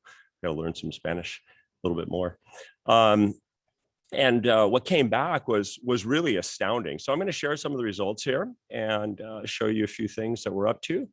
And this is huge, everybody. Okay, independents are doing 48% capture on average. And I would assume the bulk of who we have here is independents, but in any case, our clients that we work with are at an average of 69%. Here's the issue with capture rate. People don't say directly to you or your staff, oh, I'm not buying glasses here because you don't seem modern. It doesn't seem like you have what I want. People are very polite. They don't come out and tell you, honestly, I just don't feel like you've got what I need. A very good friend of mine several months ago said to me, she's like, you should get in and talk to Dr. Chi, who's here in San Diego. I'm not going to name his last name. She get in and talk to him about a remodel. I said, why is that? She goes, I love going to this guy. He's so good. His staff is amazing. She goes, I don't know all the equipment that they have, but they've got this 2 rooms full of all this equipment before I even go to the doctors. I love the exam. He takes pictures and all that. She goes, but I never buy glasses there. I'm like, why? She goes, it's totally outdated. I'm like, did you look at the glasses they're selling? Because I know that practice in particular, and they have 1,200 of the best frames and 3 of the best opticians I've come across. But perception is reality. So we really want to look at increasing capture rate in a lot of ways. So what's your capture rate? Let me move on to multiple solutions rates, okay? And here's the thing that blows my mind in our business is the multiple pair rate has stayed the same at 10% literally for the last 25 years. Nothing has budged it overall, but what actually makes capture rate grow? And I'm disappointed, honestly, with 23%, because I feel everybody should have one of these, right? And a whole eyewear wardrobe. So 23%, that's good. So the question becomes, can you see the same number of patients drive better capture and better multiple rate through enhancing the environment and enhancing the experience? Okay, so experience is everything, right? Is your experience amazing? Do people say every day to you, wow, this was so good, I love coming here? Or is it kind of meh, right? So what are the components that go into it? Digital signage, omni-channel engagement. Thanks, Bree, for that rundown. And I don't know how you do everything you do, but you're truly amazing. I feel like a slouch sometimes in your presence, but No, it's your energy too, Bill. I'm working. Oh, you're too kind. I'm working hard to keep up. So, so what are the things? Digital signage, omni-channel engagement, store design. Of course, it's staff and the way you treat people. That's the whole experience. So ask yourself honestly, is my experience kicking or not really? All right. So here's a few research points. First of all, this is kind of aggregating a lot of the data that we got in. Okay. So this is the scenario of an associate acquiring a practice. It was like a 5-year buy-in, but once this particular practice finally got it, they're doing 690, right? 35-year-old practice. Never, I think at their peak, they're 800, then they went down, 24 net. $148,000 into modernizing the space. What happened? First year sales, bam, 26% net. It's pretty good, right? But going back to what Mick's talking about, it's not necessarily increasing sales is the only thing. Net's got to stay solid. Second year, this is when it kicked in, right? Word got out. 1.3, almost 1.4 million, 31% net. And here's the kicker. I think the average collection per patient, $97 increase. So take your 2, 3, 4, 10,000 patients, whatever, add $100, see what happens. Capture rate, 46 to 68%. So there's a few things about experience, through your patients, right? Through your patients, increase your revenue, and of course, delight yourself and your employees with a better environment. Becomes really important. Here's a few before and afters, things that we've worked on. This is a practice in beautiful Arlington, Texas. There's the before. What do you prefer? I'm no optometrist, but I'd like to say it. What's better, 1 or 2, right? I like this one. Here's another one. This is the same practice, actually. This is, and by the way, if you have a separate waiting room from your optical, get rid of that, because there's a 28% sales differential for practices that have a combined waiting and optical space. So don't put people over there to not buy, get them into optical to browse. There is the after, a slight transformation. Yeah, there we go. There's before. This is Glendale Optometric Center in beautiful Glendale, California. The Marlin, I think, or Sailfish, I'm not sure what that was. We had to work with the practice to move that somewhere else. There's before and there's the after. 1 or 2, right on. And then this is Dr. Jin, Stacy Jin. I'm going to play this for you and then we'll finish up. So let's check this out. Even though it's been a few years since we've had the remodel, some patients come in and say, oh my gosh, I love what you've done to the place. Even though they've come in before, I think it just gives such a clean vibe that it seems new still. There are probably 8 other optometry offices within walking distance of my office. We don't always have the time to say, well, this is why you should come see us. I mean, we have to show it to them, right?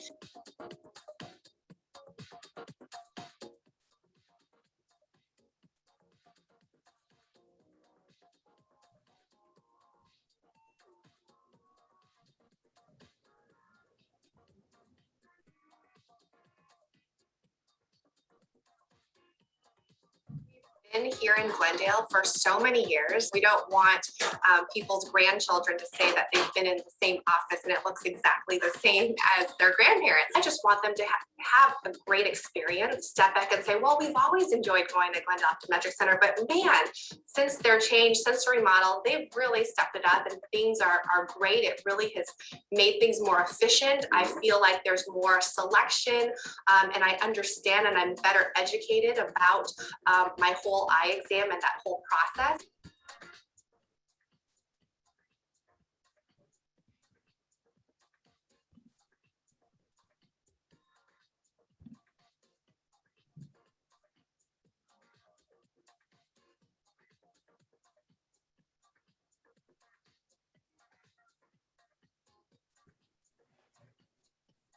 So tonight was my Vision Source member meeting, and we had all of our members come visit the office just to take a look at the newly remodeled space.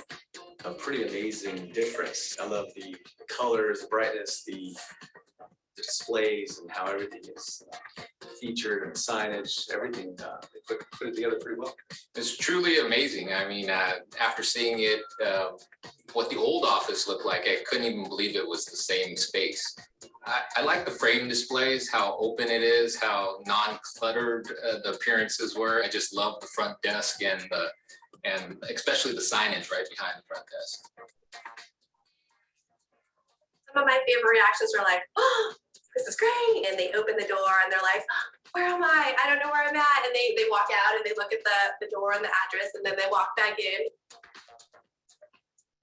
Our last capture rate was 72%. In the past, you know, we were kind of hovering around high 40s, 50%. It's a lot of comfort in coming into our office and not being cramped together. More and bigger signage, like maybe our outdoor signage.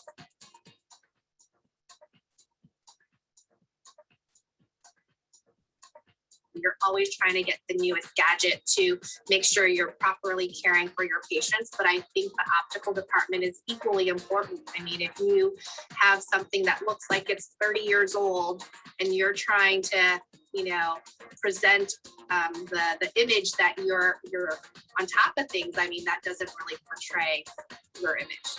We just wanted to say thank you to you guys for helping us to create this vision. It's a space where we call home and we're really proud of it. And we just want to say thank you.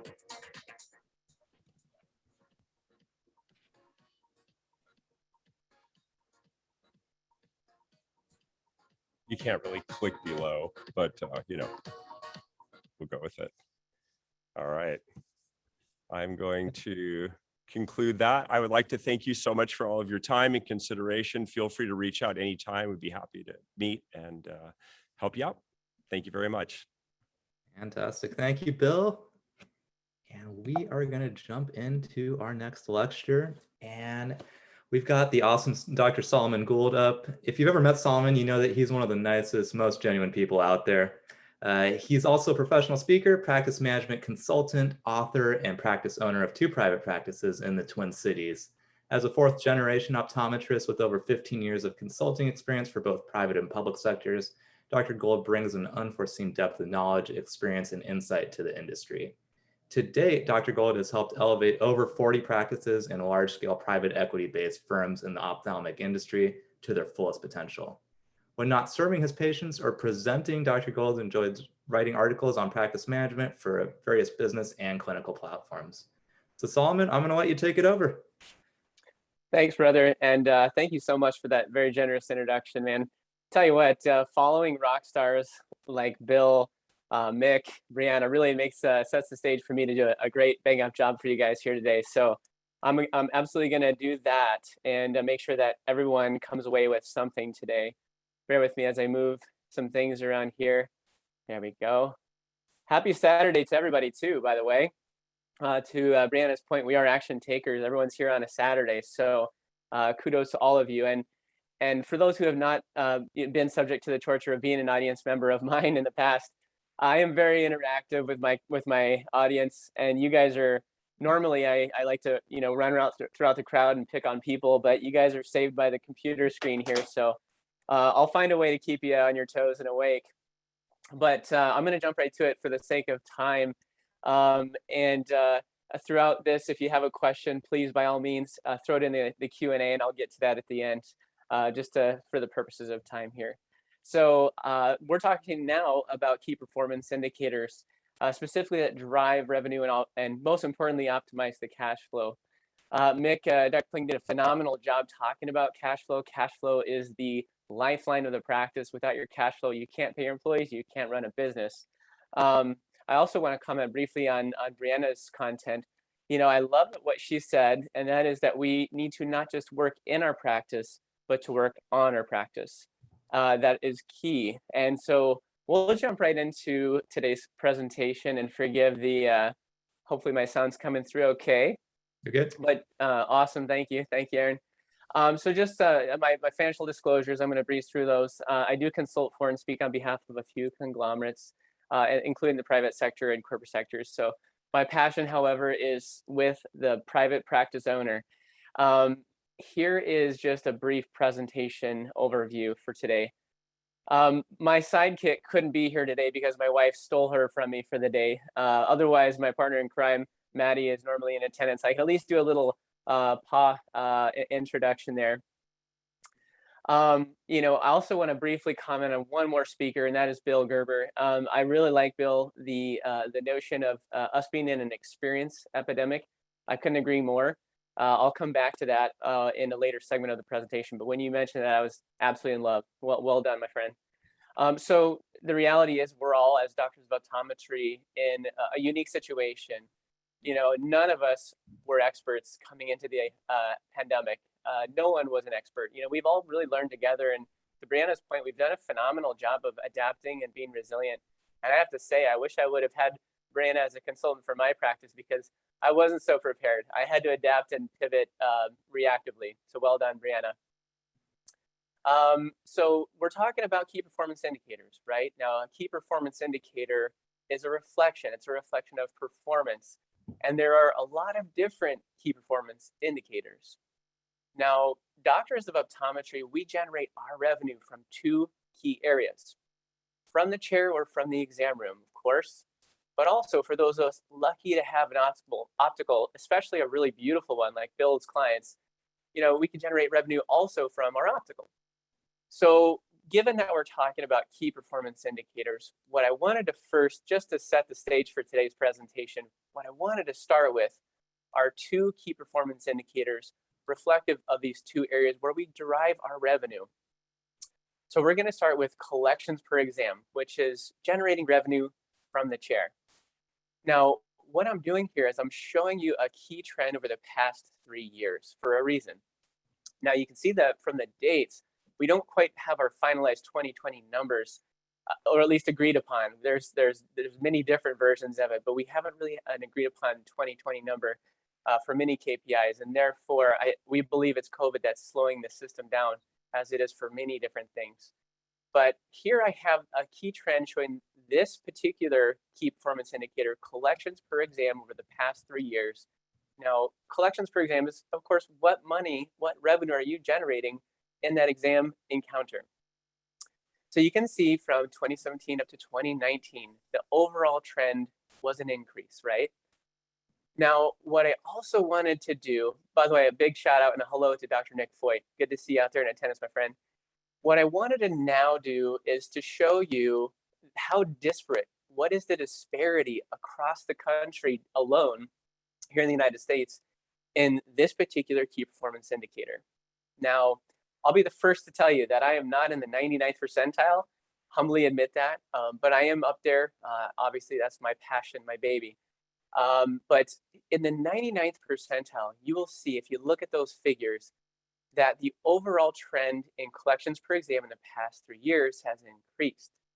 So that means that despite vision care plans, we as a profession, we as doctors of optometry are doing a better job increasing how much revenue we're generating in our patient encounters. That's pretty awesome. So this is the 99th percentile, right? Now, if you take a look at the 50th percentile, same KPI, collections per exam, and you see that the overall trend is upward. But look at those numbers compared to the 99th percentile of doctors of optometry. So I'll go back here. Doctors of optometry, you can see that the figures are actually double that of the 50th percentile. So to Bill's point, what is that experience? What is the experience of the patient? What is the dialogue, provided? And Brianna touched on this as well. But if you look at that, just why exactly is it different from practices, and so much so? And I, of course, know that's what I do as a consultant, but I can just for keep, sheer awareness, so you can see just how disparate the industry is across the board.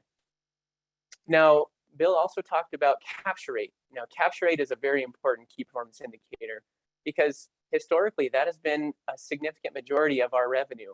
And that is changing as scope of practice is evolving, and we're deriving more of our revenue through medical services, but it's still a very key integral component of our revenue. So here you can see that over the past 3 years, that the overall trend is a decline in capture rate. And, Brianna mentioned wonderful services like Dr. Contact Lens and others that truly help you, mitigate or offset some of those losses. And here you can see that the overall trend has decreased over time. And not on this slide, but I'll just share with you that in 2018, doctors, just 3 years ago, the e-commerce, those purchasing glasses online was only about 4.7%. It is now between 10 and 11%, and that's just in 3 years. So obviously we want to become more savvy with things such as the patient experience, as Bill mentioned, our dialogue and our methodologies, and making sure that we're capturing the modern consumer to their likes and their discretion, as Brianna touched on. So now let's look at that disparity. Okay, so we have the 99th percentile and their capture rate, and the trend, which is most important, is that it is still decreasing, right? So we're seeing a decrease in the past 3 years. Now look at the 50th percentile. Somehow they didn't decrease or increase, stayed about the same. But doctors, look again at those numbers. Look at the difference. It's basically just about double. So, again, what are they doing differently in their opticals? Do they have Bill for their design? Or what is their dialogue in the examiner? We don't know, but I wanted to start out with these two key performance indicator trends to just reawaken everybody in the audience to realize that we really do need to be savvy and very strategic in what we do. All right, so we'll get on to the good stuff here. We'll now jump into the KPI. But of course, first, I have to keep you on your toes. Now, I'm not doing a live poll question, so Aaron, don't panic. You can sit right where you are, my friend. But this, if you doctors, if you can just be so generous, por favor, and if you can utilize your chat feature and throw in your guess to this particular question, what is the average loss per practice per year due to billing and coding errors alone? So Dr. Robson, thank you, 75,000. We're getting a lot, 50,000. We got a D, 100,000. Excellent job. Good to see you there, Dr. Perman. Thank you so much for jumping in there. Awesome. And thank you, Dr. Pierre. All right, wonderful. I'll go ahead and share the secret here. The answer, doctors, is actually $100,000. So now this is per practice per year, and this is your average size practice. Now this is a combination of oversights, omissions, and sheer neglect. Now for anyone who's done billing and coding, I actually do a lot of billing and coding. I personally love it, but and I do it for the reason that I just shared. If you've had to do a coordination of benefits where you sit on hold with Blue Cross for 20 minutes or longer, it's not fun, but every detail matters. All right, moving on to the next quiz question here. What is, and again, using your chat feature, it's not a live poll, but what is the average survival of a cold start optometry practice? We're not talking about acquisition, but cold start. So again, if you would be so wonderful and gracious to use your chat feature and throw out your guess here. Here we are. Excellent. And to answer Dr. Moore's question reference, we have the mean database source for all the figures for that. So thank you for throwing that in there. Good. And okay, so the answer is actually B, 6 years. So when you're a cold start, you have to be ever the more savvy and finesse with your strategies and your methodologies.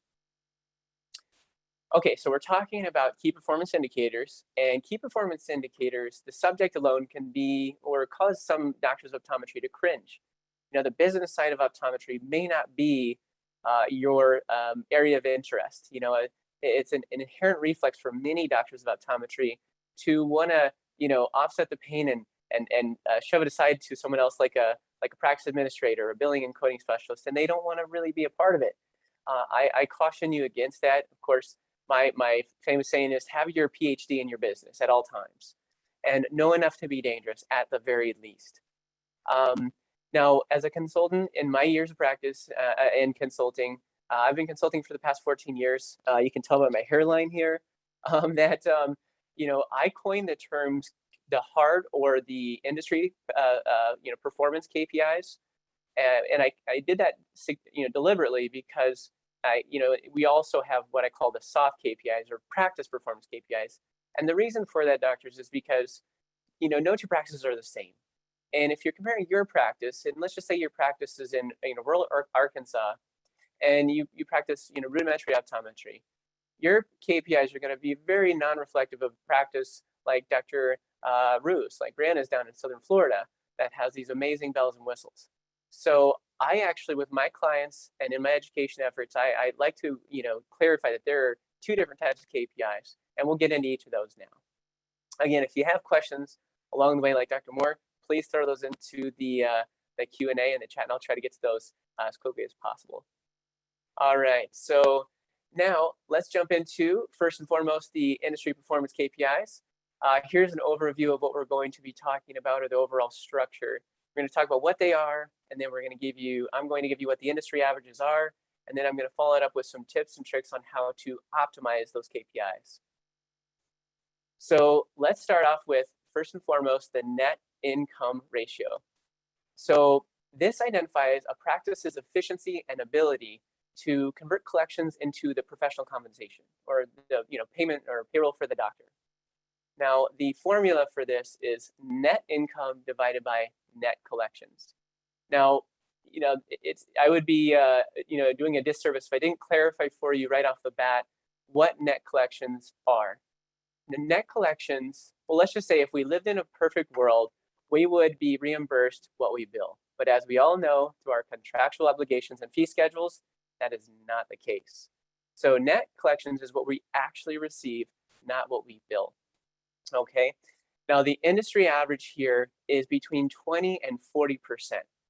So if you're below 20%, reach out to someone who you know and trust who can help you. There's a lot of great outfits out there. Williams Group, there's so many of them out there to even mention. But reach out to someone you know who can help you get into that healthy zone.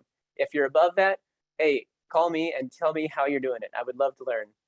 You can never stop learning. If you do, you're doing yourself a disjustice. All right. So how do you improve your net income ratio? And of course, there's a lot of ways of doing all of these, how to improve all these KPIs, but I'm going to give you guys my top most successful, most didactic, and user-friendly. So let's start off with increasing the services offered and the products sold. Now, many doctors of optometry get so engrossed in their services and their eyewear, but as doctors of optometry, given the decline in reimbursements and just given the market consolidation that Brianna referred to, which is a growing reality, we have to offset some of those losses. So if you're not already doing things like a nutraceutical line, if you believe in it's efficacious and it's in your core competency, or accessories, things like Reuter's masks. What if you're not offering punctal plugs if you want to manage those? There's all kinds of ways that you can increase you see people doing eye spas, you see people doing all kinds of really very savvy, innovative ways to offset revenue or to supplement revenue more accurately. Another is to increase the prices of your goods and your services. Now, doctors of optometry often, from what I experience in my own clients, they're a little gun shy to increase their prices. But you think of it, that's the way the world works. When you sign a commercial lease, it'll tell you every year it's going to increase by 2%.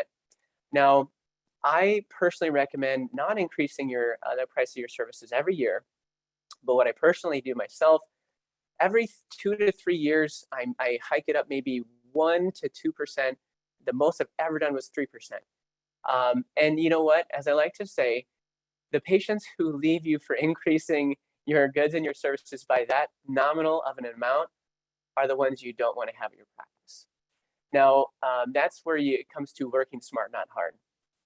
A final one here is to reduce the cost of your goods and your services, or your COGS.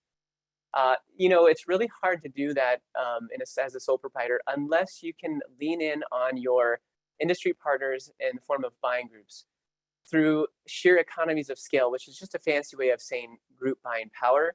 They can leverage better pricing for you. You can then from there consolidate what you're actually, and this is a slide I'm already getting to a little prematurely, but you can consolidate what accounts you work with to drive better margins, so long as they're the products that you know are best for your practice and your patients. Now, my pearl on this one, just make sure you're focusing on the net income of the optometrist. Because again, this is the professional compensation that we're talking about. All right, now we're getting into our next KPI, and that is, of course, the operating expense ratio. Now, this helps owners understand what % of their collections are used to actually keep the lights on, right? Keep that business going.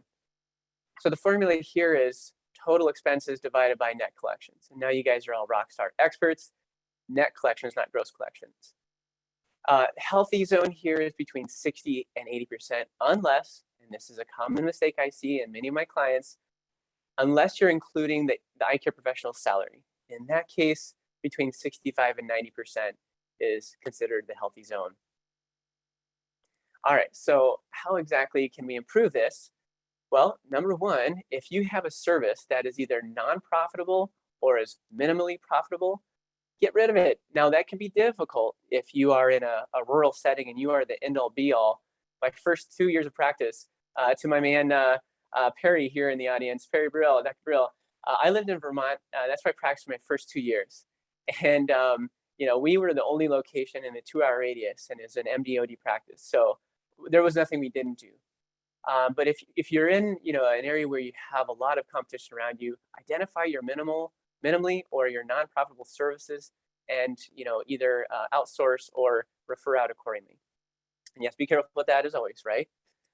Another way to increase or to improve your operating expense ratio is to earn new customers. Now, if only just by redesigning your website and optimizing your marketing platform, you could earn new customers, right? And that is one of the best ways to do it, hands down. But doctors, don't forget about the good old grassroots modality of earning new customers.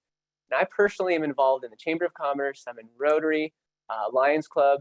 I don't spread myself too thin because you have to take care of yourself and always put your own oxygen mask on before you assist others, right? So, but you do need to get out there. I mean, when I first opened, I've had the pleasure of opening, and I have sold all but 2 of my practices, 8 practices over the years. And, because I lived in different areas. And, one of the first things I do is I go to every business in the area. I go to all the local emergency rooms. I do a presentation on the primary care groups. And, I get them my name and information out there. And you have to really also be willing to knock on the door, do some cold calls, do some cold introductions. If you don't, you're gonna lose out on a lot of opportunity. Another one is increasing conversion. This is actually one of my favorites. So you get that glimmering report from your CRM or customer relationship management platform. You get that glimmering report saying, 150 people have called and asked for directions. 200 have asked, or requested an appointment through your online appointment software platform. But where's the conversion? You're not seeing an increase in the number of patients. Well, there's a reason why McDonald's has touchscreen ordering devices, why trying your frame online or online frame trial software and other things are really important for the modern day consumer. Guys, it's all about the experience. So to Bill's point, being in an experience epidemic, we're losing a lot of potential opportunity if you're not, to Brianna's point, utilizing the technologies of today to optimize the patient experience, but also to streamline your services, minimize your own time expenditure, time and capital expenditure. Another one that's really important is the consolidation of inventory. And 2 mistakes I commonly see with my clients in the optical: frame board management, doctors, is so vital to your cash flow. Talking about Dr. Kling, Mick with his cash flow, excellent cash flow lecture. You know, consolidation of your inventory is monumental. You know, two mistakes I see made. One, I have to have everything. You know, if Dr. Neufeld has, you know, Maui Jim, I have to have Maui Jim, or I have to have every frame possible just so I don't lose a potential customer walking in.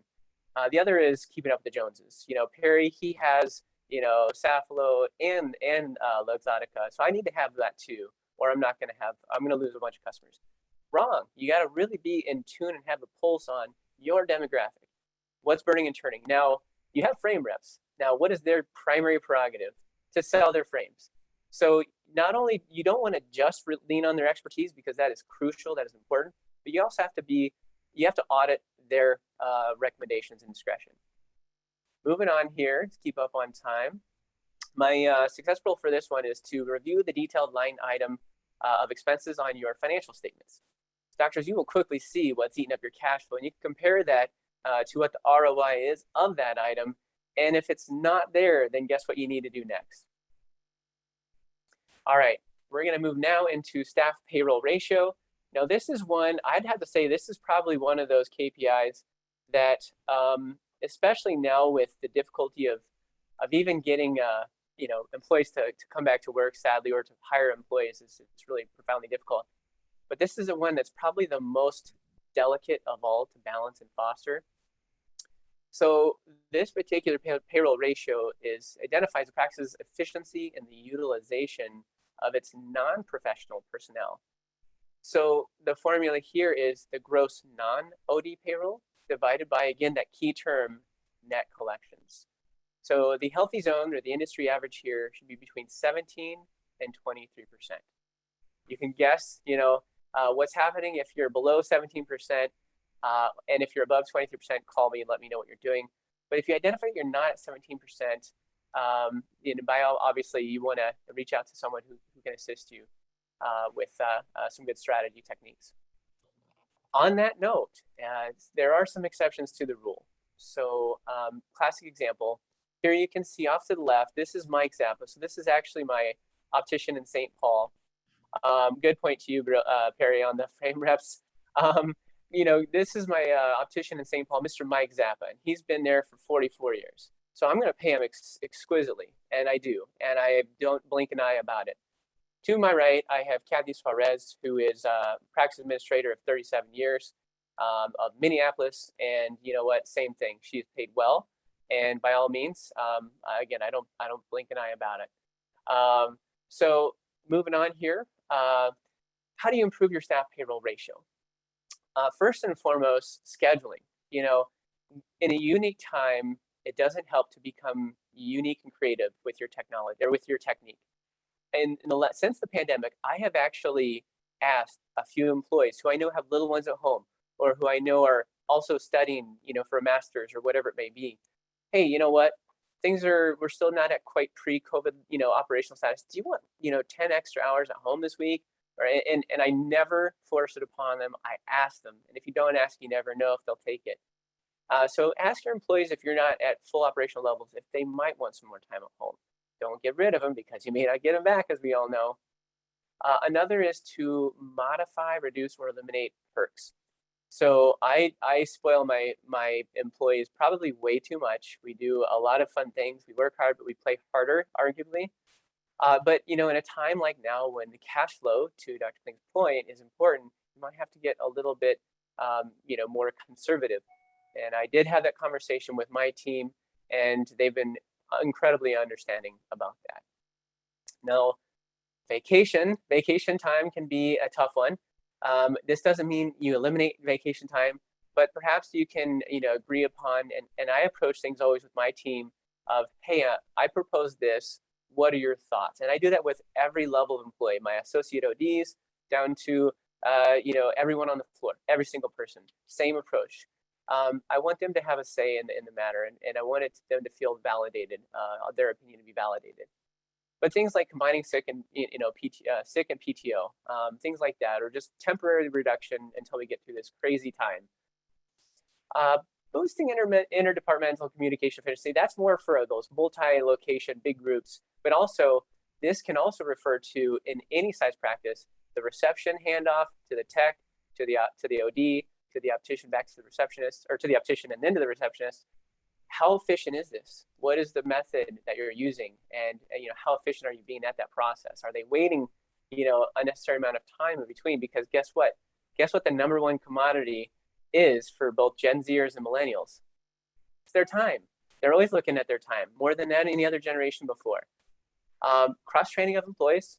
This is highly underutilized. There's nothing worse than having that biller and coder that will not pick up the phone and take an appointment, right? Or having that technician who is the INR contact lens technician, but they're not willing to, do the OCTs. No, thank you. My number one recommendation is to make sure that all employees are trained on everything. And good point to you, Audra. Thank you. You started using Slack, the communication method, and to track and reduce extra breaks. That's fantastic. I love that idea. Thank you for throwing it out there. Now, prioritizing employee retention. I mean, Dr. Neufeld, you know just how much more expensive it is to recruit an employee or to hire an employee than it is to just, have a conversation and keep an employee from jumping off the ledge. Absolutely. Yeah. I mean, ZipRecruiter and Indeed and all these services, they are not cheap, and they're not exactly the most, they don't generate the highest ROI in most cases. So the final one here is the automation and the outsourcing of tasks. Brianna did a phenomenal job, of course, as always. I mean, she looks better, by the way, just postpartum than I do ever at my best day, and she still rocked it. So way to go there, Brianna. But utilizing the technology to streamline, to make more efficient your day-to-day operations is absolutely monumental. Time is money, of course, right? So my success pearl on this is watch and identify when you see low percentages. This can indicate you might have either provider and or staff or low provider or staff morale. So if you see those numbers dropping, you better have a powerhouse session and talk and come up with some new plans of action to offset that decline.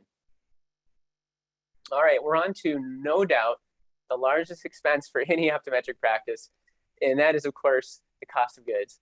So the cost of goods ratio is an indicator of the allocation of cash flow, of course, for this particular expense. And the formula on this is cost of goods, no surprise, but you want to include, and this is where I see a lot of people making a mistake, lab personnel, and divide that by net collections. All right, so the industry average on this is between 25 and 40%. Again, how do you improve? Well, number one way to improve your cost of goods ratio is very simple, and that is to align with your industry partners through economies of scale, group buying power in the form of alliance groups or buying groups. Now, every buying group is different. They all have something very, I guess you could say, key in their client or their method. You really want to shop those buying groups and really, establish the pros and cons, and then, compare that to the core competencies, the value and the mission of your practice, to make sure that that's a very symbiotic relationship for future purposes. Revised shipping and distribution methods. Now, that seems like a very, serenity prayer kind of a solution. You're at the mercy of shipping and distribution methods, but are you? Number one, Brianna has a great point. You look at all these, distributors for, frames or contact lenses, whatever it may be. Is there an alternative method? And the answer is yes. Direct, to consumer, mitigation of freight costs. Just one little testimony I'll share with you. So my practices, I was kind of fed up with the UPS, fees. So finally, for local deliveries of glasses, we have been doing that for the last 10 years, actually. But for the local delivery of glasses, for those that request it, of course, we always tell them to come in and get it adjusted, right? But I actually started doing some shopping, and I found a service called Speedy here in the Twin Cities. And just by using Speedy instead of UPS for local delivery only, I save about $4,000 a year. So guess where that kind of extra cash goes to? My employees, or to Rogaine, depends on the year. Sometimes it's successful, sometimes it's not. But in all seriousness, you can find all kinds of ways to be creative and to offset your costs. Another one, eliminate unnecessary product features. So think simple, like you get those frames that have the sun clips, right? Do all of them need to come with the sun clip as well? What about sunwear? Do all of your sunnies have to have, polarization? Now, it makes an OD cringe to think about a sunglass that's not polarized. but what about your pilots? You know, I've had pilots over the years, you know, not happy because all the frames are, you know, polarized. And those are just very, you know, trivial details, but those are just some of the ways that you can, you know, eliminate some of the unnecessary, you know, perks. So of course, you know, the final one here is to buy needs, not potential. You know, we all want to have an amazing practice that looks like, you know, the inside of Star Trek, which is awesome, by the way. But you know, do you need to have that? For the patient experience, it's arguable that it's very important to have that. But I'm talking about more trivial things, such as, do you need to have, you know, the latest try-on software for frames? You know, if your demographic supports that, then yes, you absolutely want to have that. But you want to have a pulse on your demographic. And there's also the argument that it will bring the demographic. Always watch and never stop watching what's burning and turning, what is bringing patients in, what is keeping patients there. All right, moving on. My pearl on this one, a lot of people make this mistake. They forget to utilize, you know, accurate full-time equivalent figures in their calculations. So, you know, make sure that your doctor FTE figures are reflective of their actual time in the office. So if they're not full-time, they're they're at half-time. Obviously, you want to use a 0.5 FTE equivalent. And that's just obviously for the evaluation of the different doctors, making sure that you're accurate. All right, now we're on to collections per full-time equivalent. Now this is not referring to the OD, so this is your staff. And actually, Dr. Rhue, Brianna referred to this in her presentation. You know, what should they be generating? And she talked about, if you don't have staff, you know, what are you losing out on? So the collections per full-time equivalent KPI is an assessment of staff non-OD productivity. And the formula for this is net collections. Now we're dividing that, which is new, divided by the total full-time equivalent support staff. So if you have 4 full-time employees and you have 1 half-time, it's 4.5. So now we're looking at healthy zone in nominal figures. So we're looking at the industry average healthy is between 115 and 150,000. Okay, so how do you improve collections per full-time equivalent? Without a doubt, without reservation, the most effective way is to cross-train all employees. If you have an employee that does one thing only and they're out sick and you lose all the yield from the opportunity cost associated by not having that, that's very hard on cash flow. So cross-train all employees, number one. Also assess and revise the number of employees. You know, certainly when it comes to the number of employees in your office, it can be really hard to revise that number if you have just people that you become friends, like your work friends, right? But you become friends over time. It's just natural. But operationally, if you need to revise that number, again, I couldn't reiterate enough how important this approach is. But have that conversation with them. You know, have it be a conversation, not a mandation. But at the end of the day, you have to do what you have to do, especially if you're in a dire situation, cash flow wise. A third way that I have found very, very, very successful is to hire just seasonally or quarterly. We all know we're all way too familiar with the infamous Q4 crunch, right? I actually, at each of my practice, I have someone I bring in just during Q4. They help us out. I pay them an hourly salary plus bonus. And for them, it's a way to get out of the house. It's a way to get some extra holiday income, and they love it. And I love it too. You know, I don't need that amount of support leading up to that season. So, and again, be transparent. Don't hire a person and tell them they're going to be hired indefinitely. Let them know in the advertisement it's a quarterly seasonal employment. All right, moving on. So on this one, what I highly encourage is to watch for trends. Look at the month-to-month, year-over-year performance, and also make sure you're including both optical and the professional fee collections. That's a common mistake I see as well. All right, so we're now going to move into another quiz question, just making sure I am staying on time. And Aaron, of course, if you need to kick me off sooner, buddy, you just send the hook in there, okay? We'll let you know, but yeah. All right, cool. So quiz question for everybody. Again, on this one, no poll question, but if you would be so gracious, and Dr. Pierre and Dayton and Dr. Williams, thank you guys all so much. Already jumping in there. What is the industry average ratio of full-time equivalent staff to OD? You have a few more seconds there. Awesome. Thank you, Dr. Quick. Good to see you out there. Awesome. All right, I'm going to go ahead and share the spill the beans. It is actually 3.8. So 3.8 staff per one OD. And that was kind of surprising to me in person. But next quiz question here, again, using chat feature, no Q&A, or no poll question rather.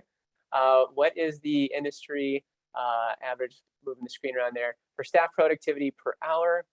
Give everybody a few seconds there. Excellent guesses. We got a good group here, Aaron. I see a lot of C's, so 100% well done. Good job, Dr. Fady, thank you. It is in fact C, $65 to $85. So I'm sharing with you some of these kind of behind the curtains insights, and not all of you may, necessarily be having a full, a full pulse on the situation. And if you don't, make sure that you are at least auditing the work of those who are. I can't emphasize that enough. But we're going to continue on here to the next KPI, and that is collections per full-time equivalent OD. So how much is the OD generating from the chair when they're with the patient? And it's also a good way to, and I won't spill the beans on that, I'll save that for later. So the formula on this one is actually net collections divided by the total number of full-time equivalent ODs. Again, if you have 2 full-time equivalent ODs and you have a part-time OD that's half-time, that's 2.5, right? The industry averages here is between 500 and 800,000. Now, if you're obviously above that, call me, right? I want to learn how you're doing what you're doing. If you're below that, you need to have a good strategy one-on-one meeting. So how do you improve that for the professional comp and production? Well, the best thing you can do is to utilize technology to the fullest and offer patients more payment options. Believe it or not, just by offering things like care credit, if it's efficacious and ethical and you believe in it and it's good for your demographic, that helps. Online, ability to pay online, or ability to pay from the text message software, things like that. If you have an optical, some do half down, or buy now, pay later. I personally don't, but I instead just offer a lot of flexibility in the way that they can make the payment. Another one is to, of course, incentivize your providers appropriately and deservingly. There's the worst thing you could do is hire an associate and give them a ridiculously unfair compensation, because they're going to find out one way or another that is not a good compensation, and that is an obstruction of trust, and certainly will not put a good a reputation for you as a practice owner. Be fair with your associates. You realize, to Brianna's point, we make a good amount of money off of our associates. So if you're an associate, you want to make sure that you are paid fairly. And so, set that expectation from the get-go, from the very beginning. This is what our comp model is. Be flexible. You kind of have to be in nowadays, in today's climate, but also be firm and assertive with what you establish. If you can't pay more than you can pay for, right? And that goes. That's more echoing the sentiment of the setting and then enforcing the standards. So my approval on this one, track again, no surprise. Watch for year-over-year trends as well as inter-doctor variances. Now, let's say, Dr. Gould is setting for retirement and Dr. Newfield is a rock star, associate just kicking butt left and right. We're not going to have the same key performance indicator performance. You have to be aware of that. But if you have a doctor that should be where they're not, or should be somewhere other than where they are, then you have to have that conversation with them. All right, we have another quiz question here, again, using the chat feature. What is the industry average for the total number of annual patients per year per full-time equivalent? And everybody's already off to the races. Awesome, good job. Thank you, Dr. Oatney and Dr. Sexton. Good to see some familiar names. Dr. Quick, you're kicking butt today. Love it, love it. Yes, sir. 2 minutes if you can. Yes, absolutely, brother. Absolutely, it's perfect timing. Perfect timing. All right. So, and the answer, was actually B, 2,500 to 3,500. Revenue per patient, net collections divided by total patients seen, $250 to $350. So Brianna mentioned you're losing when you have no-shows. If you have 250 to 350 divided by, or times the number of no-shows, that's your revenue lost. So I'll leave it with this. To improve this ratio, you want to approach every patient, very specifically based on their generation. Don't have the same approach with everyone, We talked about the mirroring the inventory to the demographic, optimization of staff morale, and accommodating the new consumer. Make sure you're utilizing the technology to your strong lever there. And I'm going to close here. Let me squeeze through this. There we are. Just want to thank everybody certainly for being in today's audience. Thank you for taking the time on this beautiful Saturday. Dr. Newfield, Dr. Bui, and the whole wonderful team and our sponsors, thank you all so much. And please, if you don't follow me on social media, reach out. Let me know if you ever have any questions or if I can be of assistance. But otherwise, thank you all so much. All right. Thank you very much, Solomon. Fantastic lecture. A lot of good info there. So really appreciate your insights. Great info. And before I share my screen, actually, I'm going to show you, I don't know if you can see my screen, one book, and this is kind of going back to what Solomon mentioned at the beginning of his presentation. The Pumpkin Plan is a great book. I have no financial disclosure for this. Definitely read it. It's a great way of kind of getting your practice streamlined so you eliminate unneeded services, also unneeded patients as well. So it's a great read for those individuals that are looking for something like that. Oh, and I already got some people that say it's their favorite. Great. All right, let me go ahead and get the screen share going again. I'm going to introduce our next presenter, and that is Dr. Wade Weisz. Wade has practiced optometry for 25 years. He's owned multiple practices, and he recently decided to pivot from practice ownership into professional bookkeeping. So Wade's going to give us some bookkeeping tips for the optometrist and the business owner. So Wade, go ahead and take it away for the next 5-10 minutes. Okay, real quick, can everybody hear me? I was having some mic issues earlier, so I just want to make sure everybody hears me. You're good. Okay, very good. Aaron, can I throw you a quick curveball and do a screen share here? Yeah, go for it. All right. And it is it this one? Yeah, okay. And that's probably the wrong one. Okay, there's my desktop, and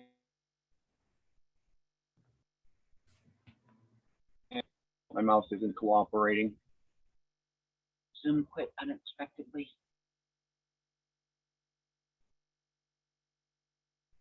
Oh no. Share.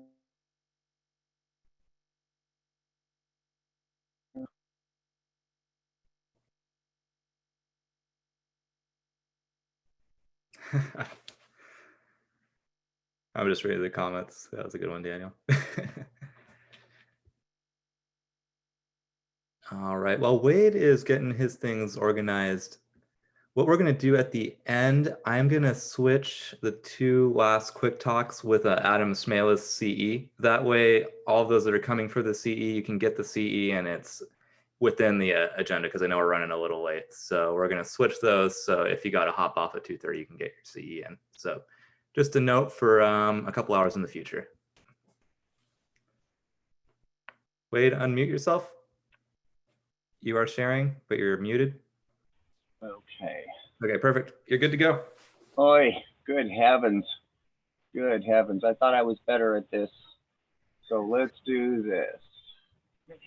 Resume slideshow. Okay, so basically, I know the title of the my talk today is quick tips and for bookkeeping, and I do have a couple of things here that I can share and put together this little quick slideshow. Apologies for what happened earlier, but basically let's just jump into it. I'll try and keep this real short for everybody. I know we're running behind time, so basically I got a couple of do's and don'ts as far as your bookkeeping needs. I know there's a lot of DIYers out there who are interested in hearing some of the tips, and I'd kind of like to start with some of the don'ts, if I may.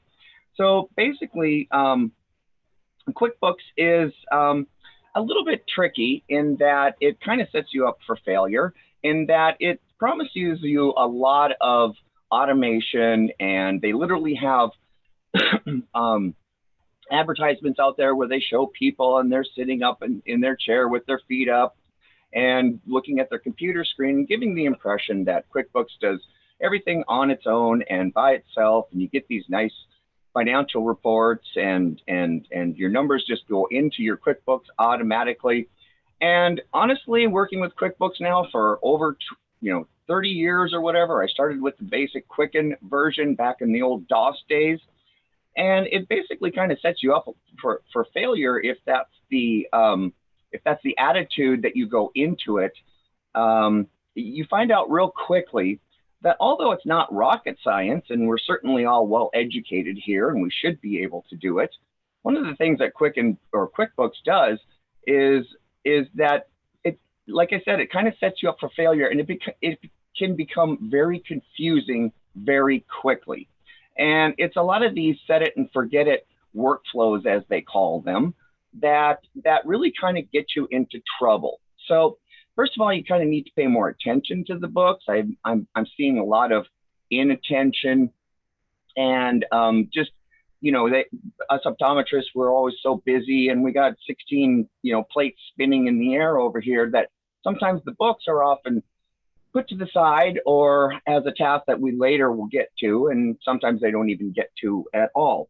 So we kind of get lulled into this false sense of security that, well, QuickBooks is going to take care of it, and I don't have to do that. So let me tell you, from an experience standpoint, now that I'm doing this professionally, nothing could be further from the truth. So don't let Quicken and QuickBooks fool you. So the next thing is, basically, one of the do's that I think you can do as a DIYer is you do have to set up the program properly. Now, this goes for just about any software out there, whether it's an app on your phone, if you use Mac or Windows or whatever. This is kind of ubiquitous to any type of software that you're going to use. Side note, especially your EHR software. So many people are unhappy with their EHR software because it doesn't do this and it doesn't do that, and the rep said it would do this and stuff like that.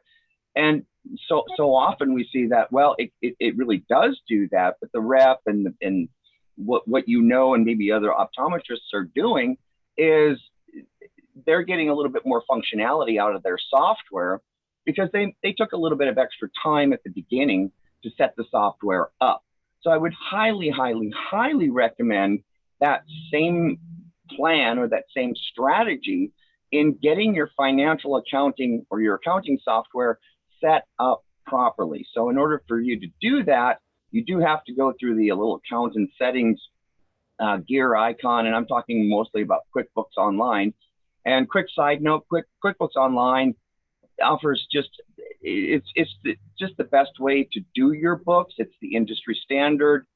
It would be interesting to raise a poll, and you don't have to answer this or anything, to see how many people are using, QuickBooks Online, or maybe you're using something else to do your books. But I believe that QuickBooks Online is the best way to do it. And that's because of the connectivity, the availability, the mobility of your QuickBooks Online for you or a bookkeeper or one of your staff or a spouse. You can access it anywhere, anytime, so long as you have a high-speed internet connection, and even sometimes on a low-speed internet connection. But one of the things that I do want to stress is, out of the gate, these settings and setups are very, very important. But one of the things that I've found is that literally the most effective setup that you can do is to set up a proper chart of accounts. And of course, I do bookkeeping now specifically for the optometric industry, that I've developed an optometric specific chart of accounts. Go figure, right? So what a lot of mistakes that I'm seeing from a lot of the optometrists who come to me with their QuickBooks problems is they try and do everything in the chart of accounts, meaning that the chart of accounts is their end-all reporting method, in that they want to go to the chart of accounts, they want to run a quick report on that, and they want to see everything in their practice. Well, that's not actually the best way to do it. We use the chart of accounts as a base, as a foundation. If you want to use a construction analogy, it's kind of that foundation and the structural components of your financial reporting, in that you use that to generate reports in order to get the financial data that you need. If you want to analyze the financial health of the past and the present, and you want to take those numbers and you want to extrapolate those out to do things that Mick was talking about with cash flow. Solomon, super interesting talks from a bookkeeper's perspective here on the previous speakers, and how you need accurate bookkeeping in order to do some of the things that the other speakers had referenced.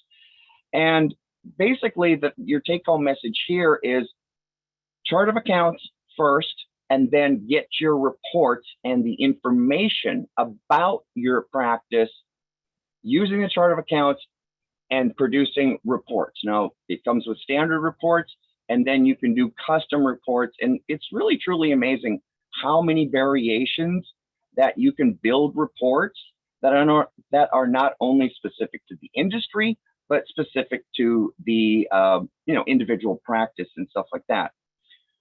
But so basically, one of the things that I want to tip and trick you or whatever here is that I kind of want to give you the tip that bookkeeping is a little bit more important than kind of what the industry norm is.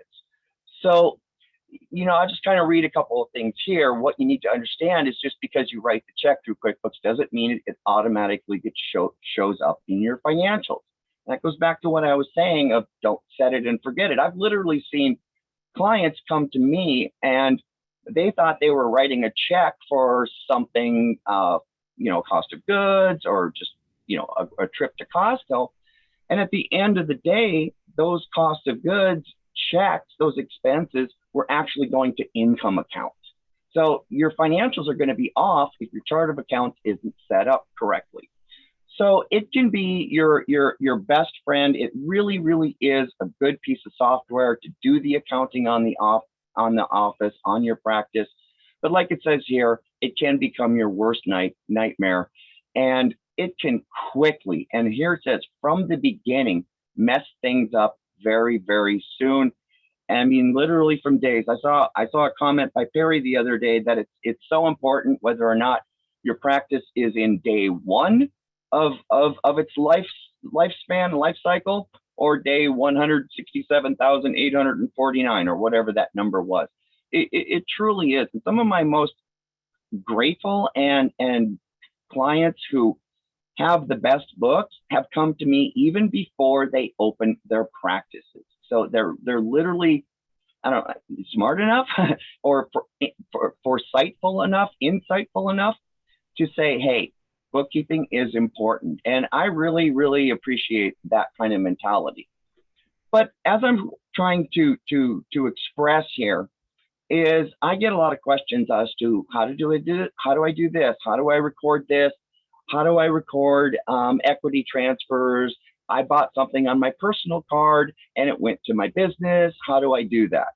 Well, there's a big difference between getting the numbers in to QuickBooks, and that's more mechanical, transactional.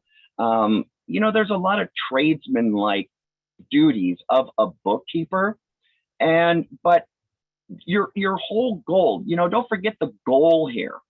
It's not the goal to get the numbers in, it's the goal to get the numbers out. Once you get those numbers, okay, I believe that bookkeeping is important because those numbers are real, they're accurate, they're up to date, and they're current.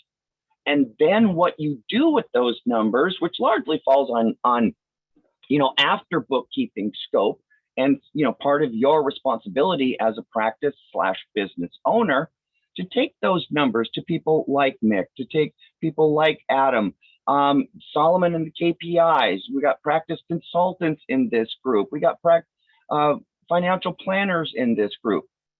They can't do their jobs to the best of ability. And God bless you all for doing the things that you are able to do with sometimes, I hate to say this, but the hot mess of numbers that you are getting from your clients.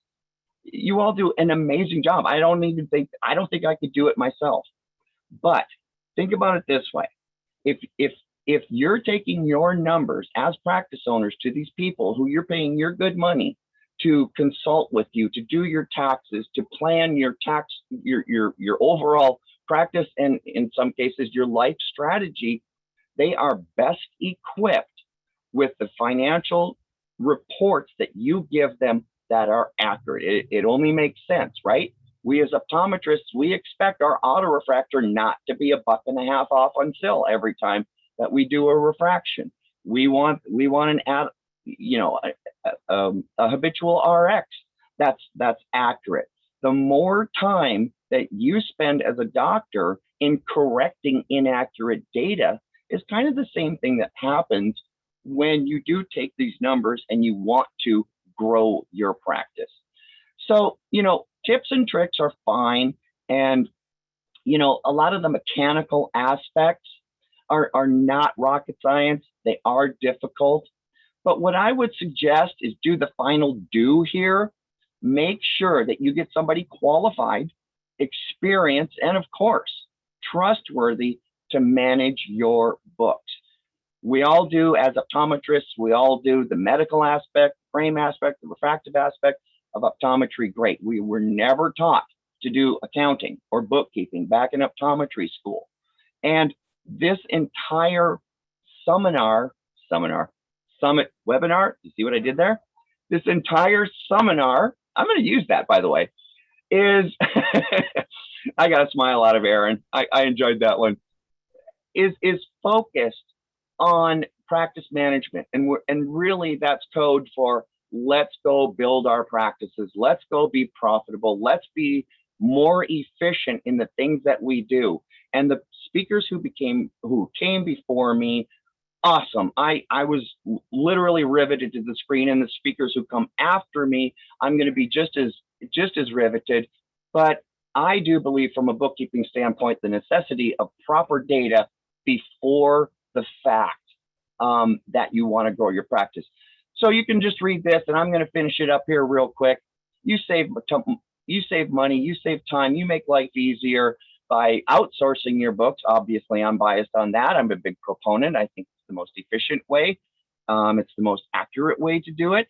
And it frees up a lot of your time and headache. And face it, some people they either don't have a mind for numbers, they don't have a head for numbers, or they just don't want to do it because it's just so darn tedious and boring. But the last point here is grow your practice. And that's what it's all about today. We want to try and grow our practice. Bookkeeping, I believe, is the first step that allows you as the practice owner to do that and to implement the resources, the awesome resources that we've heard today and that we're still yet to hear throughout the rest of the day. So I'm going to wrap it up. That's probably the first time I've ever ended a seminar soon. But if anybody has questions, you all know me, or you probably all don't know me, but Wade Weisz, Four Eyes Bookkeeping, want to head over there, schedule a call, and we'll talk.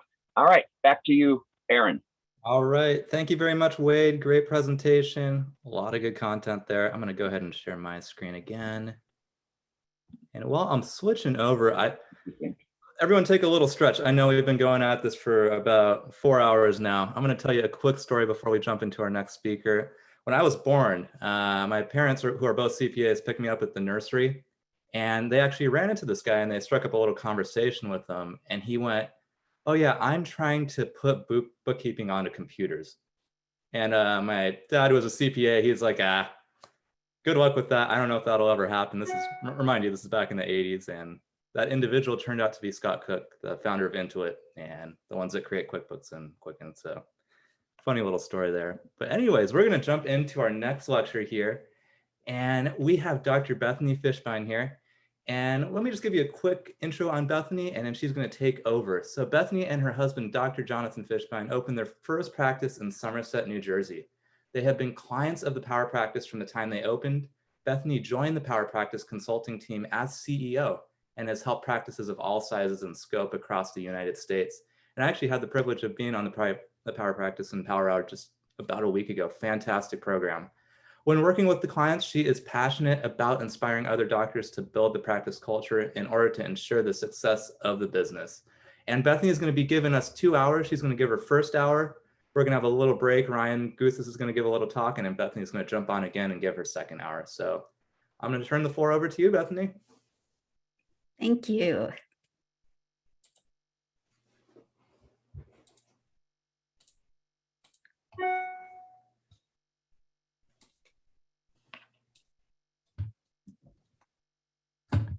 So great to be part of an entire day focused on practice management CE.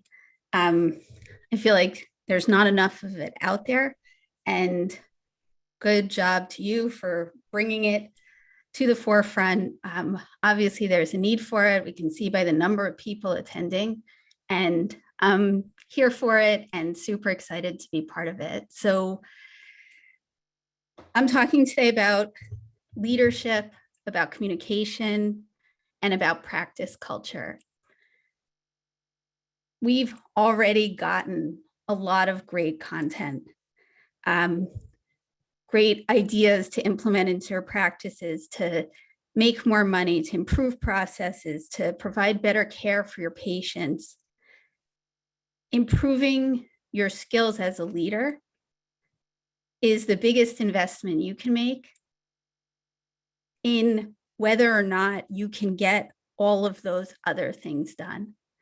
Because learning to have effective conversations, learning to build a strong team is what lets you take all this stuff, or any of this stuff really, and implement it into your practice, or to have all these great ideas in your head to go back to work on Monday, tell your staff about them, and not know how to handle their objections, not want to handle their objections, and end up filing this along with everything else in the good ideas that never got implemented pile. So I want to talk about conversations, and optometrists are generally pretty good at conversations, at least the easy ones.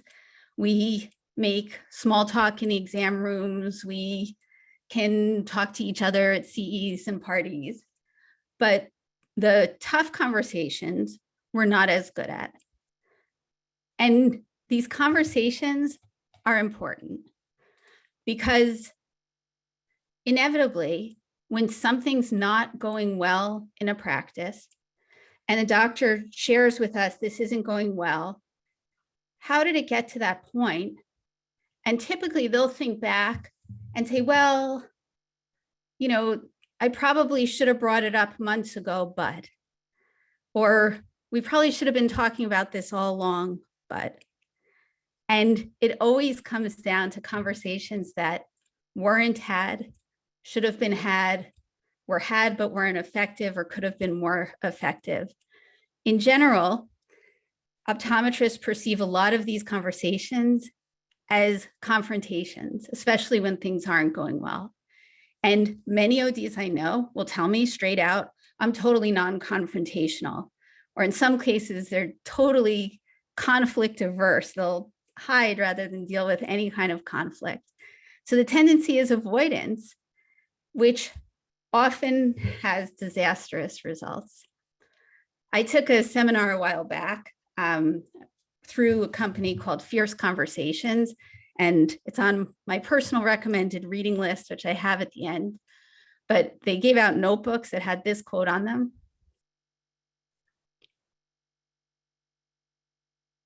And it's a good one. You never know.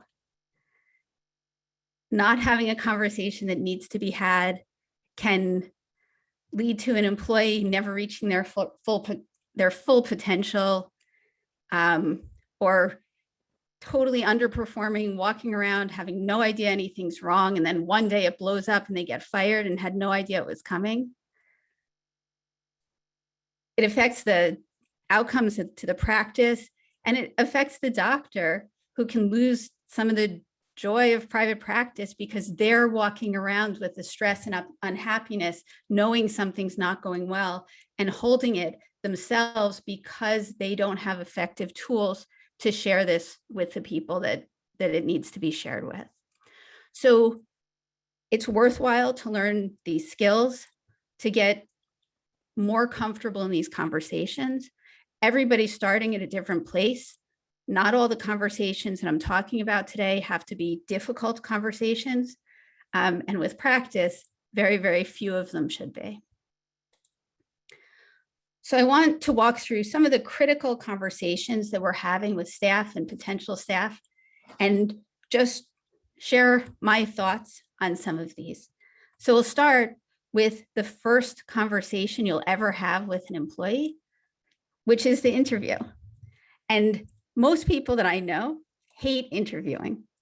They say, I hate interviewing new employees. And it's funny because I love interviewing new employees.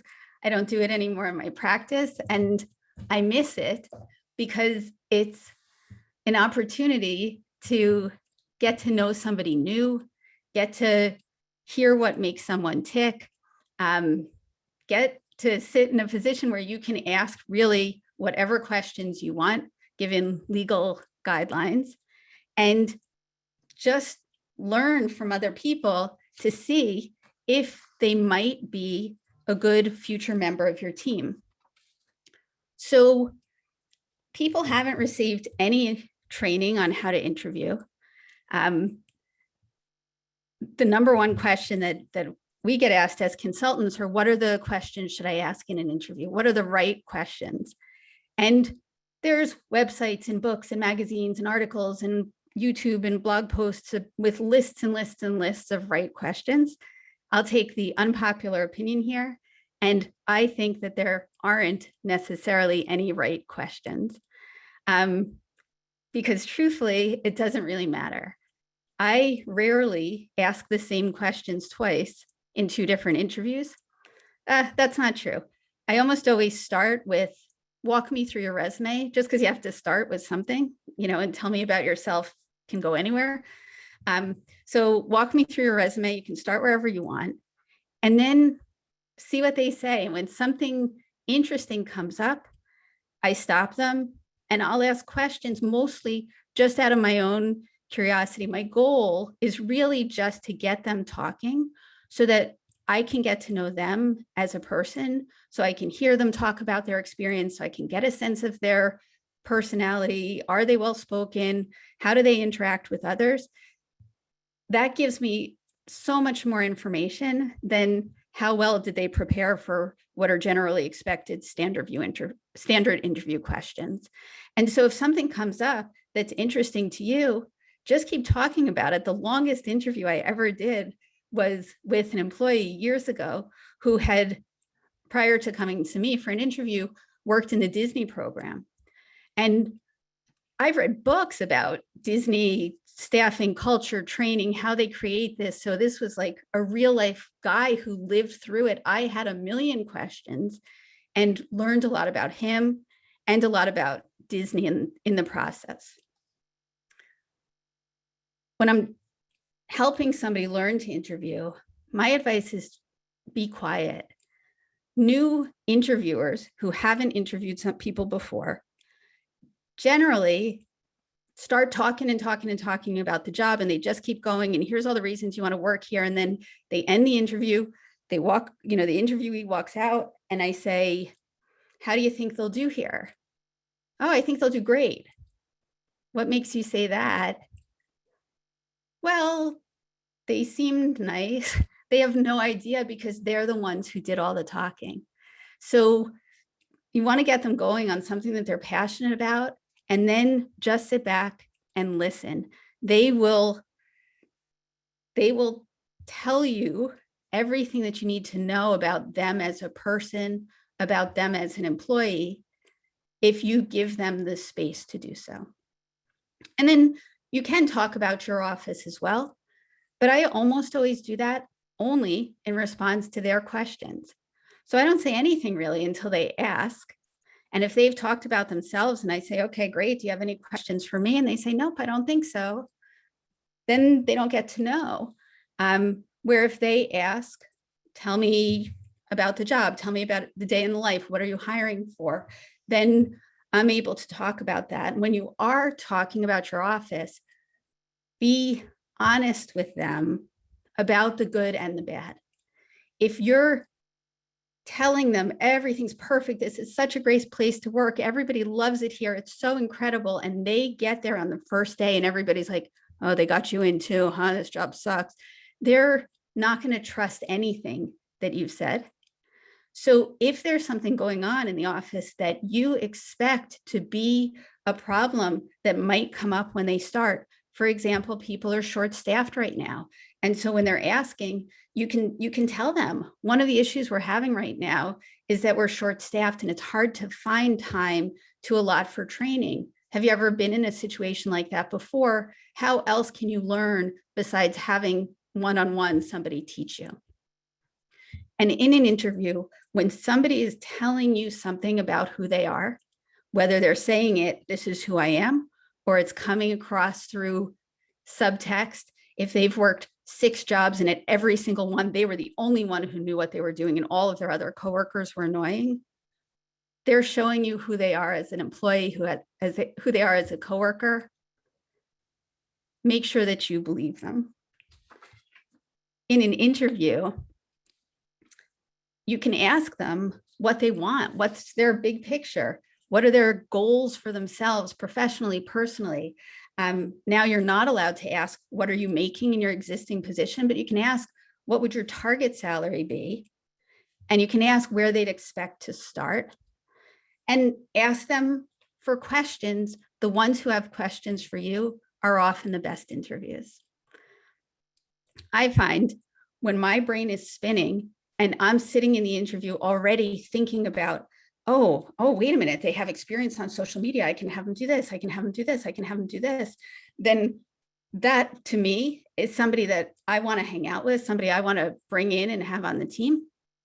And when I'm ready for that interview to be over and, already thinking that I've wasted my time here, that's probably not somebody that I'm going to see again. Once you make the decision, or as you're making the decision to hire, I recommend every time that you check employee references. Some people don't because they feel, who's going to give a bad reference? I always check references, and I will tell you that some people give bad references. And it's hard to believe that they don't know, but they count on you not calling. And so if you call and you get a bad one, that's the best person they could find. You make an offer. And once you've offered, every single employee, even if it's someone you've known your whole life from church who held you as a baby, you do a criminal background check. And the QR code that I have is for a company called National Applicant Screening. I have no financial interest. It's just who I use for background checks. But this lets you know, does the employee have a clean record? We've had all kinds of things come up in background checks. People who are, had done prison time for solicitation of minors, drug offenses, people who had suspended driver's license and drove to the interview and offered to drive another staff member home, embezzlement, theft. You want to know these things before you hire. It's a responsibility to yourself, your practice, the other employees, and to your patients. And keep in mind in an interview that this is them at their best. So if someone's a few minutes late for an interview, the interview is when they're trying to impress somebody. If they can't get there on time for the interview, you can't then turn around and be surprised when they can't get there on time for work. When they come to the interview smelling of smoke, it's unlikely that they're going to show up on the first day with no trace of it on their clothes. So if there are red flags during the interview, if there are things that you think, well, everything would be good, except whatever you're noticing at that interview is probably only going to get worse. So you make the hire, and now onboarding is important because this is the initial conversation that you're going to have with a new employee that tells them about the culture, about what to expect in your office, what's going to come next, how to handle problems. And in a lot of places, I see this conversation get skipped altogether. They show up on the first day, they say, oh, hey, good, yeah, you're here. Okay, that's Allison, she'll take care of your training. And then the first thing Allison says is, hi, okay, so we use Crystal Practice Management, here's how you log in. And it's a missed opportunity. So this is really the chance of ownership or leadership to tell this employee about who you are and how you do things in the office, not the how steps like first you do this, then you do this, but this is who are we?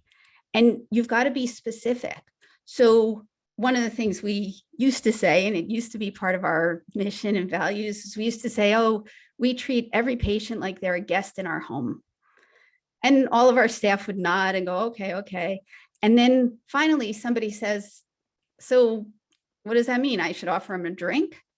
Like guests in their home, they hand them a beer. That's the first thing they do. So what is it about guests in your home that you want translated into the patient experience? You're also going to review all of the important policies that they need to know as employees. These are things like how to clock in and have everything set for them. When somebody comes to a new job for the first time and it's like, oh, right, okay, we didn't get your time clock set up. We don't have payroll. Oh, we'll have to get a key for you. You're an afterthought, or they feel that they're an afterthought to you, where if they come in and they've been looking forward to this job and you say, okay, great, here's your information, here's how you're going to log in, here we go, we've got your computer set up. If you have an email address, if they have business cards, these are things that say we were excited for you to start also, and creates a great first impression for your company. And as you're going through these things, as you're talking about policies, telling them who to go to if there's problems, make sure that what you're saying is the truth. Again, this is a very early step in a relationship, and an employee-employer interaction is a relationship. So if you say something when you're talking about your policies like, we absolutely prohibit our staff from having their cell phones out. Cell phones must be kept tucked away. Cell phones definitely shouldn't be out. You can't be on your cell phone during the day. And they say, okay, because you're the boss and it's a new job, and what else are they going to say? So now they walk out, you go back in your exam room, and they're training with a staff person. And the first thing they look at is everybody's has their cell phones out. And that immediately lets them form a not great impression of you as a leader. You want to let them know what's expected of them. So if you expect that they're going to be able to make appointments independently and be able to answer phone calls and know what to do with 80% of them within 2 weeks, you want to say that. Also expectations like what time to arrive. A lot of offices have a 9 o'clock start time, but they expect their staff there at 8:45. So make sure that you tell them, we expect you here at 8:45, so that they don't show up at 8:55 the next day thinking they're early and day two are doing something wrong. And then give them a path so that they understand what to do if something's not going well. Do they come to you? Is there a manager they go to? Is there a suggestion box? Is an outside HR department? So they start training. And here's where the conversations start to feel a little bit tougher, because we want to guide them and we need them to let them know what's right and what's wrong. And a lot of people don't do it because they're afraid of hurting their feelings. So it's important for you to know this, and it's really important for you to share this with the people in your office who are doing that training, because they're the ones who are having more of that interaction, probably for most staff, than you yourself are with that person. So as you're training in the moment, you need to tell them what's okay and what's not okay, because otherwise, how are they going to know?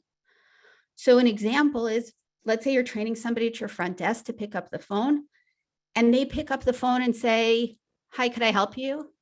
Or maybe they had a previous job where they learned how to answer the phone. And so they pick it up and they say, doctor's office, please hold. And that's totally not okay in your office. You need to tell them in that moment what is okay so that they know they can correct and they can move on. So these are little things that are just quick, straightforward, and not a big deal. But sometimes staff is unwilling to have those. They say, well, she learned in her past office to say, doctor's office, please hold. So that's okay, right? No. So good and bad. You want to compliment what they're doing well and let them know this is what you just did. That's good. We want you to do more of that. If there's something that your office does that is different than what they're naturally doing, correct it.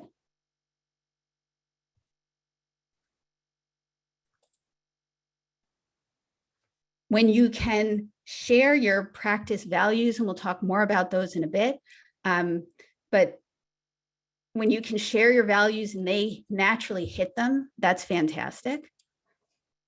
This one, they learn that honesty is important. Sometimes they have to learn the wording, especially if they came from another practice that calls things something different. I've heard new staff on the phone say, they learn the different appointment types, and then I hear them say to the patient, well, is this for an exam or an office visit? And the patient says, yes. And they don't realize that in your office, those are two different things.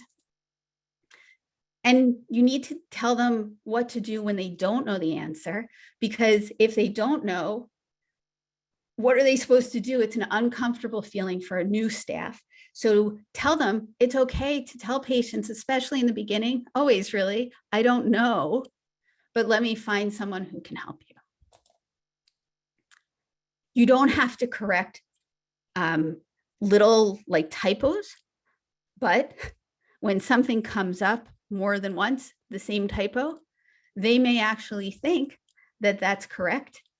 And making that correction right away when you notice that it's consistent gives them the chance to fix it, rather than 3 weeks in finding out that it's not actually glaucoma and being terribly, terribly embarrassed. Why didn't anyone tell me?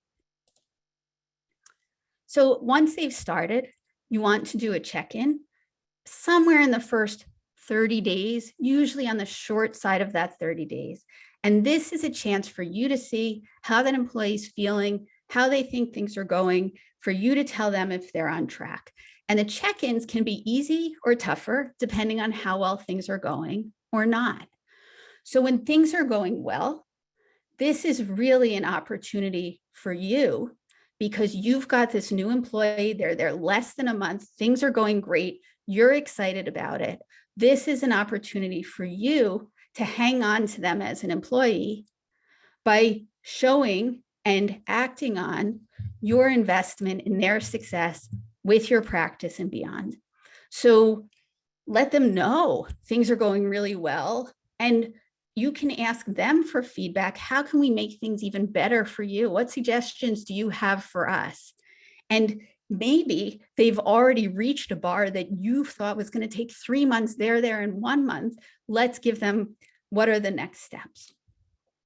When things are not going as well, this is a brand new employee. So it is unlikely, unless you made a really bad hire, and that happens, that this is an employee issue.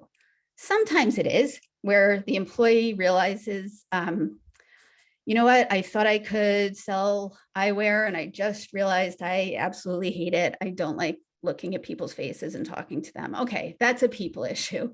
But most of the time, if they're not doing well that early on, there's either an issue in training, and sometimes the people issue could be the people who are doing the training, so that happens, or in the system. And so when they identify that and you say, okay, we really thought you'd be selling glasses by now, but you're still needing help on every single one, what's going on? And they say something like, well, it feels like every single person is an exception. And so I can't figure out in the computer where anything goes, and I'm following the manual, but then when I follow it, I'm wrong and I get told to do something different.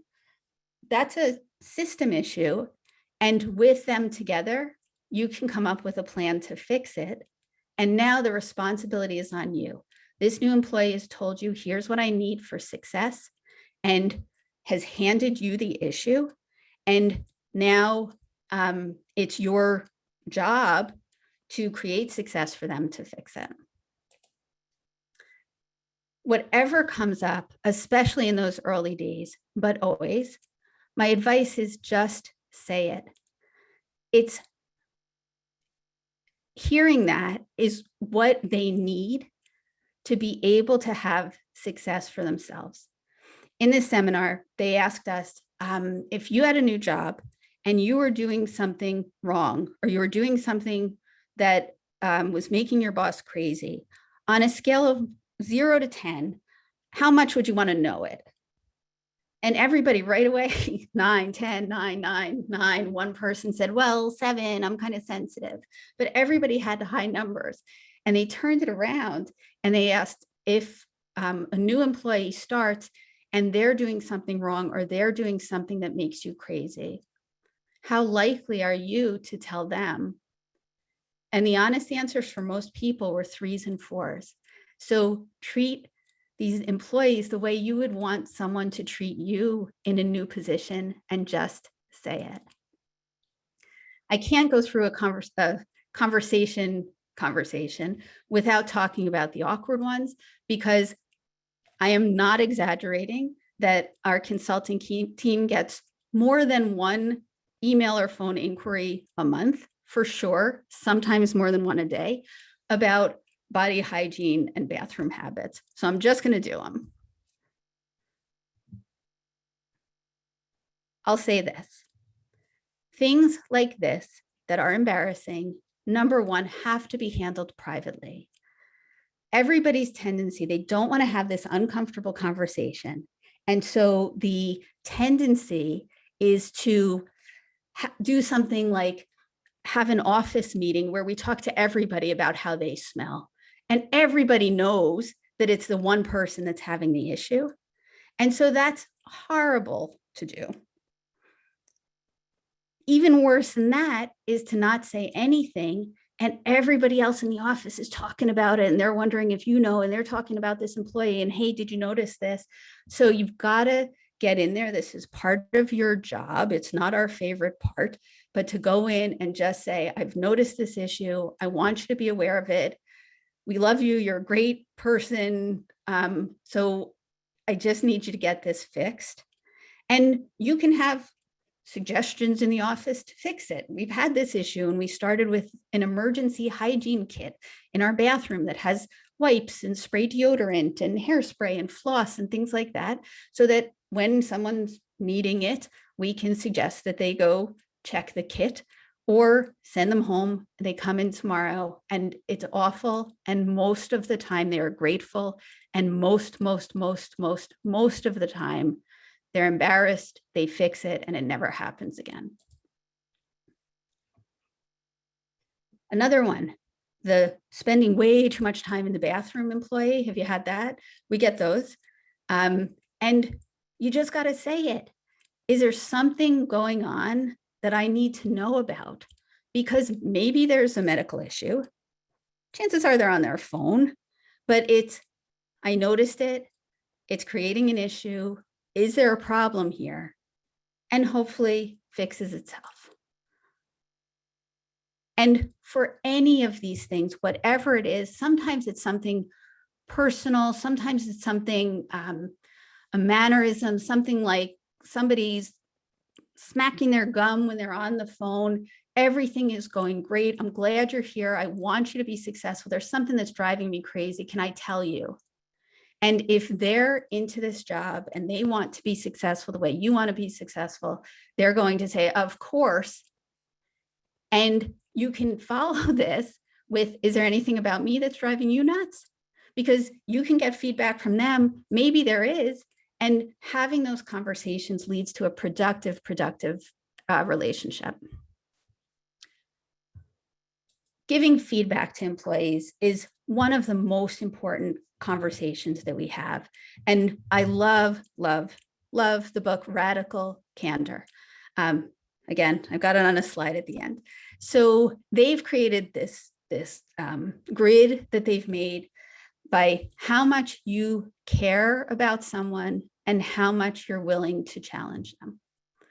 So when you care deeply about someone and are willing to challenge them, that is where radical candor sits.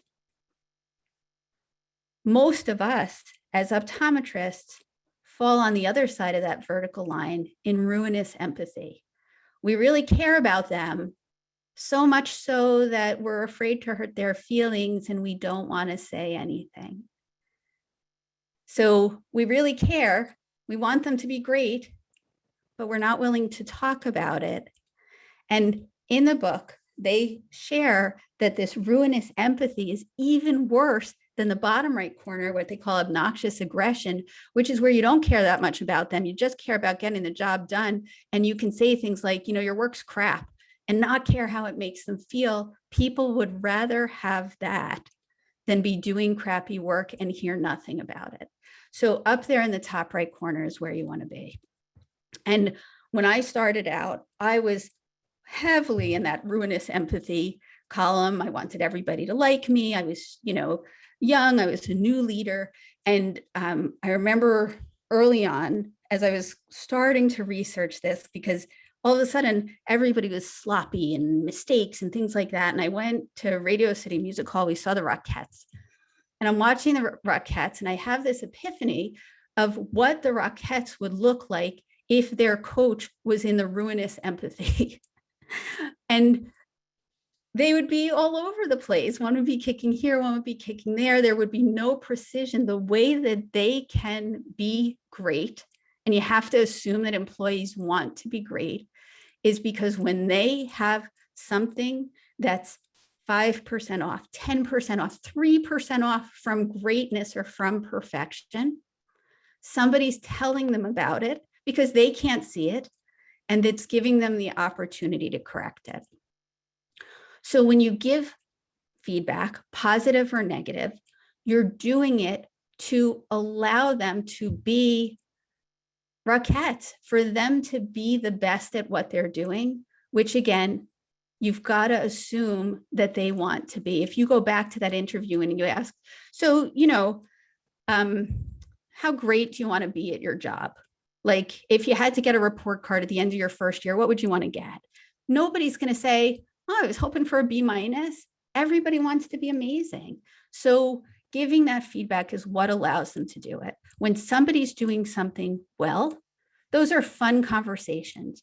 You've got to make sure, though, that it's honest and well-deserved. I forget what it was, but there was a thing that went around a couple of years ago where you were challenged to give your employees 3 pieces of positive feedback each per day. And so everybody kind of went in, okay, I got to give my 3 pieces of feedback. And so somebody would hang up the phone. You didn't even hear what they said. And you said, oh, you sounded really nice on the phone. And you didn't hear the conversation. So if they had a bad one, they can see through that. So it's really looking for something that's going well. It's specific. So it's not, hey, you do a good job. It's, you know what, when that patient came in, they were miserable. And I don't know what you said, but you turned their entire mood around and they left smiling. That's good, positive feedback. Negative feedback is really the same set of rules with a couple of differences. One is that positive feedback can be public or private. Negative feedback should almost always be private. And here you want to address the action much more so than the person. So it's not you're rude on the phone. It's when a patient asks a question, the answer that you gave really didn't address the question that they were asking. Can we work on that? How can I help you get this better? And feedback goes both ways. So you can ask your employees for their feedback. A new employee, how's the training been? And I've asked this, and we are certainly not perfect. And an employee says, you really want to know? I said, yes. And she said, it kind of sucked. And this is an opportunity for me to fix it and to have a relationship where if she can give me that, I know she wants that as well. And so asking your employees for their feedback on you is tremendously valuable. Somebody who's worked somewhere else, whether it's a eye doctor's office, a primary care doctor's office, or any place, what opportunities do you see here for us to improve? And a great question, what can I, as a supervisor, do more of or less of to make things better here for you? All right. Now we're talking with employees about their future. And I like this quote, radical candor, is challenging people is often the best way to show them that you care when you're the boss.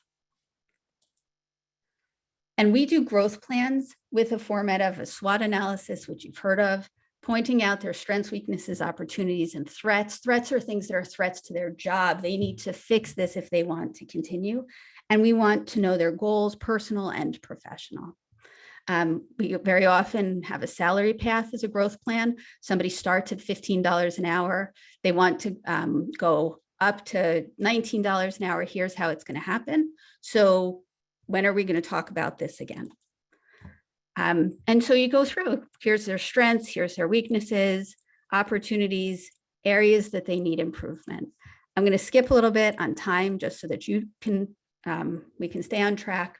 But the key question in a growth plan, as you lay this out, is there anything that I can do to help you reach those goals? It sets you and the employee on the same side of the table, working to achieve something together.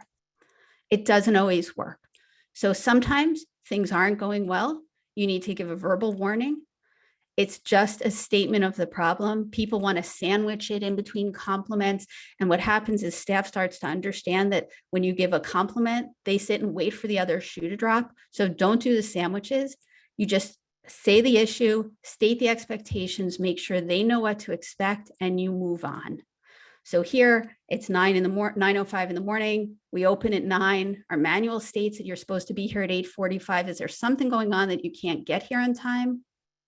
No? Great. So from now on, you need to be here at 8:45. Good? Great. That's it. And the next morning, you catch them doing it right. They get there on time. Great job. You're right on time. Thank you. Now, it doesn't get better. Now this gets more serious. And there's definitely no sandwich here because you need to let them know how serious this is. Because if they don't fix it, you're going to have to fire them. And unless that's what they're going for, which happens, this is a serious conversation to let them know the seriousness of the issue. So it looks something like this. And you can email me for the slides if you want it, but it's here, you're late. Here's what, she said she didn't set her alarm. We've already had verbal warnings. The warnings clarified the time you're supposed to be here. You've got to be here every day. If you can't do it, you're going to be terminated. And so here, if somebody continues to do something that is going to lead to termination, it's about telling them. Being fired should never be a surprise to a staff person, because if you've put out the expectations and you're talking to them the whole time about how they're not meeting them, and at some point you say, this really might not be the right fit for you. At that point, if they have to commit, they've either got to say, you know what, I'm determined, I'm going to turn this around, or not. So at that point, to me, they're choosing to continue working or choosing to fire themselves. And when you have these honest conversations along the way, most of the time your staff will self-select out, meaning that if you're telling them that they're just not getting the hang of the job, you've done everything you can to help, we're thinking this might not be the right fit for you, we're willing to give it another week or two, at that point, they should be looking for their new job, just like you're looking for their replacement. And at the point that you have to say, you know what, this just isn't working out, it shouldn't come as a shock. They'll say something like, yeah, I figured, thanks. And that's the end. So if you do need to terminate a staff member, you prepare for it, you know their last check, their vacation hours, whatever they have left. It's simple, it's quick. You don't need to give reason. Most of us are in at-will states where you just need to say, I don't think that this is working out. Today was going to be your last day, or I'm going to ask you to leave. Employees will ask, you're not going to tell me what I did. You know what? We've had these conversations. Nothing's going to change it at this point. I'm just going to ask you to go. You may need to repeat that cycle a couple of times, and ultimately they leave. It's done. You know that you gave them every opportunity to succeed. So here are the books that were most influential to me in learning and practicing these skills. Both of these companies have great online resources, videos, books, podcasts, however you learn best. And if you would like the slides or you want to reach me, here is my email. So thank you. All right, awesome. Thank you very much, Bethany.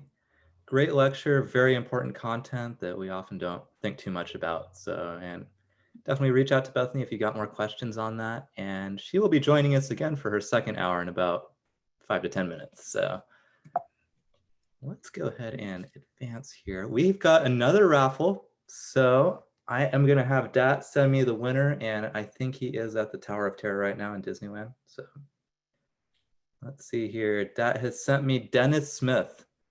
So Dennis Smith, if you are on the call, you have won a $100 gift card. Email us, admin@ODsonFinance.com, and we will send that gift card out to you. All right, we are going to move on to our next quick talk, and that's with Dr. Ryan Hsas. He's going to be talking about utilizing tech for growth in optometry.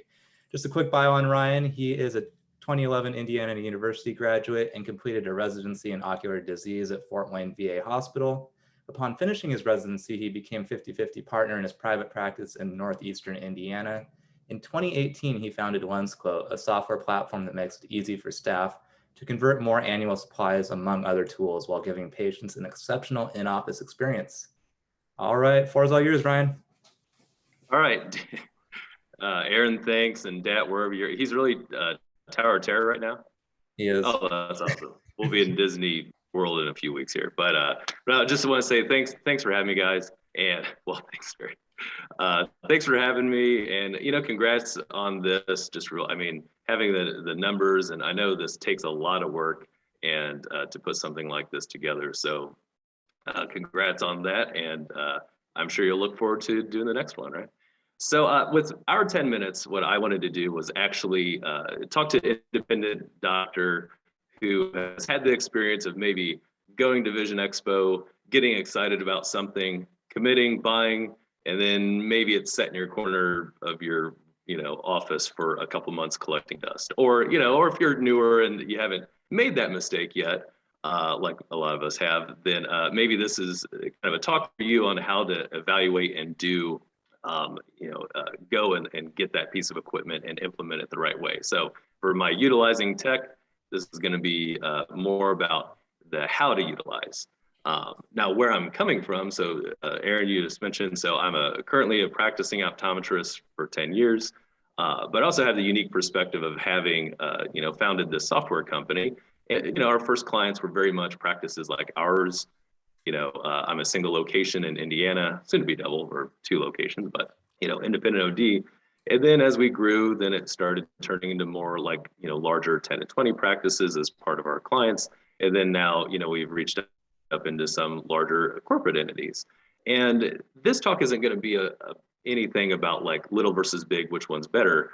But there are, as a small business, there are some takeaways from these larger entities of how they put things into place from a tech or a solutions perspective that I think are really relevant. And I really didn't have in my toolkit. I really didn't think about it that way as a small business owner, but now I do. So I want to share basically 4 takeaways to help make that next implementation a lot better, kind of doing it like the big ones do. So first takeaway, they do not half-ass a launch. And it's a very technical term to half-ass something, but by that I mean they have plans upon plans upon plans. And you might say, well, wait, that could be a little bit redundant, so to speak. That can almost get bureaucratic. But I'll give you an example of maybe what it would look like in one of our offices. But no, before they fully commit to something. They have meetings with the leadership team. They commit to it at that point, but then they set goals. They set up their training schedule. They develop the training manuals and handbooks and set their timeline of launch and do it in such a way that it almost guarantees the usage going forward. I've been much more prone to in the past getting excited about something like at a show, getting it, bringing it in, telling my staff about it. And, you know, maybe Megan hears me say, hey, let's try this new thing. She has a lot on her plate. She's one of, 12.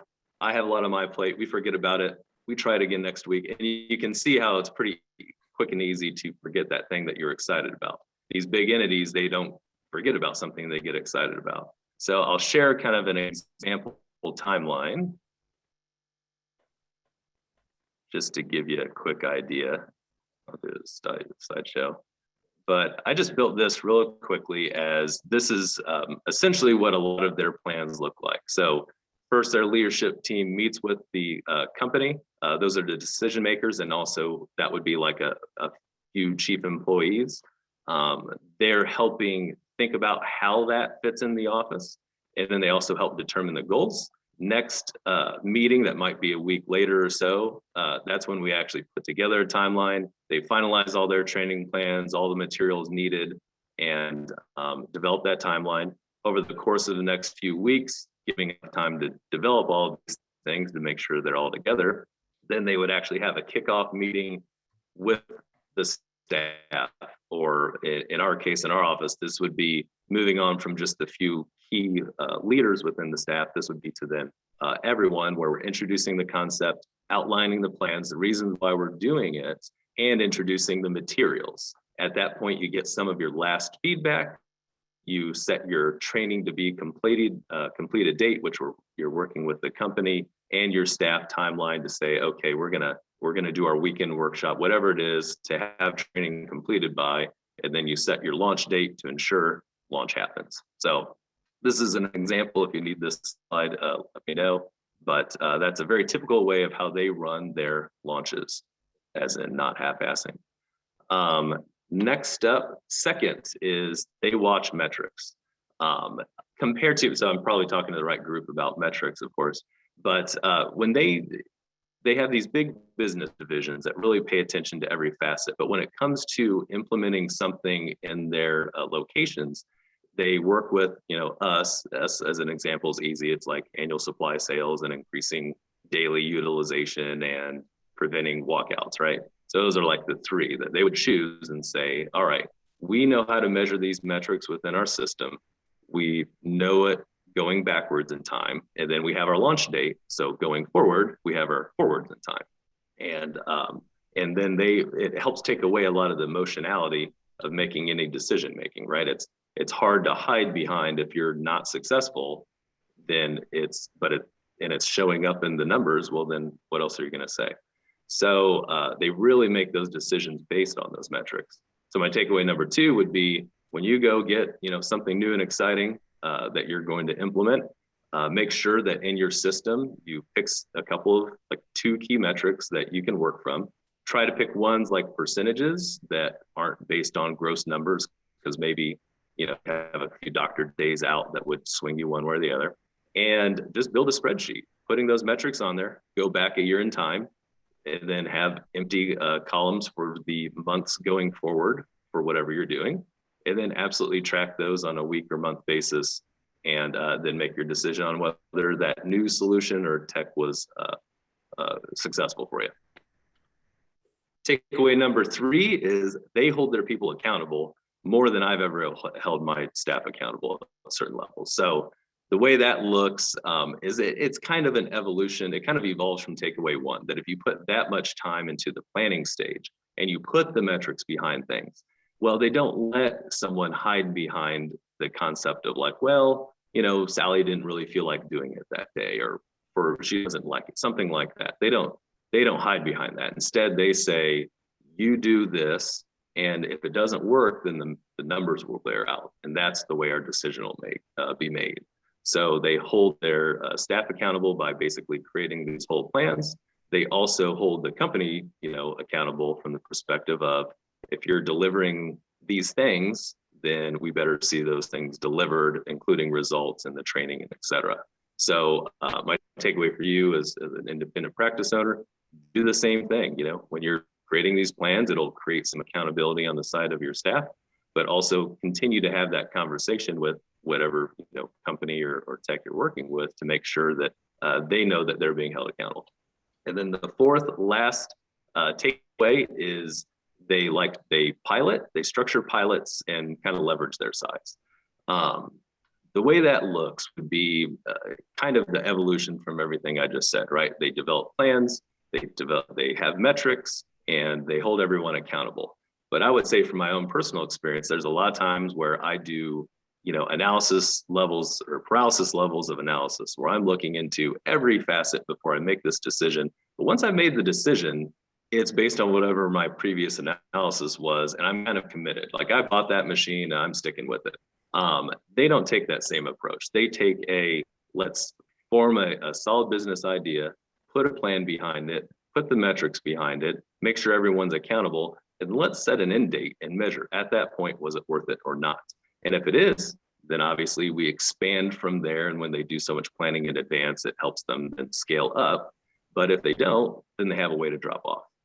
And I would say that's another takeaway that to apply on the practice level. Basically, next time you're trying to do something new, don't take the free trial time to necessarily like put it in and dink around and not really fully train your staff. And then by the time it's over, you're supposed to make a decision. Do what they do, have it all planned out in advance, then do your, you know, trial period and set an end date for it. So that's how they approach things. So again, you know, as you know, hopefully these lessons will be helpful. You know, I've enjoyed applying them in my own office. As an independent practice, small business, I mean, we have a lot of advantages. You know, we have agility on our side. We can make a decision on the whim. I would just say sometimes we use that inappropriately. You know, sometimes we make decisions maybe too fast that some of these other entities put a better process behind. And that now that I've started thinking in that way, it's made a lot of our implementations for new things that we do in our office a lot more solid and sound. So, hey, thanks again, Aaron. Appreciate it. All right. That's all I've got. Thank you so much. Those were great insights. Coming from a practice owner and also someone that runs a successful SaaS company, those are great insights for everyone out there. All right, and let's get that screen share going. And we are going to move on. And once again, we're going to be joined by Dr. Bethany Fishman. This is our second lecture. It's called Culture, Creating an Office Where People, Including You, Want to Be. So Bethany, go ahead and take it away.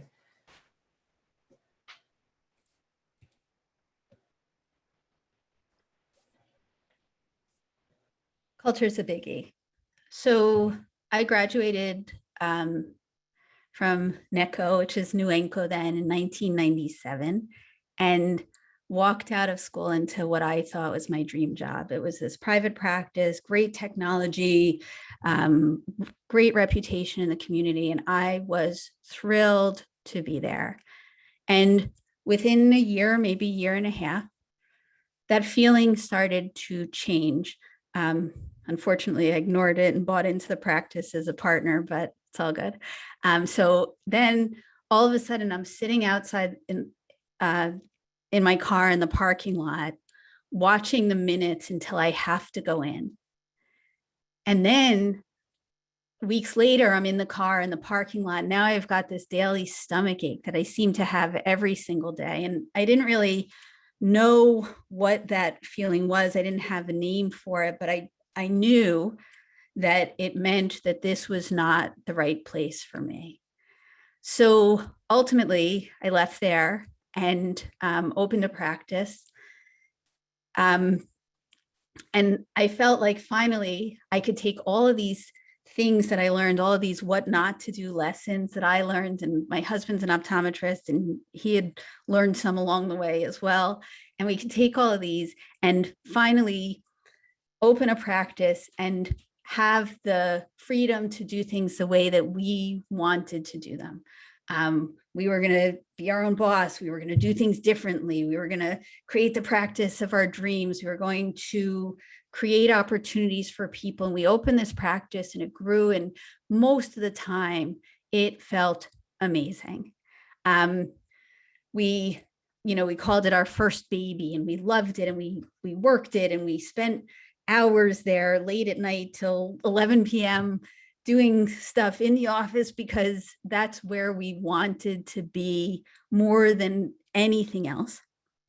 And it's not perfect. Nobody's practice is. So there are bad days where you have that difficult patient who doesn't appreciate anything you do, or a staff member's situation comes up. But even when there are bad days, we were able to recover quickly, and most of the time things are pretty good. And then as we grew and things changed and hired different staff and things grew a little bit beyond what we were prepared for, we would hit those periods of time where those bad days seemed to just come one after another. And then it was like, wow, that's a really bad week or a really bad month. And when it feels like that, you feel like you're doing your best and your team is working against you. You're trying to do this, they're doing the opposite.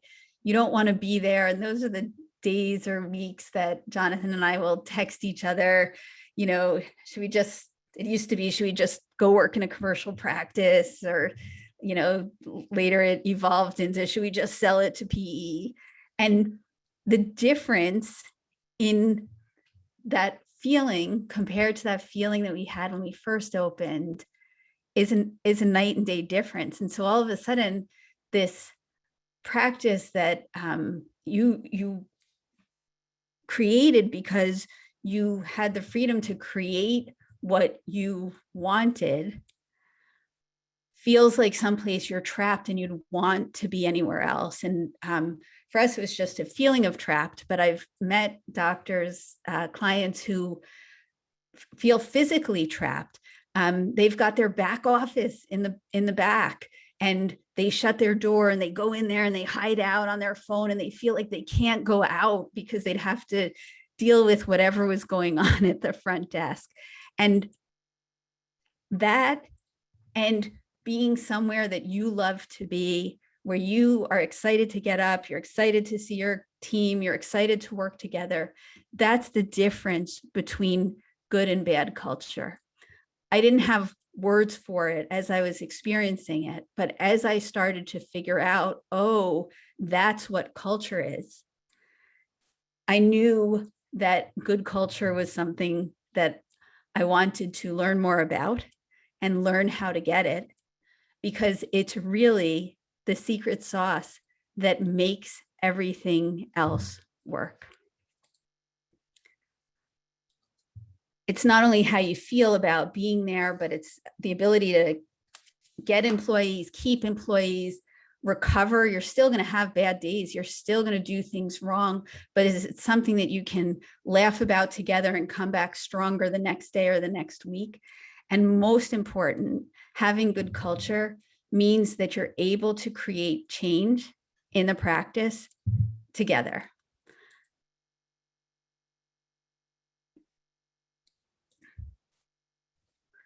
Most of the time, culture isn't something that people think about too much. I meet practice owners who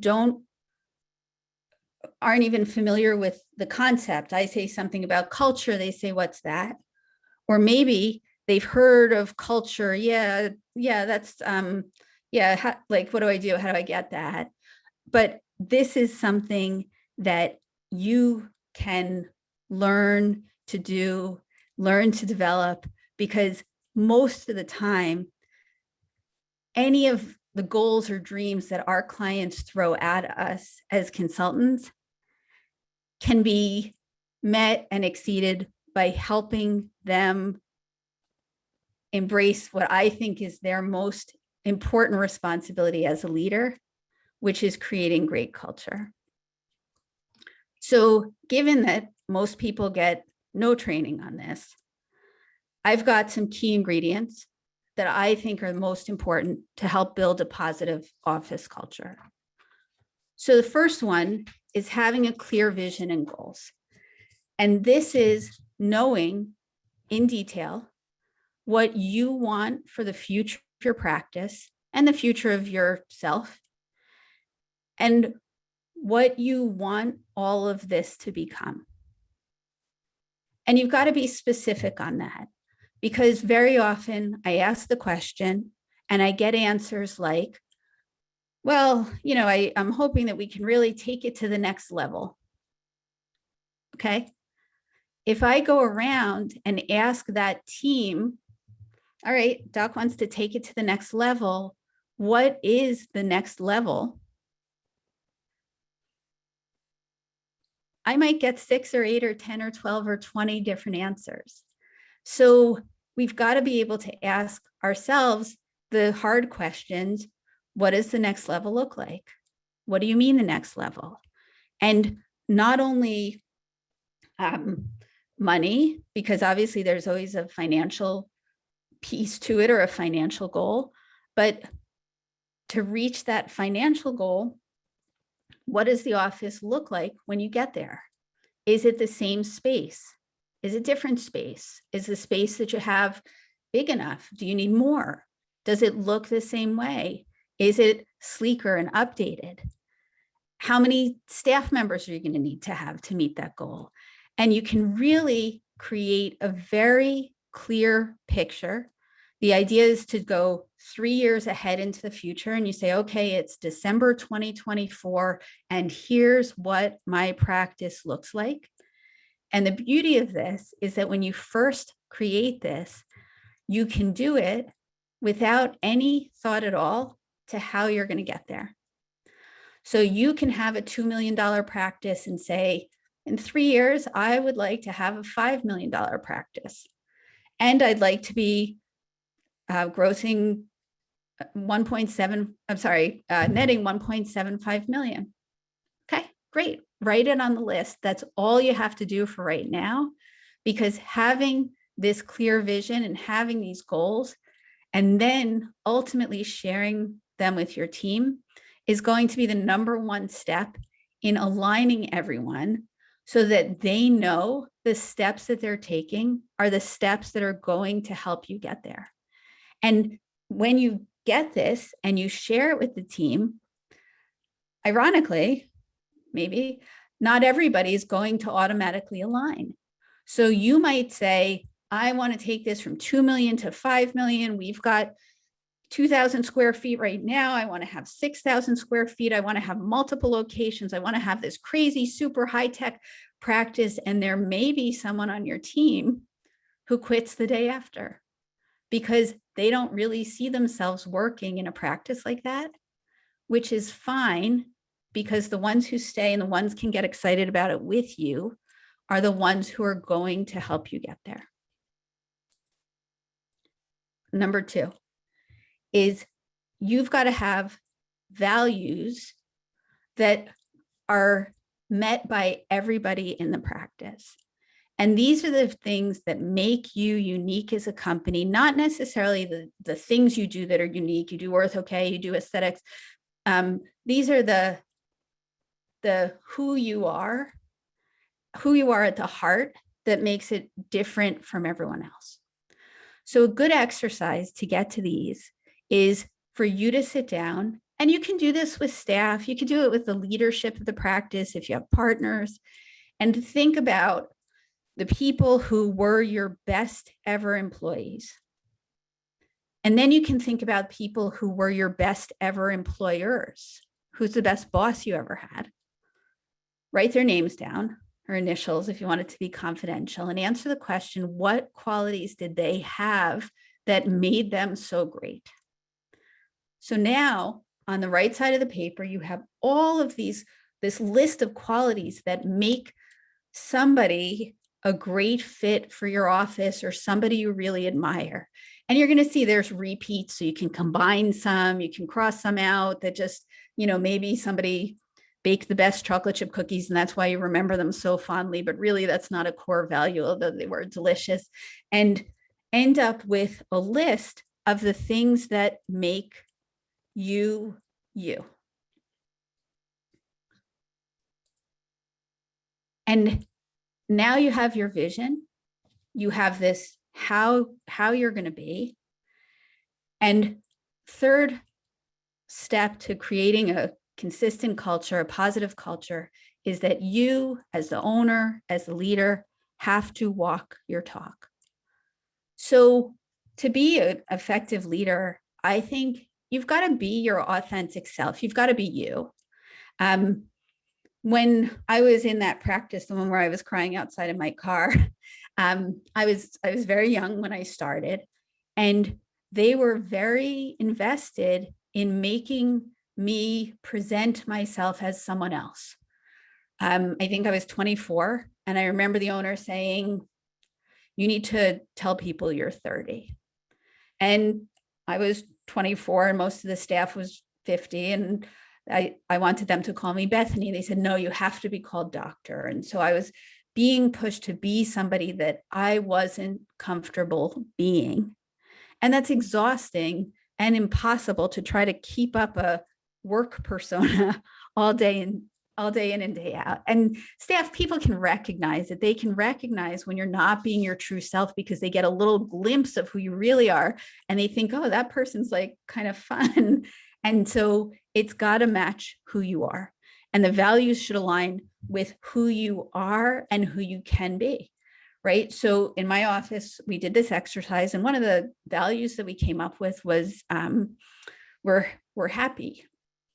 And as we worked with this, we realized not that we're miserable people, but we've gotten where we are by constantly analyzing and working and making things better and never being satisfied with the status quo. So most of the time that we're at work, we're having fun, but we're not happy. And so we changed it from happy to fun. Fun we are, and we can do that. And keep in mind, you're human too. So being able to live your values and walk towards your goals most of the time is enough. You're human. The other important piece to walk your talk is to treat your staff members the way that you want them to treat your best patients. And people miss this one all the time. Somebody's late and they make a snarky passive-aggressive comment like, oh, nice to see you eventually. And a patient walks in late, and they would be horrified if that staff member did the same to that patient at the front desk. So if you want your staff to treat your patients with the utmost respect, you treat them with the utmost respect. If you want them to get to know your patients as people and develop relationships, you develop relationships with your staff and get to know them as people. You treat them with kindness, you treat them with respect. Treat your staff the way you want them to treat your best patients.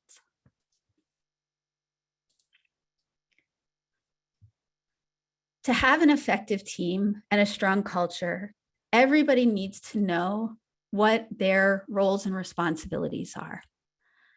You think about a hockey team of 5-year-olds, and when you're 5 and then you play hockey, you're very, very, very cute with all the equipment and all of that.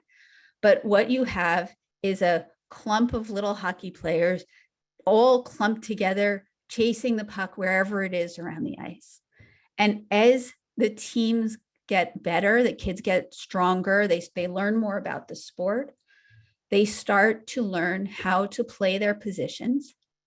So they don't all have to be on the puck all the time. They've got jobs to do, and everybody knows what their job is, and everyone knows what everyone else's jobs are and can trust them to do it. This is something that has to happen for you to have the best culture. And all the different roles in the office, keep in mind that leadership is one of them. Being the leader is a position on the team, just like it's somebody's job to check in the glasses, and it's somebody's job to take the retina photos, and it's somebody's job to confirm the appointments. It's somebody's job, maybe yours, to have the hard conversations and to make the tough decisions And when you respect staff and trust them to do their jobs, they can trust you to do yours. Everybody is reassured when they know that that leadership position is filled. And when they have the job, you've got to give them the training and tools they need to be able to do them. So this is a biggie.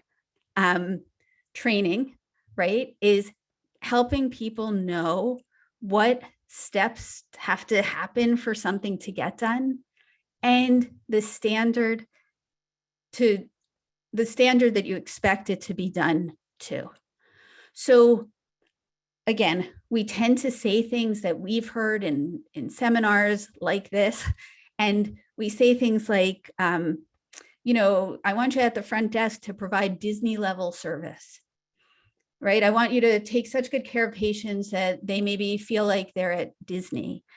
And if somebody's never been to Disney, they really might have no idea what that is. So you really want to give them the specifics that, you know, what is it about Disney? And it's teaching them when you're at work, you're on stage for the patients, you're committed to giving them the best experience possible. You want to analyze every detail that can make the experience smoother, more efficient, maybe even more profitable. Disney certainly does all of that. And you can teach staff what that standard means. Giving the tools they need to do their job is really important as well. Sometimes they're big tools, sometimes they're small ones, but this can be as simple as fixing a printer that doesn't work. You're back in the exam room, it's not a priority to you, you don't see it, and it's up there creating frustration for your staff multiple times throughout the day. You think, no big deal, they need to restart a computer once in a while. They're trying to help a patient, the phone is ringing, the computer doesn't work again, and it's not letting them do their jobs the way that they want to do them. The most obvious example that I still think about that makes me laugh is I went into an office and one of their main goals was improving staff morale. They said, our staff just seems unhappy. We want to make sure they're happy. Help us help them get happier. And they had ideas. Paint and sips were trendy at the time. And so should we do a paint and sip? Should we do a retreat? Should we take everybody away? So they were committed to this and willing to invest. And when I spoke to the staff, one of the complaints that they almost all shared was that they didn't have enough office supplies. They had to bring them from home. I said, what do you mean? And they said, well, we only have one pen each. And when the pen goes, you have to bring it to the doctor and then the doctor will trade it out for a new pen. Okay. And we don't have Post-its. Okay. So they're all bringing pens and Post-its from home so that they can do their job. So I can go back to the doctor and say, listen, I found a great way that you can improve staff morale. It's going to have a cost. They're like, oh, no problem. What's the cost going to be? I was like, about $14. Oh, what is it? Go buy pens. Like having the tools so that when you reach for something, it's there. And these are the things that make your day better and smoother.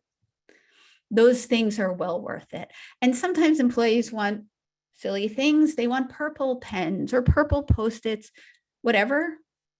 It's not a big deal to have it. If you think about it as coming out of your staff morale budget, more so than your office supply budget, even better.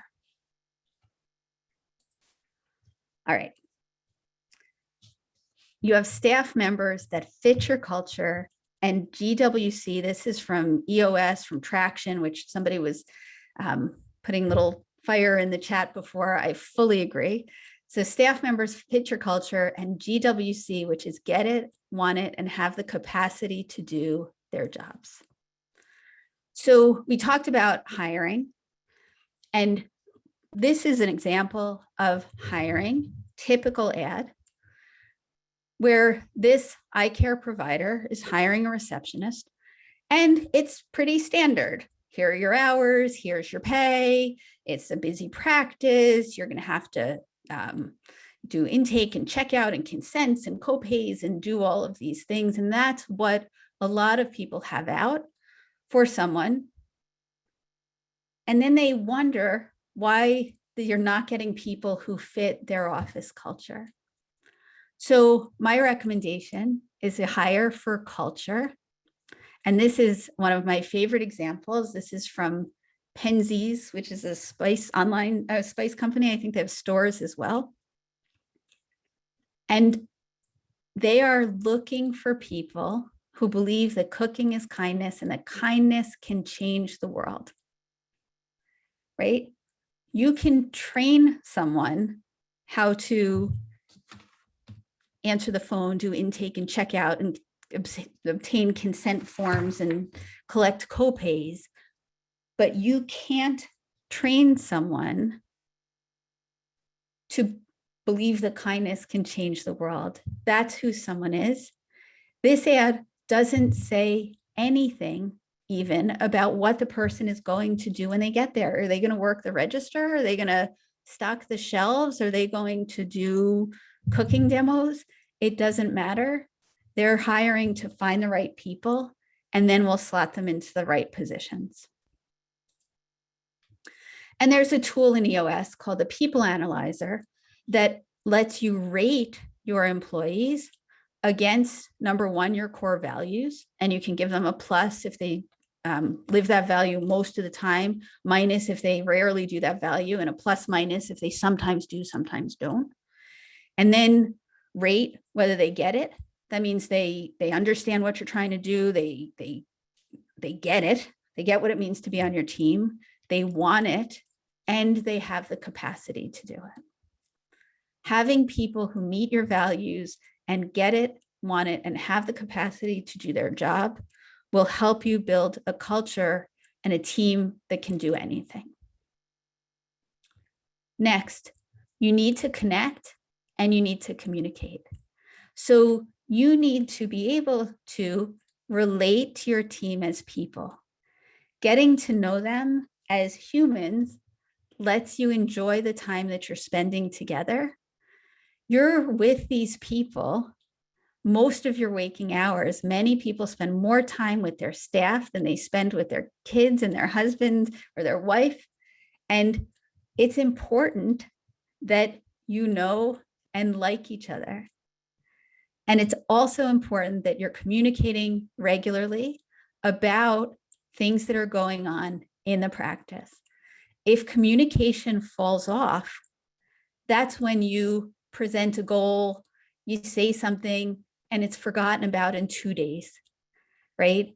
Where if you're communicating through one-on-one communication, reinforcing when someone's working towards the goal, correcting when they're working away from it, communicating with your leaders. If you have leaders in the practice who are managing other people, they've got to know what are the goals, the big goals, but what are the goals for right now? Are we on track? Where are we off track? Meeting as a whole team. So everybody gets to sit down together and hear about the direction of the office and where things are going. Communication is a critical piece to this. And then we get into the things that tie it all together. Anybody who brings a goal, almost whatever the goal is, if you ask the right question, and I'll give you a hint, the right question is almost always, why? Why is that your goal? You get to the deeper purpose.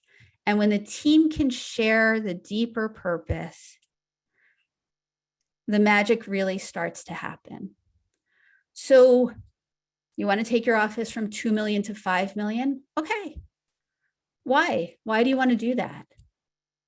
And two different people might have two different answers. Two different owners will have two different answers.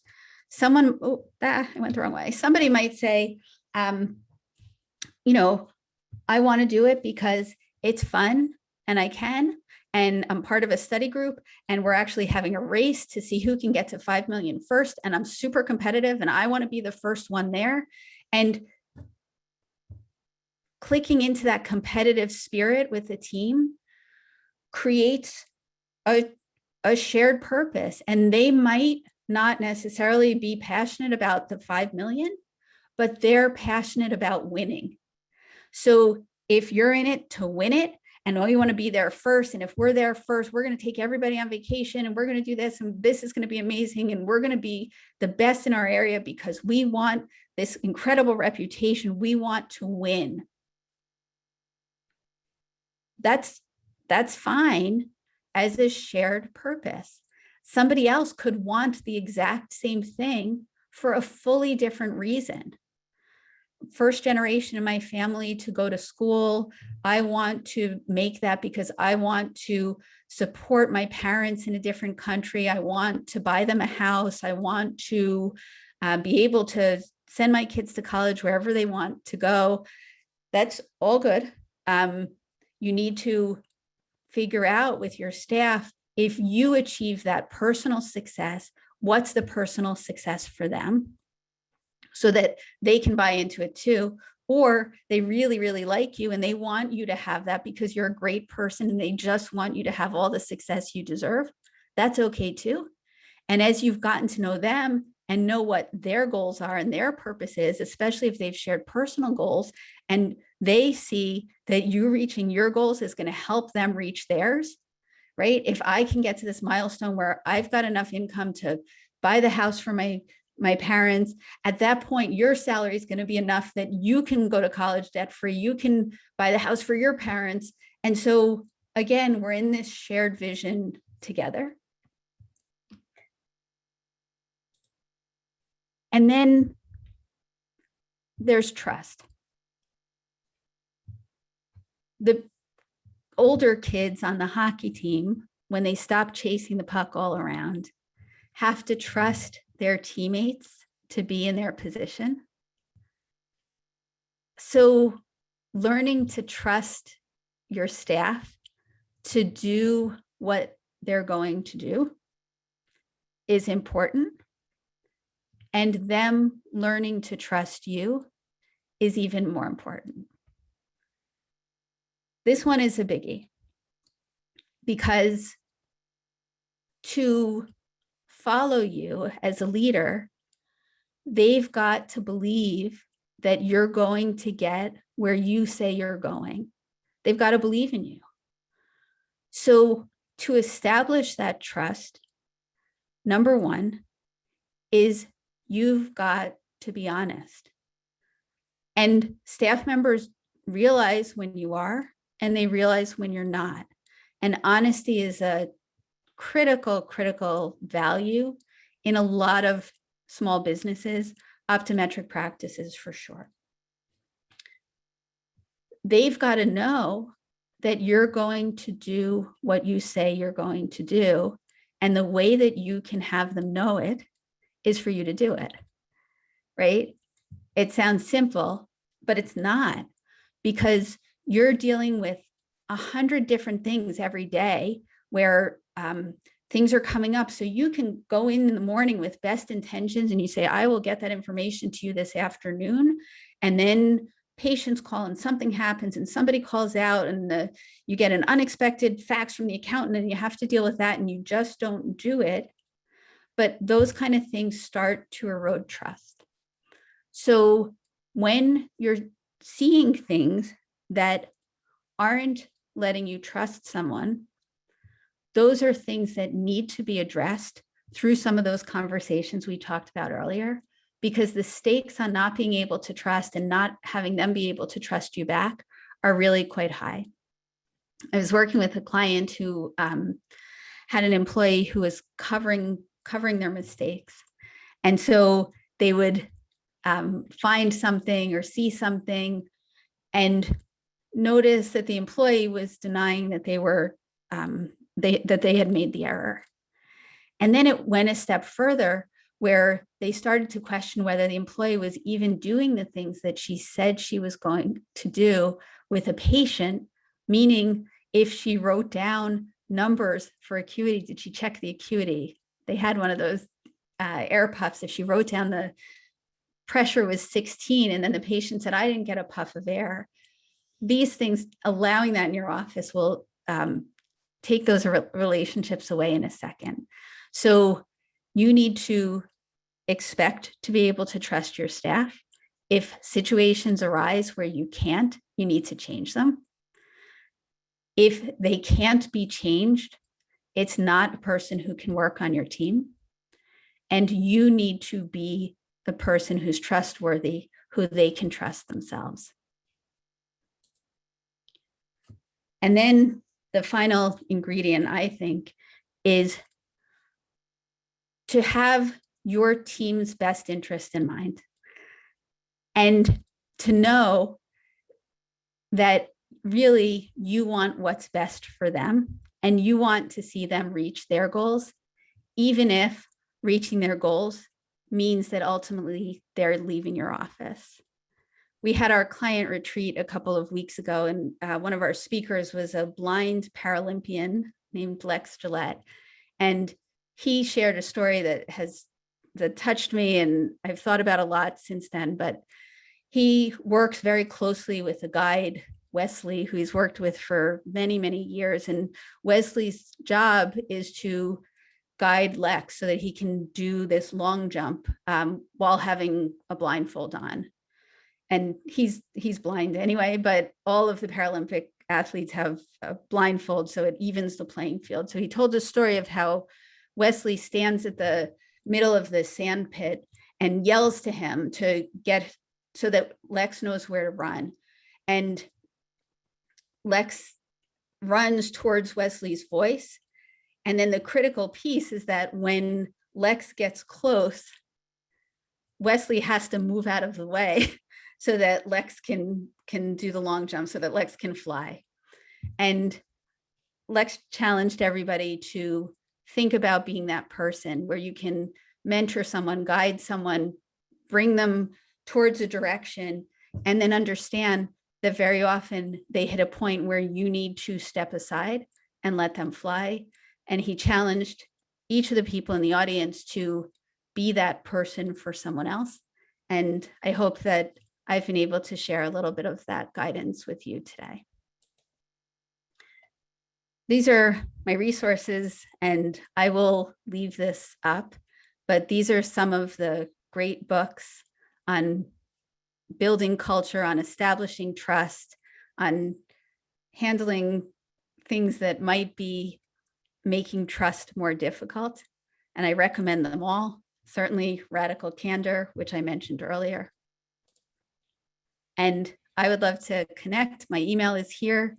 The QR code goes to my LinkedIn, and you can hear the Power Hour Optometry podcast on Apple and Spotify. Thanks. All right, awesome. Thank you, Bethany. That was a fantastic lecture. A lot of good content and a lot of things that, once again, we don't think too much about. So really appreciate it and all the insights that you had there. And we are actually going to switch the schedule around a little bit. We are going to move into our next CE event in just a little bit. So that way, those that have come for the CE and need to be out of here by 2:30 can get all their CE. And before we do that, I know Adam's setting up right now. I got a text from Solomon Gould saying to have a glass of Macallan for the panelists. So I'm going to do that. And here's to all the panelists and all the attendees as well. I mean, you gave up your Saturday to be here. You're go-getters. You're learning a lot. And I just like all the attitude here. So once again, cheers and here's to you. And let's go ahead and introduce our next speaker. And keep in mind, after Adam, we do have two quick talks, one from Dr. Chris Lopez and one from Nathan Hsas. They're both going to be fantastic. I understand if you have to leave at 2:30, I want you to get your CE in, but if you can stay for those, and then afterwards, we're going to have the big raffle. And I'm also going to flash that QR code for the next lecture. So definitely stay if you can. But anyways, let's go ahead and introduce Adam. So Adam has helped individuals and practice owners make educated and informed personal and professional financial decisions. Being a third-generation business owner, the husband of an OD, and a certified financial planner gives him a unique perspective that separates him and his firm from other advisory firms. He's regularly published in optometry publications such as Review of Optometric Business and was named to Investopedia's top 100 financial advisors in 2019. And there is a reason we left this lecture for last. He's going to be talking about planning for practice succession. So we've gone through the whole journey, and this is kind of the end point. All right, Adam, I'm going to let you take it away. Thank you, Aaron. Thank you so much. I'd like to think that you held the best for last, not necessarily just the evolution of practice ownership. But no, I'm just kidding. I'm kidding. All great presentations today, and what a phenomenal lineup. And I'm privileged to be considered and be a part of the lineup that we have here. So let me go ahead and share screen. There we go. All right. Are we all good, Aaron? Everything should be good. You're good to go. Good deal. All right. Well, like Aaron said, my name is Adam Schmela. I'm a certified financial planner, founder of Integrated Planning and Wealth Management. For the past 14 years, we've been doing just that, helping optometrists around the country, optometric private practice owners, make educated and informed decisions with their money, proactively manage cash flow, invest prudently, and just begin and plan life on purpose is basically what it all boils down to. And the evolution of being a practice owner, right? And we'll get into this in a little bit more here on towards the end of the call, or towards the end of my session here, on beginning with the end in mind, right? As you can see on the board, I wrote this here for a reason, because as a third generation business owner, like I said, I've seen what happens. Both my grandparents and my parents were business owners, and I've seen what happens when you do things intentionally, plan life on purpose, personally and professionally. And I've seen what happens when you don't do that. And the one thing that every practice owner, if you take one thing away from my 50 minutes with you here today, is that you understand that this is true. Like, there is no ifs, ands, or buts about this. This will happen to you.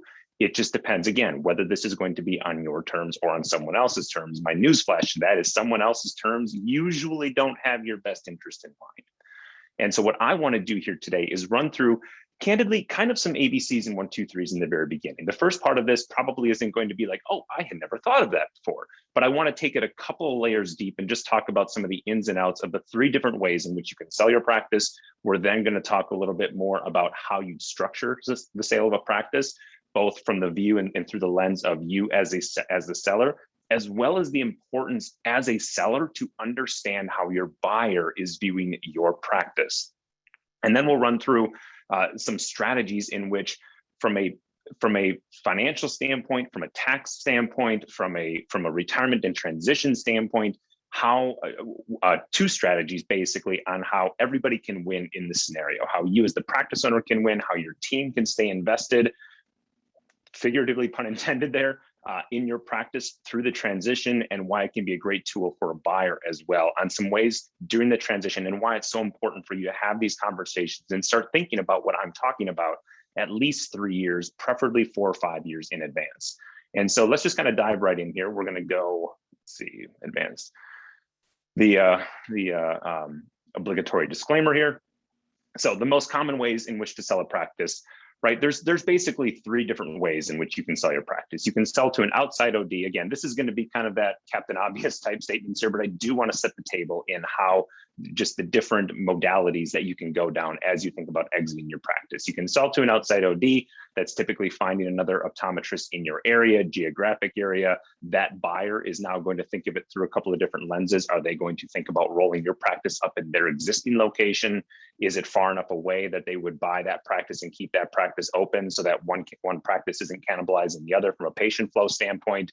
And then third, but last but not least, is, and this is obviously, if you've never heard of private equity, you've been sleeping under a rock, or you've just never been in a position to sell. Candidly, even if you weren't in a position to sell, I think it'd be a stretch for a practice owner to not hear the word private equity. And private equity is just one example of a third-party buyer. It's the most prevalent in today's, in the life cycle, if you will, in the economic cycle of where practices are at. And what I want to do in all of these, and what we'll talk about towards the end again, is the goal of owning a practice. And what is so important to every practice owner to just really reconcile with and understand is the goal of owning a practice at all life stages is to build a practice with intention that serves you personally. And what typically can, I shouldn't say what typically can happen, but what can happen, what we've seen happen, is that the practice owner ends up just serving the practice. One of my favorite phrases, and I learned this from a consultant in our space, in the advisory space, and it's true across all businesses, advisory firms and optometric practices notwithstanding, it goes something like this. She said that the most selfish relationship that you will ever have in your entire life will be the relationship that you have with your practice. It will take of you as much as you give it without recourse, apology, or empathy. The difference between successful business owners and not really unsuccessful, but happy versus unhappy business owners is knowing what guardrails to put around your practice so that you're building your practice with intention, on purpose, and that the practice is serving you, not just you serving the practice. And the reason I bring that up in the context of this conversation and this presentation is that ideally this process of selling your practice is included in that intentionality. You have to be intentional about selling your practice. You have to have the right conversations. And I'm going to teach you some of the questions that you should be asking, some of the considerations that you should be thinking about when you're selling your practice, questions that your buyer is probably going to be thinking as well. Again, just to equip you with the knowledge that you need to make those educated and informed decisions to, at the end of the day, get the max valuation for your practice. And we're going to talk a little bit about that as well, as far as what questions I hear most common from ODs when they're selling their practice and why it's the wrong question. So that's a little bit of a tease. I'll put a pin in that until a bit later. So let's kind of bring back on point here, selling to outside ODs, right?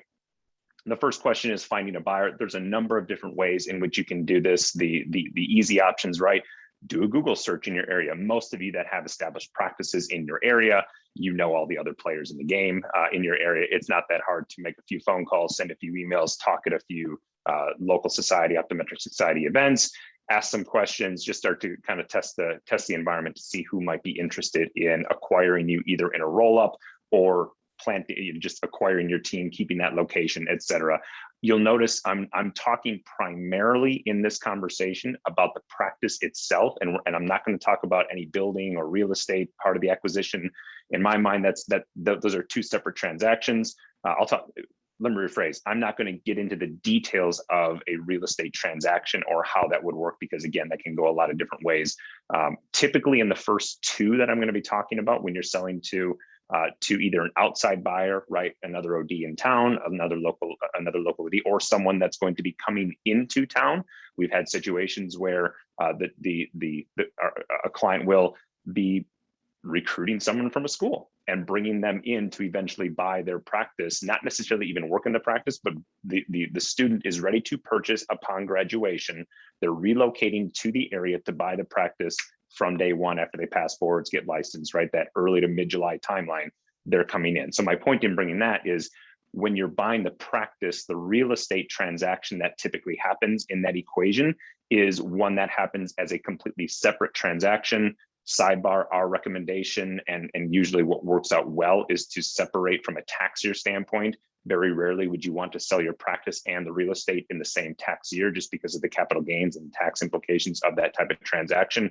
So if you can, and on the other side of that, from a buyer's perspective, the buyer from a financing standpoint, buying a practice already can, depending on that buyer's financial credibility, especially the younger that they are, they're going to have student loans. They might not have a solid credit history. Depending on that buyer's financial background, the ability for them to get underwritten to buy both a practice and a building all in the same year might be a challenge for them to do as well. We'll talk a little bit about the different structures coming up here as well. But that's kind of the side note that I wanted to just plant there. If you do own the building that your practice is in and you're going to want to sell that, or your buyer is going to want to buy that from you, typically what we see in those situations is part of the practice contract gives you as the buyer, let me rephrase, part of the practice contract and negotiation process would give the buyer the first right of refusal if you ever decide to sell the building. Or sometimes we'll see contract clauses put in that says, I will promise to sell this building to my buyer, but not before X date in 2023, 2024, whatever that time period might be. So again, let me kind of bring us back on point here. You'll notice that I get passionate about this stuff, and I can 1 hour, I try and cram as much information into 1 hour as possible. So I do come off the rails a little bit. I'll kind of go in different directions, but the good news is I've got an outline on the other screen here to bring me back on center here. So let me kind of bring us back on point here. The best way to do this, to start the negotiations with an outside seller, you can formalize this in the form of either a PCA, a practice continuation agreement, and or a buy-sell agreement. The buy-sell agreement is typically a much more formal agreement. It's a legal document that's enforceable. Usually you will see buy-sell agreements implemented into practices with more than one owner, where you have a partnership, and when I say partnership, I'm talking in the general sense, not a true legal partnership entity. It could be either, if you're a partnership filing a 1065 tax return, or an S corporation with multiple shareholders filing an 1120 S tax return. My partnership term that I'm using in this conversation is more than one owner. Forget the tax status. So just want to kind of clarify that here. So the buy-sell agreement, again, is something that we typically see executed when there is more than one owner in a single location. A practice continuation agreement is something that you could solidify with an outside OD in your area that says, I'm giving basically a first right of refusal. Here's the outlines, here's the terms, here's the valuation method that we're going to use if/when I decide to sell my practice to John Smith down the road, or Sally Jones, whoever that might be. And the other thing that you're going to have in that practice continuity agreement is triggering events, something that might happen due to a disability. You'll want to have terms around that disability. For example, if the owner OD is disabled and cannot see patients more than 50% of the time, that is a triggering event which would spring into action, either the buy, sell, or practice continuation agreement, kind of kicking off that conversation to determine what that sale timeline looks like. The reason that these are so important to have is because when you look at the longevity, I shouldn't say the longevity, but when you look at the survival of a practice that goes through a life event, right back to this, in the absence of planning, with you have nothing, and something happens to you as the practice owner. And while I don't like to think about this, and none of us like to think about this, the older that we get in our own personal life cycle, right? The more candles we have on our birthday cake, the higher likelihood there is that something beyond our control through a life event, through a family situation, can preclude or influence our ability to practice at the level that our practice is at, which either directly or indirectly will affect the financials of the practice, which will lead, as we talk a little bit down the road, later in this conversation, the valuation method and the confidence that a buyer is going to have in your practice. So in the absence of having those type of springing actions in place, which allows you to quickly execute on the valuation, on the sale timeline, the general rule of thumb, and this is true in optometry, this is true in dentistry, I've done work in both of those sandboxes, and we've helped clients through both transitions. The general rule of thumb is that in the absence of any type of formalized planning like this, if the primary care provider in that practice becomes disabled and the practice in essence goes dark because we can't find another provider, there's no structure, et cetera, the value of that practice goes down 10% per week that the practice is dark. After about 4 to 6 weeks, the practice is basically worth the equipment in the practice, full stop. So when you think about,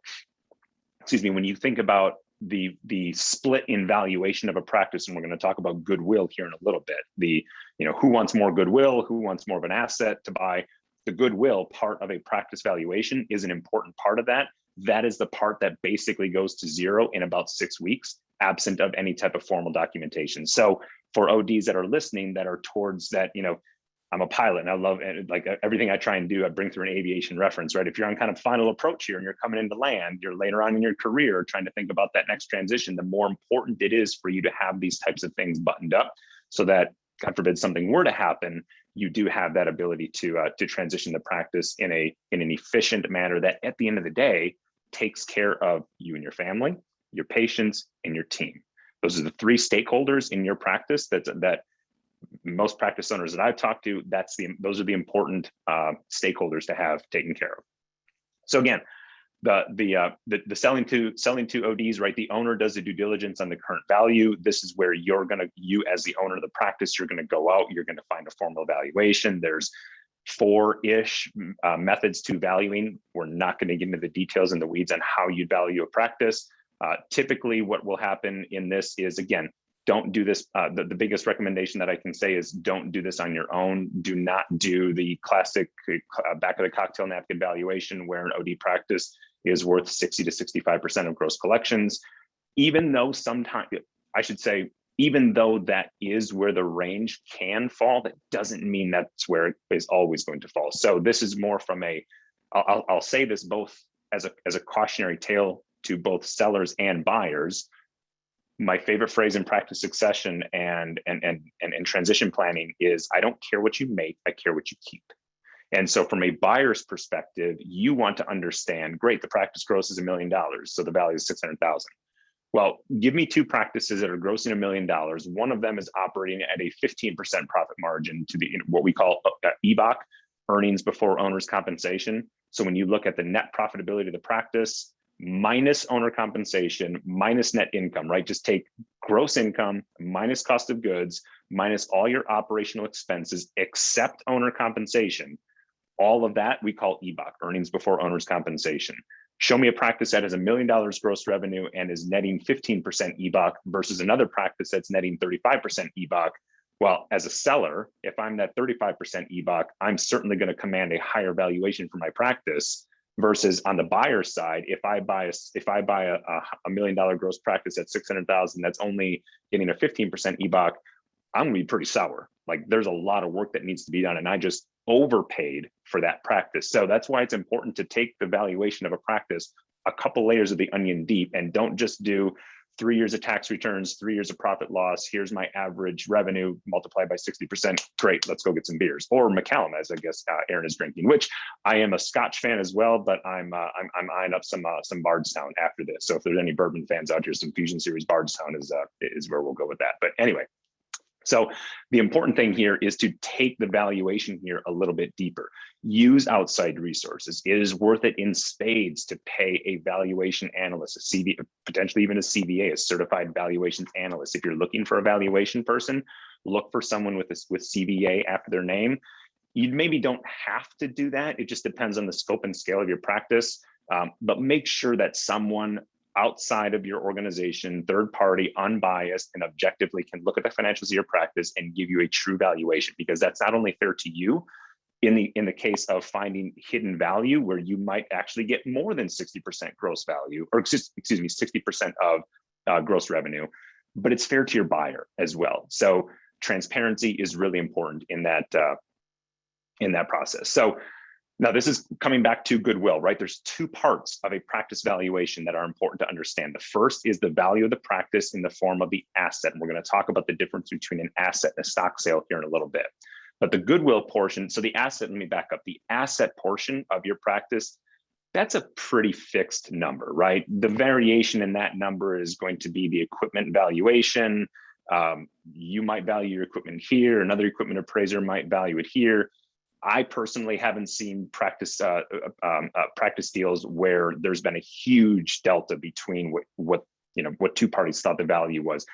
Where the negotiation can happen is on the goodwill. The goodwill is the brand equity of the practice, the solidarity in the community, the patient flow, number of active patient records, right?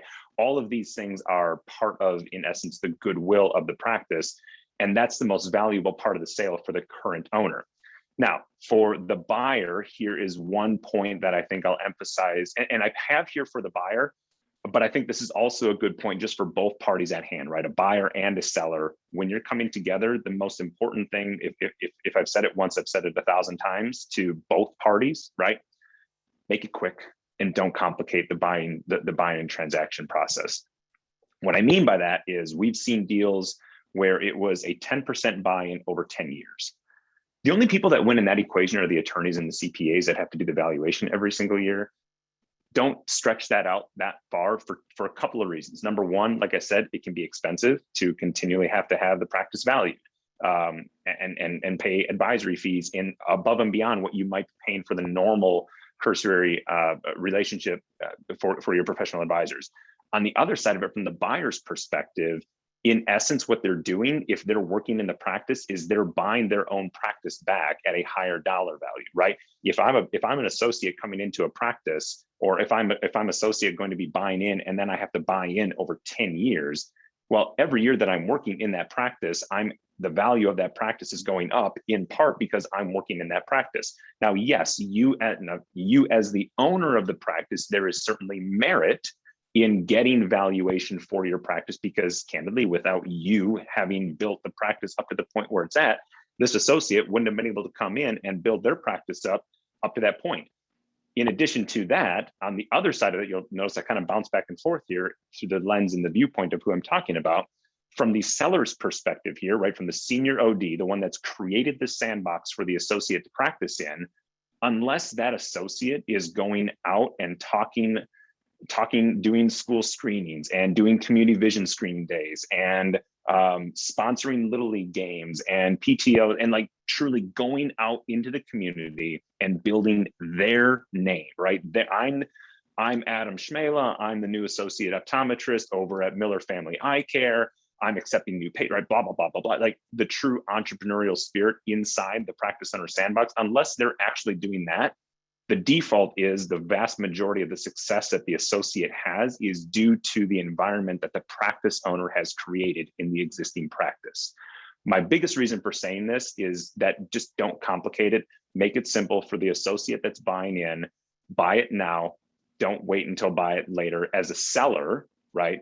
The best thing to do in that situation is to sell the practice as soon as possible. Once you finally realize that you're at that place mentally, emotionally, financially, we'll talk about your number here in a little bit, and just keep it simple. That's the one thing that I'd emphasize there. Funding of the transaction must be secured, right? There are a couple of different options that we have. Again, these are the Captain Obvious statements, traditional bank financing. It is possible to get 100% financing. Sometimes associate ODs or younger ODs and selling optometrists will think, gosh, I don't know how, my practice is valued at $750,000. A bank's going to require, 20% down. What associate's going to be able to come up with $150,000 to buy my practice? That doesn't necessarily have to happen. Practice financing, there are national lenders out there that will offer 100% financing. Sometimes they'll even offer 100% financing plus a little bit more working capital in the practice. It just depends on the nature of the practice and the terms and conditions of that financer. You can do seller finance. I'm typically not a fan of doing seller finance options in the sale of an optometry practice because I want to absolve the owner or the selling doctor. I don't want, if I'm representing them from a financial planning standpoint, and I look at what is the net effect personally for this doctor selling this practice. This is why I love what we do from a planning standpoint, because everything that we're talking about and advising on the business side influences the actions and strategies that we implement in their personal financial planning and investment management process, et cetera. If I'm wearing that hat as their personal CFP and their personal planner, I don't want them to absorb and have to carry the business risk that they're now going to have by requiring payment from an associate now turned owner that candidly may have never run a business before. We know that optometry is a pretty predictable cash flow generating machine, but I think every practice owner on here would say that in the beginning phases of your practice ownership, right, the first, let's call it maybe 5 years or so of practicing, it's not as easy as what you might thought it would be, right? And I'd be hard pressed. I'll certainly say as a business owner myself, I knew it right every single time, made some mistakes, made some stumbles there. And I just don't want the seller to be on the hook for bumpy cash flow that might happen. I want the bank to absorb that. So typically from a funding or from a practice sale standpoint, I'm an advocate for the buyer lining up traditional bank financing. I will entertain the conversation of selling real estate and doing seller finance real estate. So let's kind of bring that conversation back in here. I own not only my practice, but I own the building that my practice is in. You're the buyer. I want you to go line up traditional financing through a bank to buy the practice, but through whatever reason or for whatever reason, you as the buyer coming to me as a seller and saying, hey, will you do a seller finance deal on the real estate? I'm all on board with that. I'll do it. It's kind of 6 1, half a dozen the other. Yes, there is some risk. The biggest difference between those things is that if the practice goes, again, extreme situation here, if the practice goes belly up, in the practice, I got nothing. If the practice goes belly up and doors closed, I've still got a hard asset. I still have real estate that I can that tenant's gone. I can now bring someone in. I can sell the building, right? There's still a hard asset there backing up my loan that I gave to the buyer of my building. So I'm okay with seller financing on the building. On the building. Like I said, not ideal in most situations. I kind of touched on this a little bit in the importance of communicating the big picture with your buyer. Buyers, you have to understand and get focused on how much the loan will cost from a seller perspective. And this is more important when you look at the internal communications and the internal succession plan. We've had numerous conversations with clients that we're talking with the owner, the senior OD, if you will, the tenured OD, the seasoned OD that owns their practice, and they have 1 or 2 associates that are wanting to buy in. And the feedback that they give us is, well, Dr. Smith just can't get over the price for the practice. And then my initial response is, well, do they know how much more money they're going to make if they're now an owner, right? If you think about your compensation as a practice owner right now, I like to break it down into the fact that you get paid in one of 2 ways in your practice. You get paid as what we typically will recommend and see is that you'll get paid a W-2 wage for the work that you're doing in the practice, clinically seeing patients, right? That's your compensation for being an OD working in your practice. The net income that flows through in your K1, which is the distributions that you're taking out of your practice, that's the work that you get for doing, that's the payment that you get for taking on the business risk of starting a business. And right, even though optometry is a pretty predictable cash flow machine, it's not guaranteed. So it's the reward, it's the equity reward for taking the risk, and B, it's a reward for the work that you're doing on the practice, right? It's the big picture, it's the strategy, the strategic and tactical decisions that you're making. What we can find happening is buyers and sellers get so myopic in just talking about the price of the practice that they forget the bigger picture to understand here's the reward here now for being a 10% equity shareholder in our practice. This K1 income that flows from my tax return, well, 10% of that is now yours. And from a buyer's perspective, as long as what should happen in this equation is that the cost of acquisition, the bank note that they're having to service, should be less than what they're getting for the practice, right? And that's where you work out the terms, and that's where it's important that all parties are communicating the big picture and the terms and conditions of the agreement on both sides. Not only the debt that the practice or that the buyer is going to absorb, but now the return on equity, right? They're buying a company. Part of that company is stock. It's no different than when we buy stock in our brokerage account that with your investment accounts, you're buying stock in a publicly traded company. In this situation, your associate is buying stock in a company. There should be a return on equity for that investment as well. And it's just really, really important that as a seller, you make sure that the buyer has the full picture and understanding of what they're going to get in return for buying the practice. Like I said, they got to get recorded. Not my first time doing this, right? All right, so let's talk about asset sale versus stock sale, because there's 2 different ways in which you can sell your practice. In fact, as I'm looking ahead here, I realized that I got my slides switched a little bit here. So there is the asset sale versus stock sale. The vast majority of practice transactions that you're going to either experience anecdotally through talking with your colleagues, or that you'll go through, especially if you're selling to private equity, I can tell you right now, private equity does not care a hoot about your stock in the company. They don't care about XYZ, so many tax returns that we see, it's Adam Schmela, OD, LLC, DBA, Schmela Family Eye Care, right? Doing business as.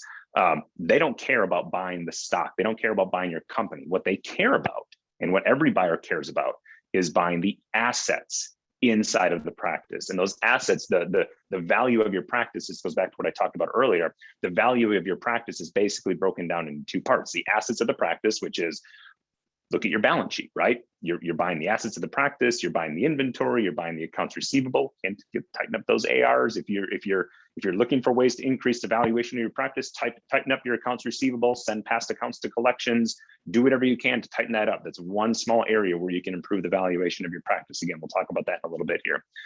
So they're buying the assets of the practice, the equipment, and then the goodwill, like I said, is that brand equity in the community. The predictability of future cash flow is basically what we're attributing to goodwill. And so the asset, the reason that this is valuable from a practice or from an owner, in this situation, the buyer wants the valuation weighted toward the asset. And this is where the biggest, I don't want to overstate this, overstate this. This isn't a point of friction, though it's usually one of the points of negotiation of the split in value that's attributed to the asset versus the goodwill of the practice. And here's why. At the end of the day, it comes down to the taxation of the asset or the taxation of the business. If I'm the buyer, let me talk first from through the buyer's lens. If I'm a buyer, my goal is to have as much of the value tied to the value of the assets inside of the practice and as little to goodwill. Why is that? If I buy an asset now as a business, right? So let me paint this picture as a buyer. Let me go back to my example previously, right?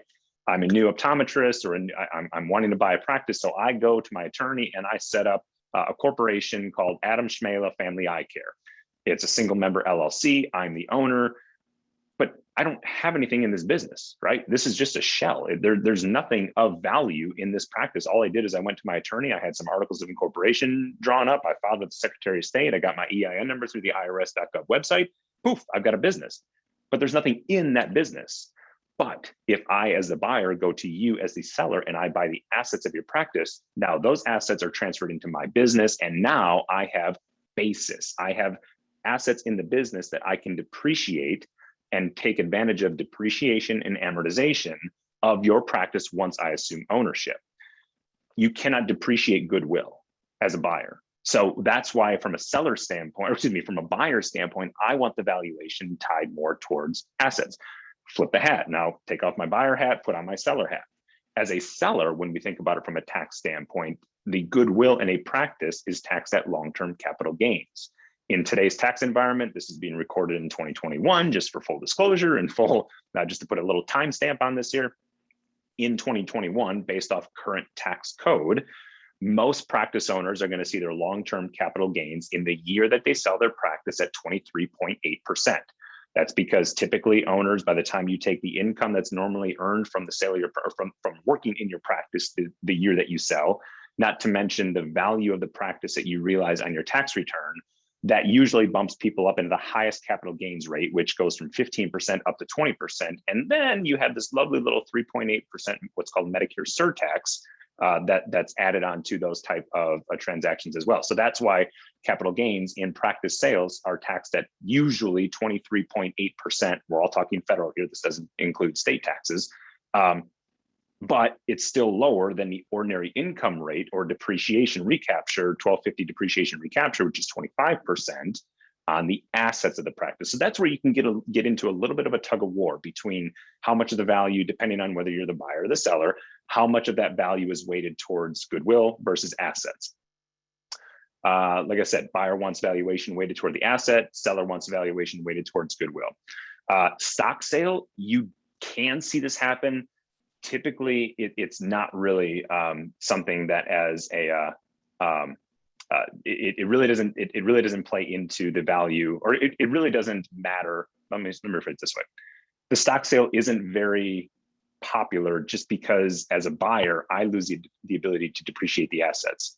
So it's not really that big of a deal. I did see a comment here in the chat. You don't pay the extra 3.8 capital gains surtax if you work in the business over 500 hours.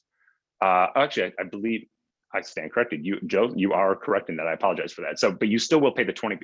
I got my you have active status in there, which to your point is the 500 hours. I apologize for that. Thank you for clarifying that. But you still will be up in that 20% bracket, which is still, again, here you've made the point even more valuable why it's important to have that tied to capital gains, because we're only paying 20% instead of 25% in depreciation recapture, 1250 depreciation recapture. So thank you for pointing that out. I appreciate that. But again, all of that is for naught if in a stock sale, because all you're doing is you're buying the stock in a company. When we buy stock in any other type of company, we don't get to depreciate that stock. All we do is we assume it, and now we assume the basis in that company. So there's really, it's great from a seller standpoint, because now from a seller standpoint, the depreciation or my capital gain here is basically the value of the value of the practice that I just sold. Like I said, not valuable to the buyer. Like I said, got slides mixed around there. So let's talk a little bit about selling to the third-party buyer, i.e. the most common denominator here, the most common phrase that we see here is selling to private equity. So the benefits of selling to private equity is that, again, typically has quicker turnaround times. You can see this in 90 days or less. They are heavily capitalized. They have a lot of cash at their disposal. Financing is secured. You really don't have to worry about, oh, is my buyer going to be able to come up with the cash? They have the cash.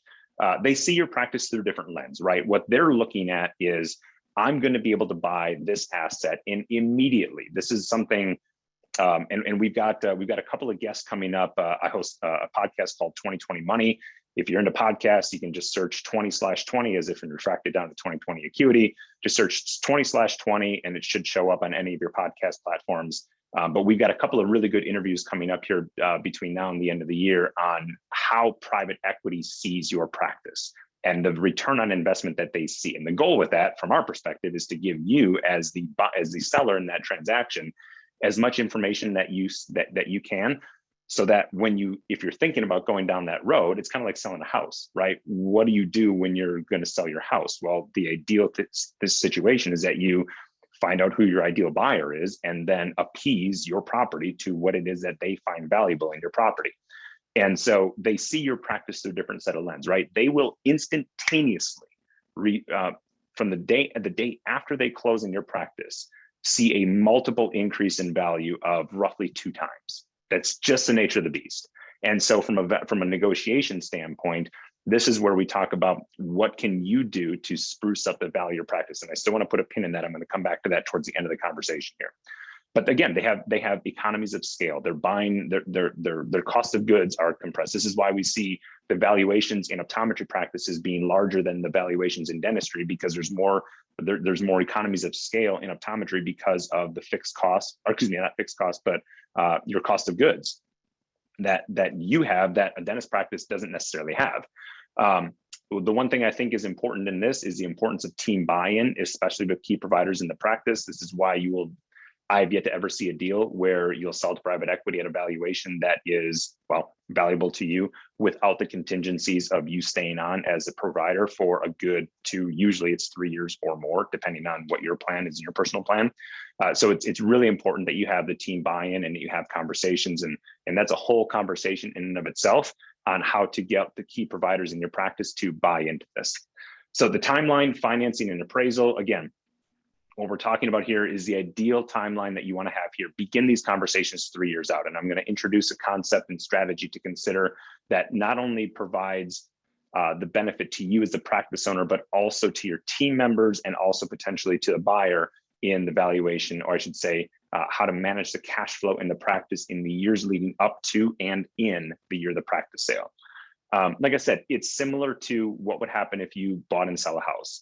What's the goal in that? Well, there are a handful of things that you can do to go ahead and increase the value of a practice. Have a formal appraisal done on the practice, right? The idea here is that we want to ensure the accuracy of financial statements, agree on a transition of patient load after the purchase, and the most important thing, please, is to just get it in writing. So many times we've heard cases and situations where, tell me if you've heard this play out either maybe in your practice, if not through a colleague or someone else. Owner of the practice hires a new associate. Owner of the practice talks to new associate about you're my eventual succession plan. Would love to have you in, but let's just go ahead and let's kind of date a little bit first here, right? Let's work for a year. We'll have this conversation again on your 1 year anniversary. Year goes around. Practice owner, right, sees the benefits of having an associate. Collections ideally go up. Maybe their stress level, their patient load goes a little bit down. OD's like, it's kind of nice. Kind of get used to this. Owner doesn't see their cash flow. In fact, usually what should happen in bringing in an associate, maybe not exactly in the first year, but certainly within 2 years, is that ideally you should be making more money working less hours. That's the whole goal of bringing on an associate. Should be the whole goal. Usually is the goal of bringing on an associate. An associate should never cost you money, certainly not in the long term. Maybe in the very short term, as you're bringing them on board, transitioning patient flow, et cetera, getting them credentialed with insurance companies, right, et cetera. Anybody that has associates knows that you kind of got to sludge your way through a few things, through a few to-do items before they're truly profitable. But an associate is, technically speaking, a direct expense to the practice. It's not an operational cost to the practice. It's a direct expense, just like your cost of goods, because ideally what you should be having is For every dollar that's received in net revenue from that associate, you're paying cost of goods and their salary, which leaves you gross profit margin to pay the fixed cost of running the practice. So by nature, purely, if anything, just for where it shows up in your financial statement, technically speaking, an associate OD, you as the optometrist are a direct expense to the business. So you should see a return on investment for that associate. So what happens? Year two, doctors get together, owner says, well, you know, I'm just not quite ready yet. And associate OD is like, okay, starts tapping her foot a little bit, getting a little nervous. Like, I thought I was gonna be able to buy in. And eventually what can happen there is hopefully you strike a deal and that transaction happens according to everybody's timeline at that time. Worst case that happens is associate says, well, all right, either you know what, or get off and get off the pot. And I'm just going to transition myself out of the practice. I'm going to call a couple of guys, or I'm going to find out someone to help me launch my cold start. And my non-compete is 5 miles. We have one situation happening right now where it was a handshake agreement and there is no non-compete. An associate provider is leaving to open up shop almost literally across the street. It's about 200 yards away, 300 yards away, kind of diagonally across. Nothing in writing, nothing enforceable. Don't let that happen to you. Get it in writing, be intentional, plan life on purpose, plan your transaction, your transition on purpose. Begin with the end in mind, a practice owner's life cycle. So I want to button up here. We've got about 10 minutes left here, Aaron, I think. Am I doing my math correctly here? We've got about 10 minutes before we want to wrap up. Yep, about 10 minutes. Okay, perfect timing. So let me see if this resonates with any of you. We'll kind of walk through the practice owner's life cycle. So from your mid 20s or so to your 30, you've done undergrad, you've graduated optometry school, maybe had a year residency in there. You graduate, maybe a couple $100,000 in student loans. I joke with practice owners that before you're 30 with three strokes of a pen, you can be $1 million in debt. Student loans, house, practice. And in that process, what can typically happen to practice owners in that first 10 or so years of practice ownership, they are what I call balance sheet rich, cash flow poor. Because of the debt that they have in the practice, and if they're depending on the practice that they either bought or if they did a cold start, the ability for them to harvest cash flow off that practice, right? Just kind of pull that lever and take money out on a monthly or quarterly basis. If it exists, it's not certainly what they hope it can be. And sometimes it's not even anything because they're dumping money back into the practice. They're doing, rightfully so, what they should be doing, investing back into their practice. And so now we get to the point of after 10 years of ownership, most practice transitions, if you're buying a practice, that note is going to be a 10-year note. You're paid off, you're now in your mid 30s. The problem with this, if you've done any reading on personal financial planning or investment management or rate of return, there is this little thing called the time value of money. And what it does is it just shows this exponential curve that happens, that the longer you have to invest, the greater that dollar value goes through. I have an example that I call Prudent Polly and Procrastinating Pete. Prudent Polly invests $5,000 per year for 10 years, stops saving.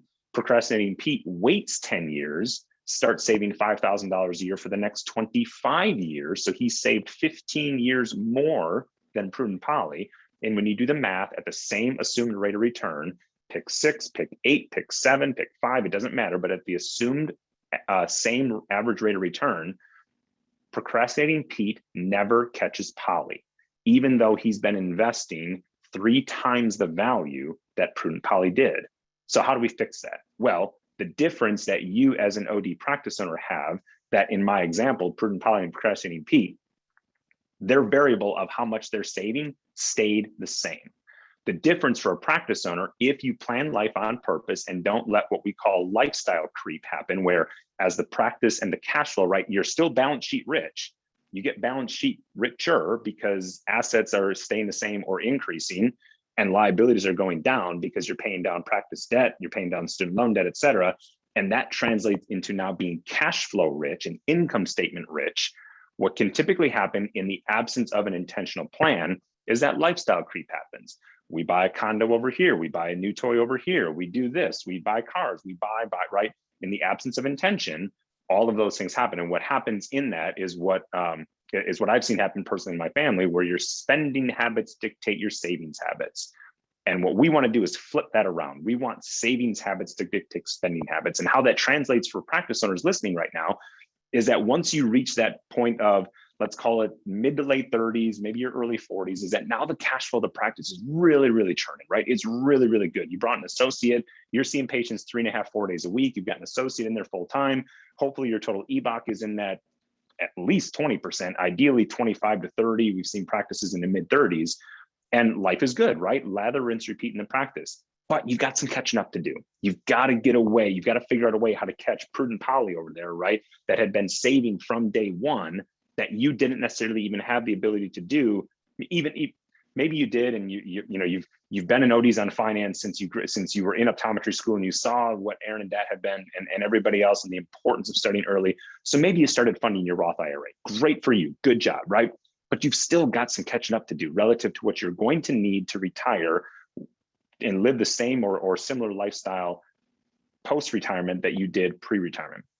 And this is where, when we think about the end cycle of a practice owner and what we can do with that additional cash flow, why this is so important, and why from a valuation standpoint, remember I said in the beginning, we hear practice owners ask the question of, well, how can I increase my multiple? How can I increase, private equity is knocking on my door and they're offering me a 3 times multiple. How do I get that up to a 5 times multiple? And my response to them is, you're asking the wrong question. What you need to do is you need to ask not how can I increase my multiple. The multiple is an inverse relationship to the perceived risk of the business. Let me say that again.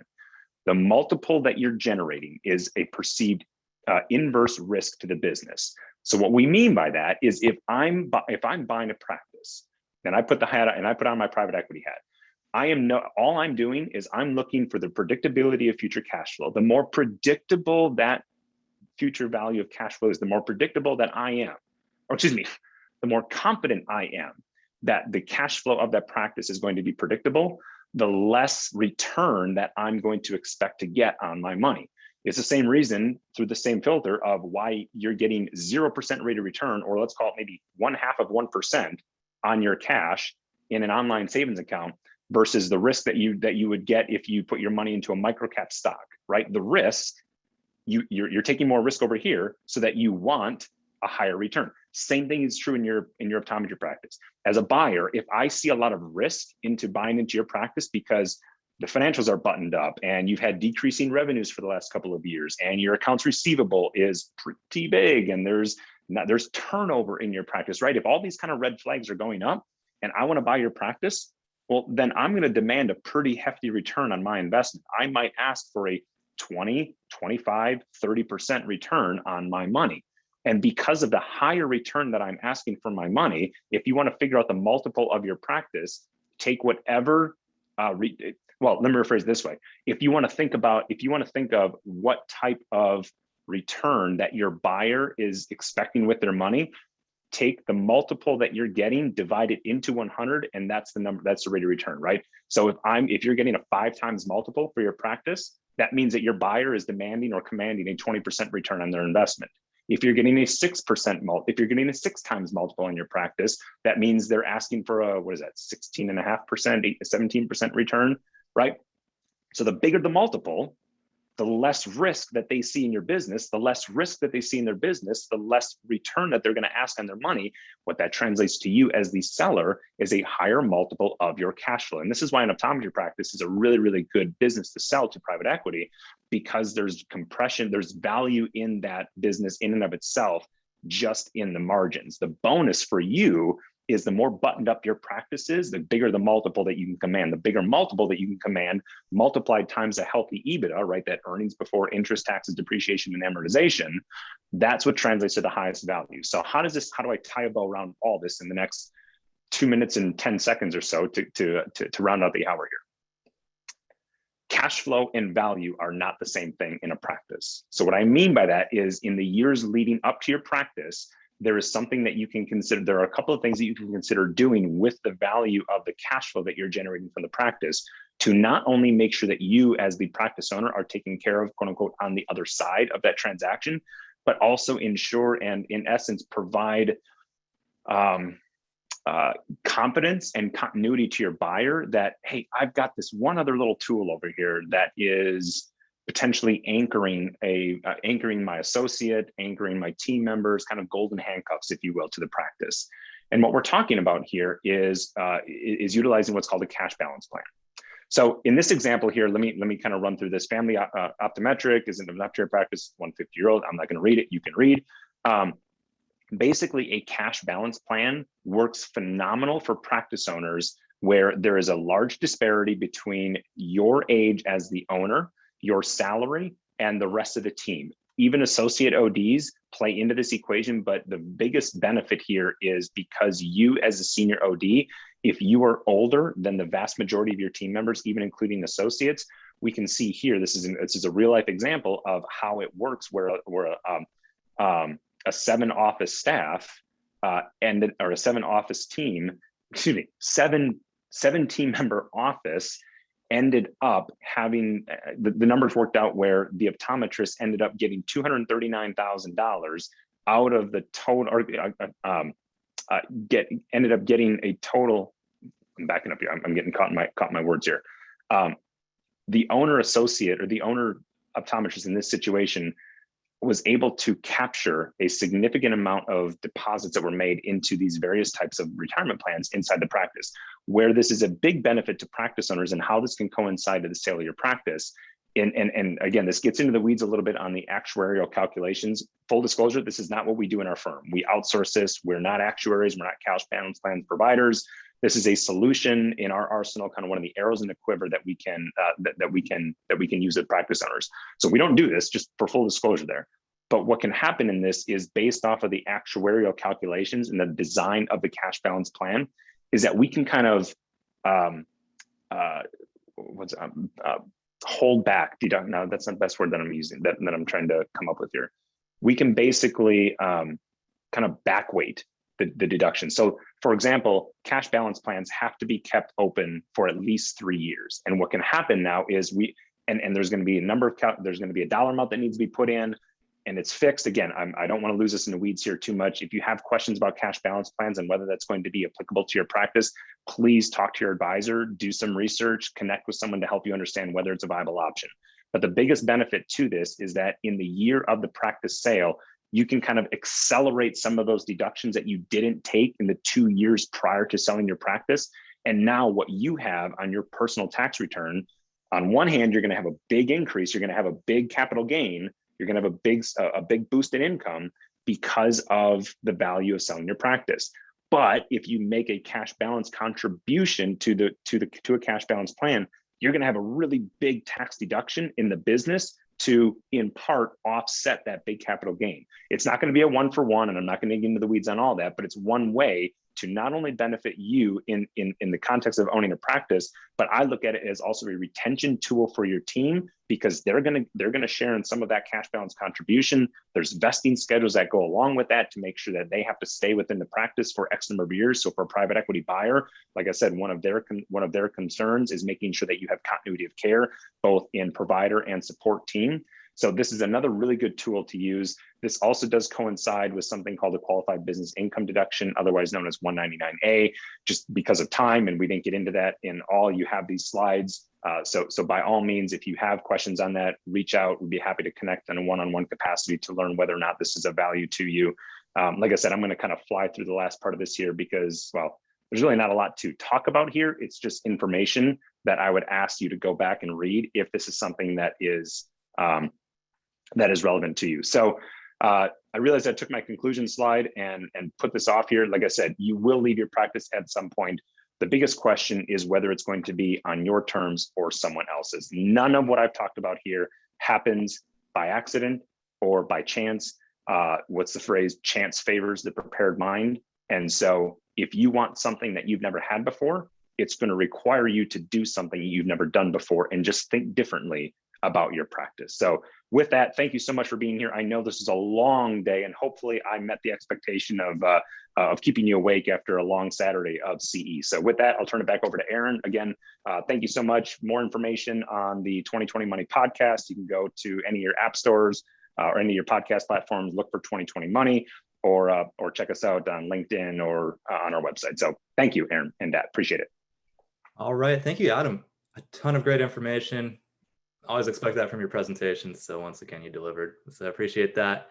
And we've got 2 more quick talks and then a raffle, and then we will wrap up today's summit. So I'm going to go ahead and introduce our next speaker. Let me go ahead and share my screen here real quick. And our next speaker is Dr. Chris Lopez, our very one and only career consultant and contract reviewer. He's going to give a little 10-minute talk on hiring quality staff and ODs for your practice. And then right after him, we've got a special guest, Nathan Hsas, who is one of Optometry's most recognized practice consultants. He's going to give a talk called The 4 Pillars of a Dream Private Practice. Once again, both of these are going to run 5 to 10 minutes. We'll do a raffle afterwards, and then we will conclude. So I'm going to pass it over to Chris. Hi, everyone. Thanks for tuning in. It's been a terrific summit so far, and I hope you're all getting a lot out of this. I appreciate Dat, Julie, and Aaron for giving me the opportunity to talk with you all about tips for hiring quality ODs and staff. We only have a few minutes, so let's jump right in. I just have a small PowerPoint, just a few slides here. Feel free to share it. I'll just override mine. Let's see. Share.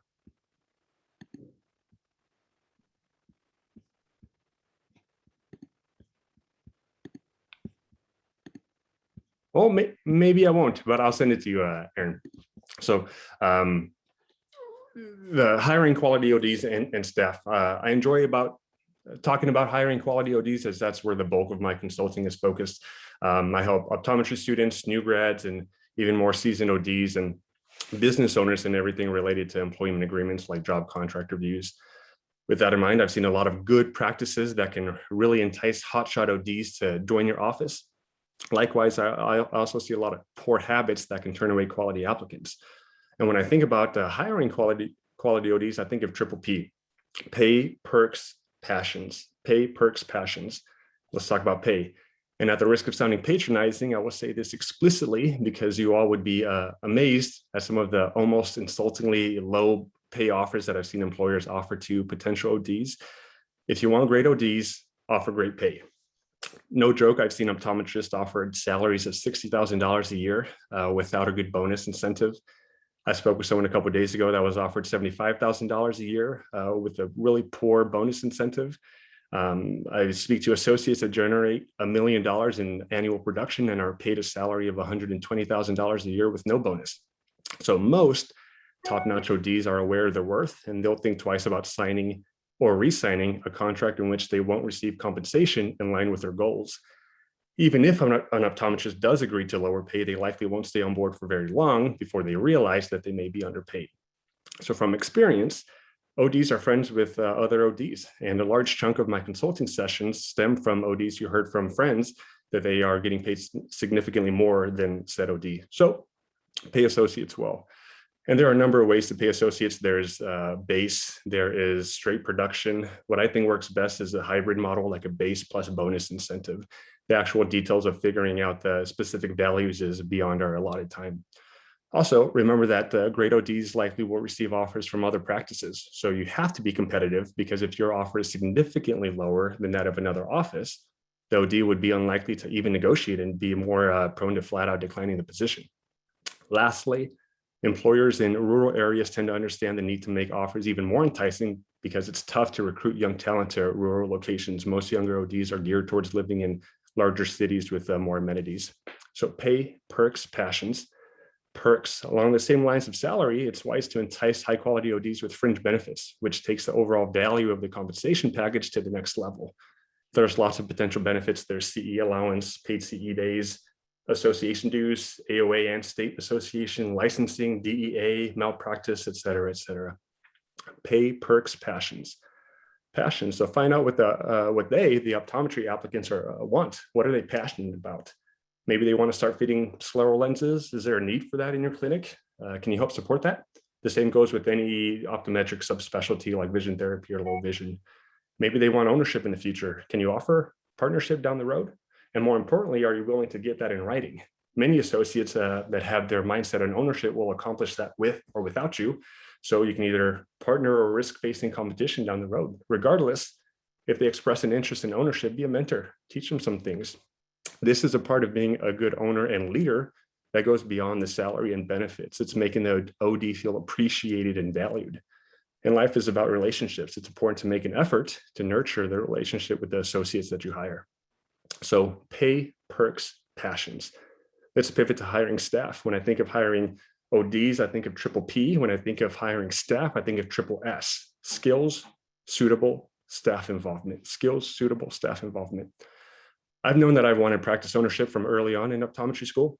And I've made an effort to ask a lot of questions from successful private practice owners for years and sort of just act as a sponge, absorbing the wealth of knowledge that they dole out. And one thing that stands out during my conversations with the employers is that by far, and not even close, hands down, the number one headache of being a practice owner is staffing. There is a good amount of turnover in many areas. Incentivizing and motivating all staff can prove challenging because at least with employed ODs, they get to take home a doctor paycheck and staff do not, which makes the inspiration and ambition thing that much more challenging for non-physician employees. On top of that, the pandemic has kind of changed the landscape enough that we are finding ourselves in an employee's job market. Many staff members have more employment options now and may be incentivized to leave an eye care office for more enticing offers, sign-up bonuses, higher pay, no weekends, etc.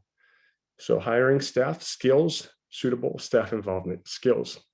Regardless, hiring staff is not rocket science. Some offices like to hire people with prior optical or eye care experience and skills, which of course is reasonable. And others tend to prefer to focus on finding the best candidate, regardless of experience, and training them to develop the appropriate skill set. There's no right or wrong answer here, and there are too many variables to say this is what all offices should do. I do think it makes sense to hire for personality and teach skills on the job, as it's much more challenging to train for personality, if you can even do that, than technical know-how. Obviously, personality in itself isn't the panacea for hiring correctly, as an employee must also encompass enough aptitude to perform the job duties appropriately. Skills, suitable, staff involvement, suitable. And this is probably the most important subheading of them all. Realize and understand that hiring a new staff member doesn't just affect you and said member, it impacts the entire team. Therefore, making sure that a new hire is suitable or a good fit for the office is crucial to a healthy culture and work environment. Some practice administrators even have new hires or interviewees fill out personality tests to gain some insight into their character traits. Skills, suitable, staff involvement. Get your staff involved in the hiring process, seek their input, and listen to it. One of the biggest frustrations for employees is having bosses who invite suggestions to appear mindful, but never actually take others' ideas into consideration. So providing opinions and having them repeatedly fall on deaf ears leads to apathy and indifference. Ask your staff their first impressions of an interviewee. Better yet, when an interviewee shows up for an interview, have them actually shadow staff members performing different tasks in the office. This quick trial run of sorts can provide a lot of information for you in regards to employee potential, as well as make the interviewee aware of all that goes into running a great eye care practice. So skills, suitable, staff involvement. Closing thoughts. So clearly 10 minutes is not enough time to thoroughly hash out best practices for hiring quality ODs and staff, but I do hope you're able to take some points home and apply it. Understand that the vast majority of younger ODs, and I speak to a lot of them, are not in fact entitled. I'm a younger OD myself. I just graduated 3 years ago. They are young, they're hungry, and they want to see patients. They want to practice full scope and use all the medical training that they've received. They just want to do so if they see a reason to be invested. So if you make them feel like a cog in the wheel, you'll likely get an OD that doesn't show extraordinary excitement to be working in your practice. However, if you make them feel valued, if you demonstrate appreciation and you speak their language, you'll likely have an associate that goes the extra mile and establishes their willingness to help provide the best care to your patients and grow your business. There's a wonderful book called Extreme Ownership by Jocko Willink, and the gist essentially is that everything's your fault, whether you like it or not. Although the concept seems sobering, there's actually a sense of liberation in assuming blame for everything. And I think the sooner an owner realizes that, the sooner they can assume control and find solutions to hiring and maintaining associates and staff. With this extreme ownership principle in mind, it's not their responsibility to see a reason to be invested. It's your responsibility, and you've got to figure that out. So it's okay to be frustrated, of course, with the hiring process, but frustration doesn't lead to results. Taking ownership does. That's it for me. Thanks for tuning in, and reach out if you want to schedule time to chat about anything career consulting or contract review wise. I can share my email later, but it's careerconsulting at ODsonFinance.com, career consulting at ODsonFinance.com. I'm also fairly active on the Facebook forum. So thank you. All right, awesome. Chris, thank you so much. That was great insight. And I know it was just 10 minutes. And preview of coming attractions, Chris and the crew, we are trying to work on a COPA-approved version of that short lecture you gave. So we're trying to expand it out to an hour. And if you do want to schedule time with Chris or with Mick Kling, they are both on our website. So feel free to jump on the Calendly and you can schedule an appointment with either one of them to talk more about their respective expertise. All right, great. And so our last speaker before I close it off is Nathan Hsas. And so Nathan is going to talk once again about the 4 pillars of a dream private practice. Nathan is a fantastic speaker and consultant. He works at my alma mater at the Hsas Practice Center of Excellence. So Nathan, I'm going to let you take it away. My pleasure. Thank you for the opportunity to be here. Am I? Yeah. Okay. I think this will be a good way to put a bow on today. I kind of want to jump off with something that Adam Schmale was referencing, which is think about what the multiple and the valuation of a practice is, or any business. It's the inverse of the risk. So we talk about building a dream practice and thinking about how do you make your practice really work for you? This was supposed to go before Adam, and I called him beforehand, so it's set up towards exit planning, and we called an audible midday, so out of order. But here's what I want to say for anyone who owns a practice. Anything that's good for your business today is good for it at exit. So the things that make it work for you today make it more desirable to sell. The things that make it work for you today make it more profitable, simpler to run, more transferable with someone else. So I want to think about that and just launch through a couple of areas to think about key areas of your business to build on. Again, probably been referenced multiple times at every level of the business. So 4 pillars of capital in a business: human, customer, social, structural. Human capital, customer capital, social capital, and structural capital. Now we've all heard of human capital before, and really it's the people that work for you. I really appreciate Dr. Lopez talking about recruiting great ODs. I won't go into there, but let's just think about non-OD staff because they tend to be a little more hit or miss in most practices. I think if I'm advising practices on hiring, one thing I'd say is we can teach every skill that needs to be known to work in an optometry office. We can't teach as well is how to actually care about people and be nice to them. So one nugget for me, always hire on personality and care for people. We can train on skills. Obviously not everyone can be trained on everything, but by and large, I take a person who is able to sell or be kind or be resourceful and flexible over someone who's worked in an optometry office for 10 years. It's almost a net negative to me. If you look at your team, one thing I'll say is there are 3 roles where you really need A players. Opticians got to have A players. You've got to be able to, when you hand off a patient to Optical, they've got to be able to passionately style out a patient and get that patient to keep the glasses in-house. And it's a standard of care issue. When RXs walk out of your offices, you have no idea what a patient's going to see. We all have stories of someone who went to Warby, went to Costco, and came back and is like, well, I can't see that with this prescription you gave me. Put that pair of glasses on the lensometer. No, that's not what I wrote. So that's why you can't see. Second area that you need A players is whoever's managing your billing and receivables. It's the sort of thing where for most practices, it works okay most of the time. If it breaks, it's catastrophic. So make sure you have a good biller who has that personality of a bulldog who just wants to get paid on every dime. Third area that we need A players is as you grow a business, usually past say $800 to $1 million in revenue, as you push past 6-7 staff, we'll need a manager to help manage the team because you've got enough patient care and other things to worry about that you can't do everything all the time unless you want to work 80 hours a week, which isn't really sustainable except in some cases. And with managers, the one thing I'd say is they've got to be able to manage people. And there's kind of 2 things I look for, and they have to have both. They have to have a backbone and they have to have empathy. They have to have a backbone because otherwise you have that staff member you promoted that's a pushover and you still have to step in and fix everything anyway. They have to have empathy. Otherwise you have a tyrant that's going to drive away your staff. But the people really matter. Down the line, technicians, receptionists to some level, I'm okay with B players. C players got to go. But recognize that your team is so important to your success, especially as you think about transitioning past yourself. If you're an older doctor with young associates that may want to buy you, that team that's going to be staying with them matters a lot to how confident they feel in their ability to succeed in your practice. So keep that in mind. Tenure matters to an extent. So it's better to have people with some tenure. Obviously, at some point, too much tenure also is an issue. And just keep in mind how you motivate them. Do you give them bonuses? Are you training them? What's the feedback loop? I think there's been plenty of talks today on those sorts of things. But nurture your talent. Customer capital, your patience. The best thing you can know in a practice is who you are and who you serve. And in some markets, it's really narrow. In other markets, it may be broader. But have an idea of who your ideal patient is.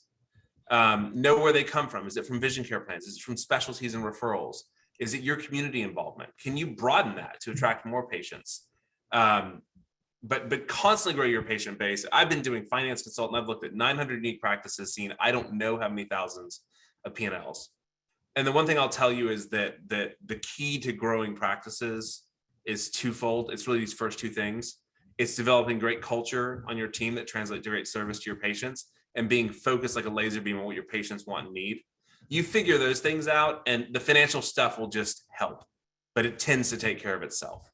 This is the hard stuff. Be easy to do business with. Let people schedule exams online. Be on time. Consider whether you take vision care plans just as a matter of being easy to do business with. It's customer service. Patients have the plan. They want to use it. But constantly think about, how do you grow your patient base? How are you nurturing that patient base? How do you continue to grow it? Social capital is related to this. It's your brand in many ways. But you might ask yourself this question. If you can't answer, if your staff can answer it, it may be a great discussion for a future office meeting. Why would I come see your practice versus anybody else in town? There's lots of options. I can go low cost. I can go other private practices. I can go middle of the road. I can go see my ophthalmologist. Why do I come to you? Why should I come to see your practice? And have an answer for that. I will tell you that technology is not a good answer because everyone claims it. But think about your specialties here. Do you have a specialty in peds or vision therapy or myopia control? Are you a high-end optical? Medicaid can be a specialty and a real niche because no one else wants to take it. You can own that market and grow like wildfire, especially contacts. But be personable. Let people know that when we come to see your office, who we're coming to see, what the experience is going to be like. Do we want to be there? What's your brand? Why do I come to your practice? And finally, just in the interest of getting us out close to on time, structural capital. So what are the processes and technologies and facilities, even the people that keep your practice running? And this is the stuff that between your manager and your great team and the structural stuff, the one way to know if you've got it down is if you can take a 3-week vacation, turn your cell phone off, and not worry the entire time your practice is going to burn to the ground. But think about it. Process stuff, this can be, especially in multi-doctor practices, did all the doctors produce at the same level and rate? Do we have great records? Is our EHR up to date? Are our financials up to date and clean? Do they make sense to us, and will they make sense to a future buyer? How's our plant equipment? Is our practice up to date? I'm working with a number of practices in transition situations where the practice looks super profitable, 35, 40% net. We talked about that today. But the reason it is because the doctors haven't put a dime back into the office in 30 years. It's like, okay, but it's been starved. Have you kept your practice up? Is the equipment relatively up to date? Does the space look nice? Just a remodel alone is a great thing to do for your business anytime. Think about your patient flow and efficiency. It's important to customer service because patients don't want to spend all day in your office. More patients mean more revenue. Being more efficient with your time as an owner means you have more time to do other things, whether that's working on the business or getting out of the business and enjoying life. And again, with the people, continue to build your management team, especially if you're a couple of ODs or an OD owner and spouse manager. You need to be thinking about building leadership outside of yourselves. And I think one way to think about it is most practices need one manager for every $1 million in revenue or so. So let me just say a couple things. If you own your practice, you owe it to yourself to run it as well as possible, both to de-risk it should something happen to you, but also to steward it as an asset that will both throw off cash flow to support your lifestyle and also build wealth to provide for your family. You could do a lot worse than thinking about these buckets or any number of buckets you might think. I think someone was talking about traction earlier today. Look at the operating areas of your business, pick one and work on it for 90 days, and then look at the next weak spot and work on that. And finally, whatever you see that what needs addressing, address it now. The faster you make the practice work for you, the safer it is for you and your family, the better it'll be for you and your family, and just a more enjoyable to run altogether. So I'll stop there. I think I'm right at 10 minutes. Thank you guys for the chance to contribute today. Awesome. Thank you very much, Nathan. That was fantastic. And kind of a good way to end. So before we all sign off, let's go ahead and do one last final raffle. This is going to be the big one. It's going to be for $200. All right, Dad is I'm having lunch in Disneyland right now, so he's sending me the result. And it is Erica Ortega.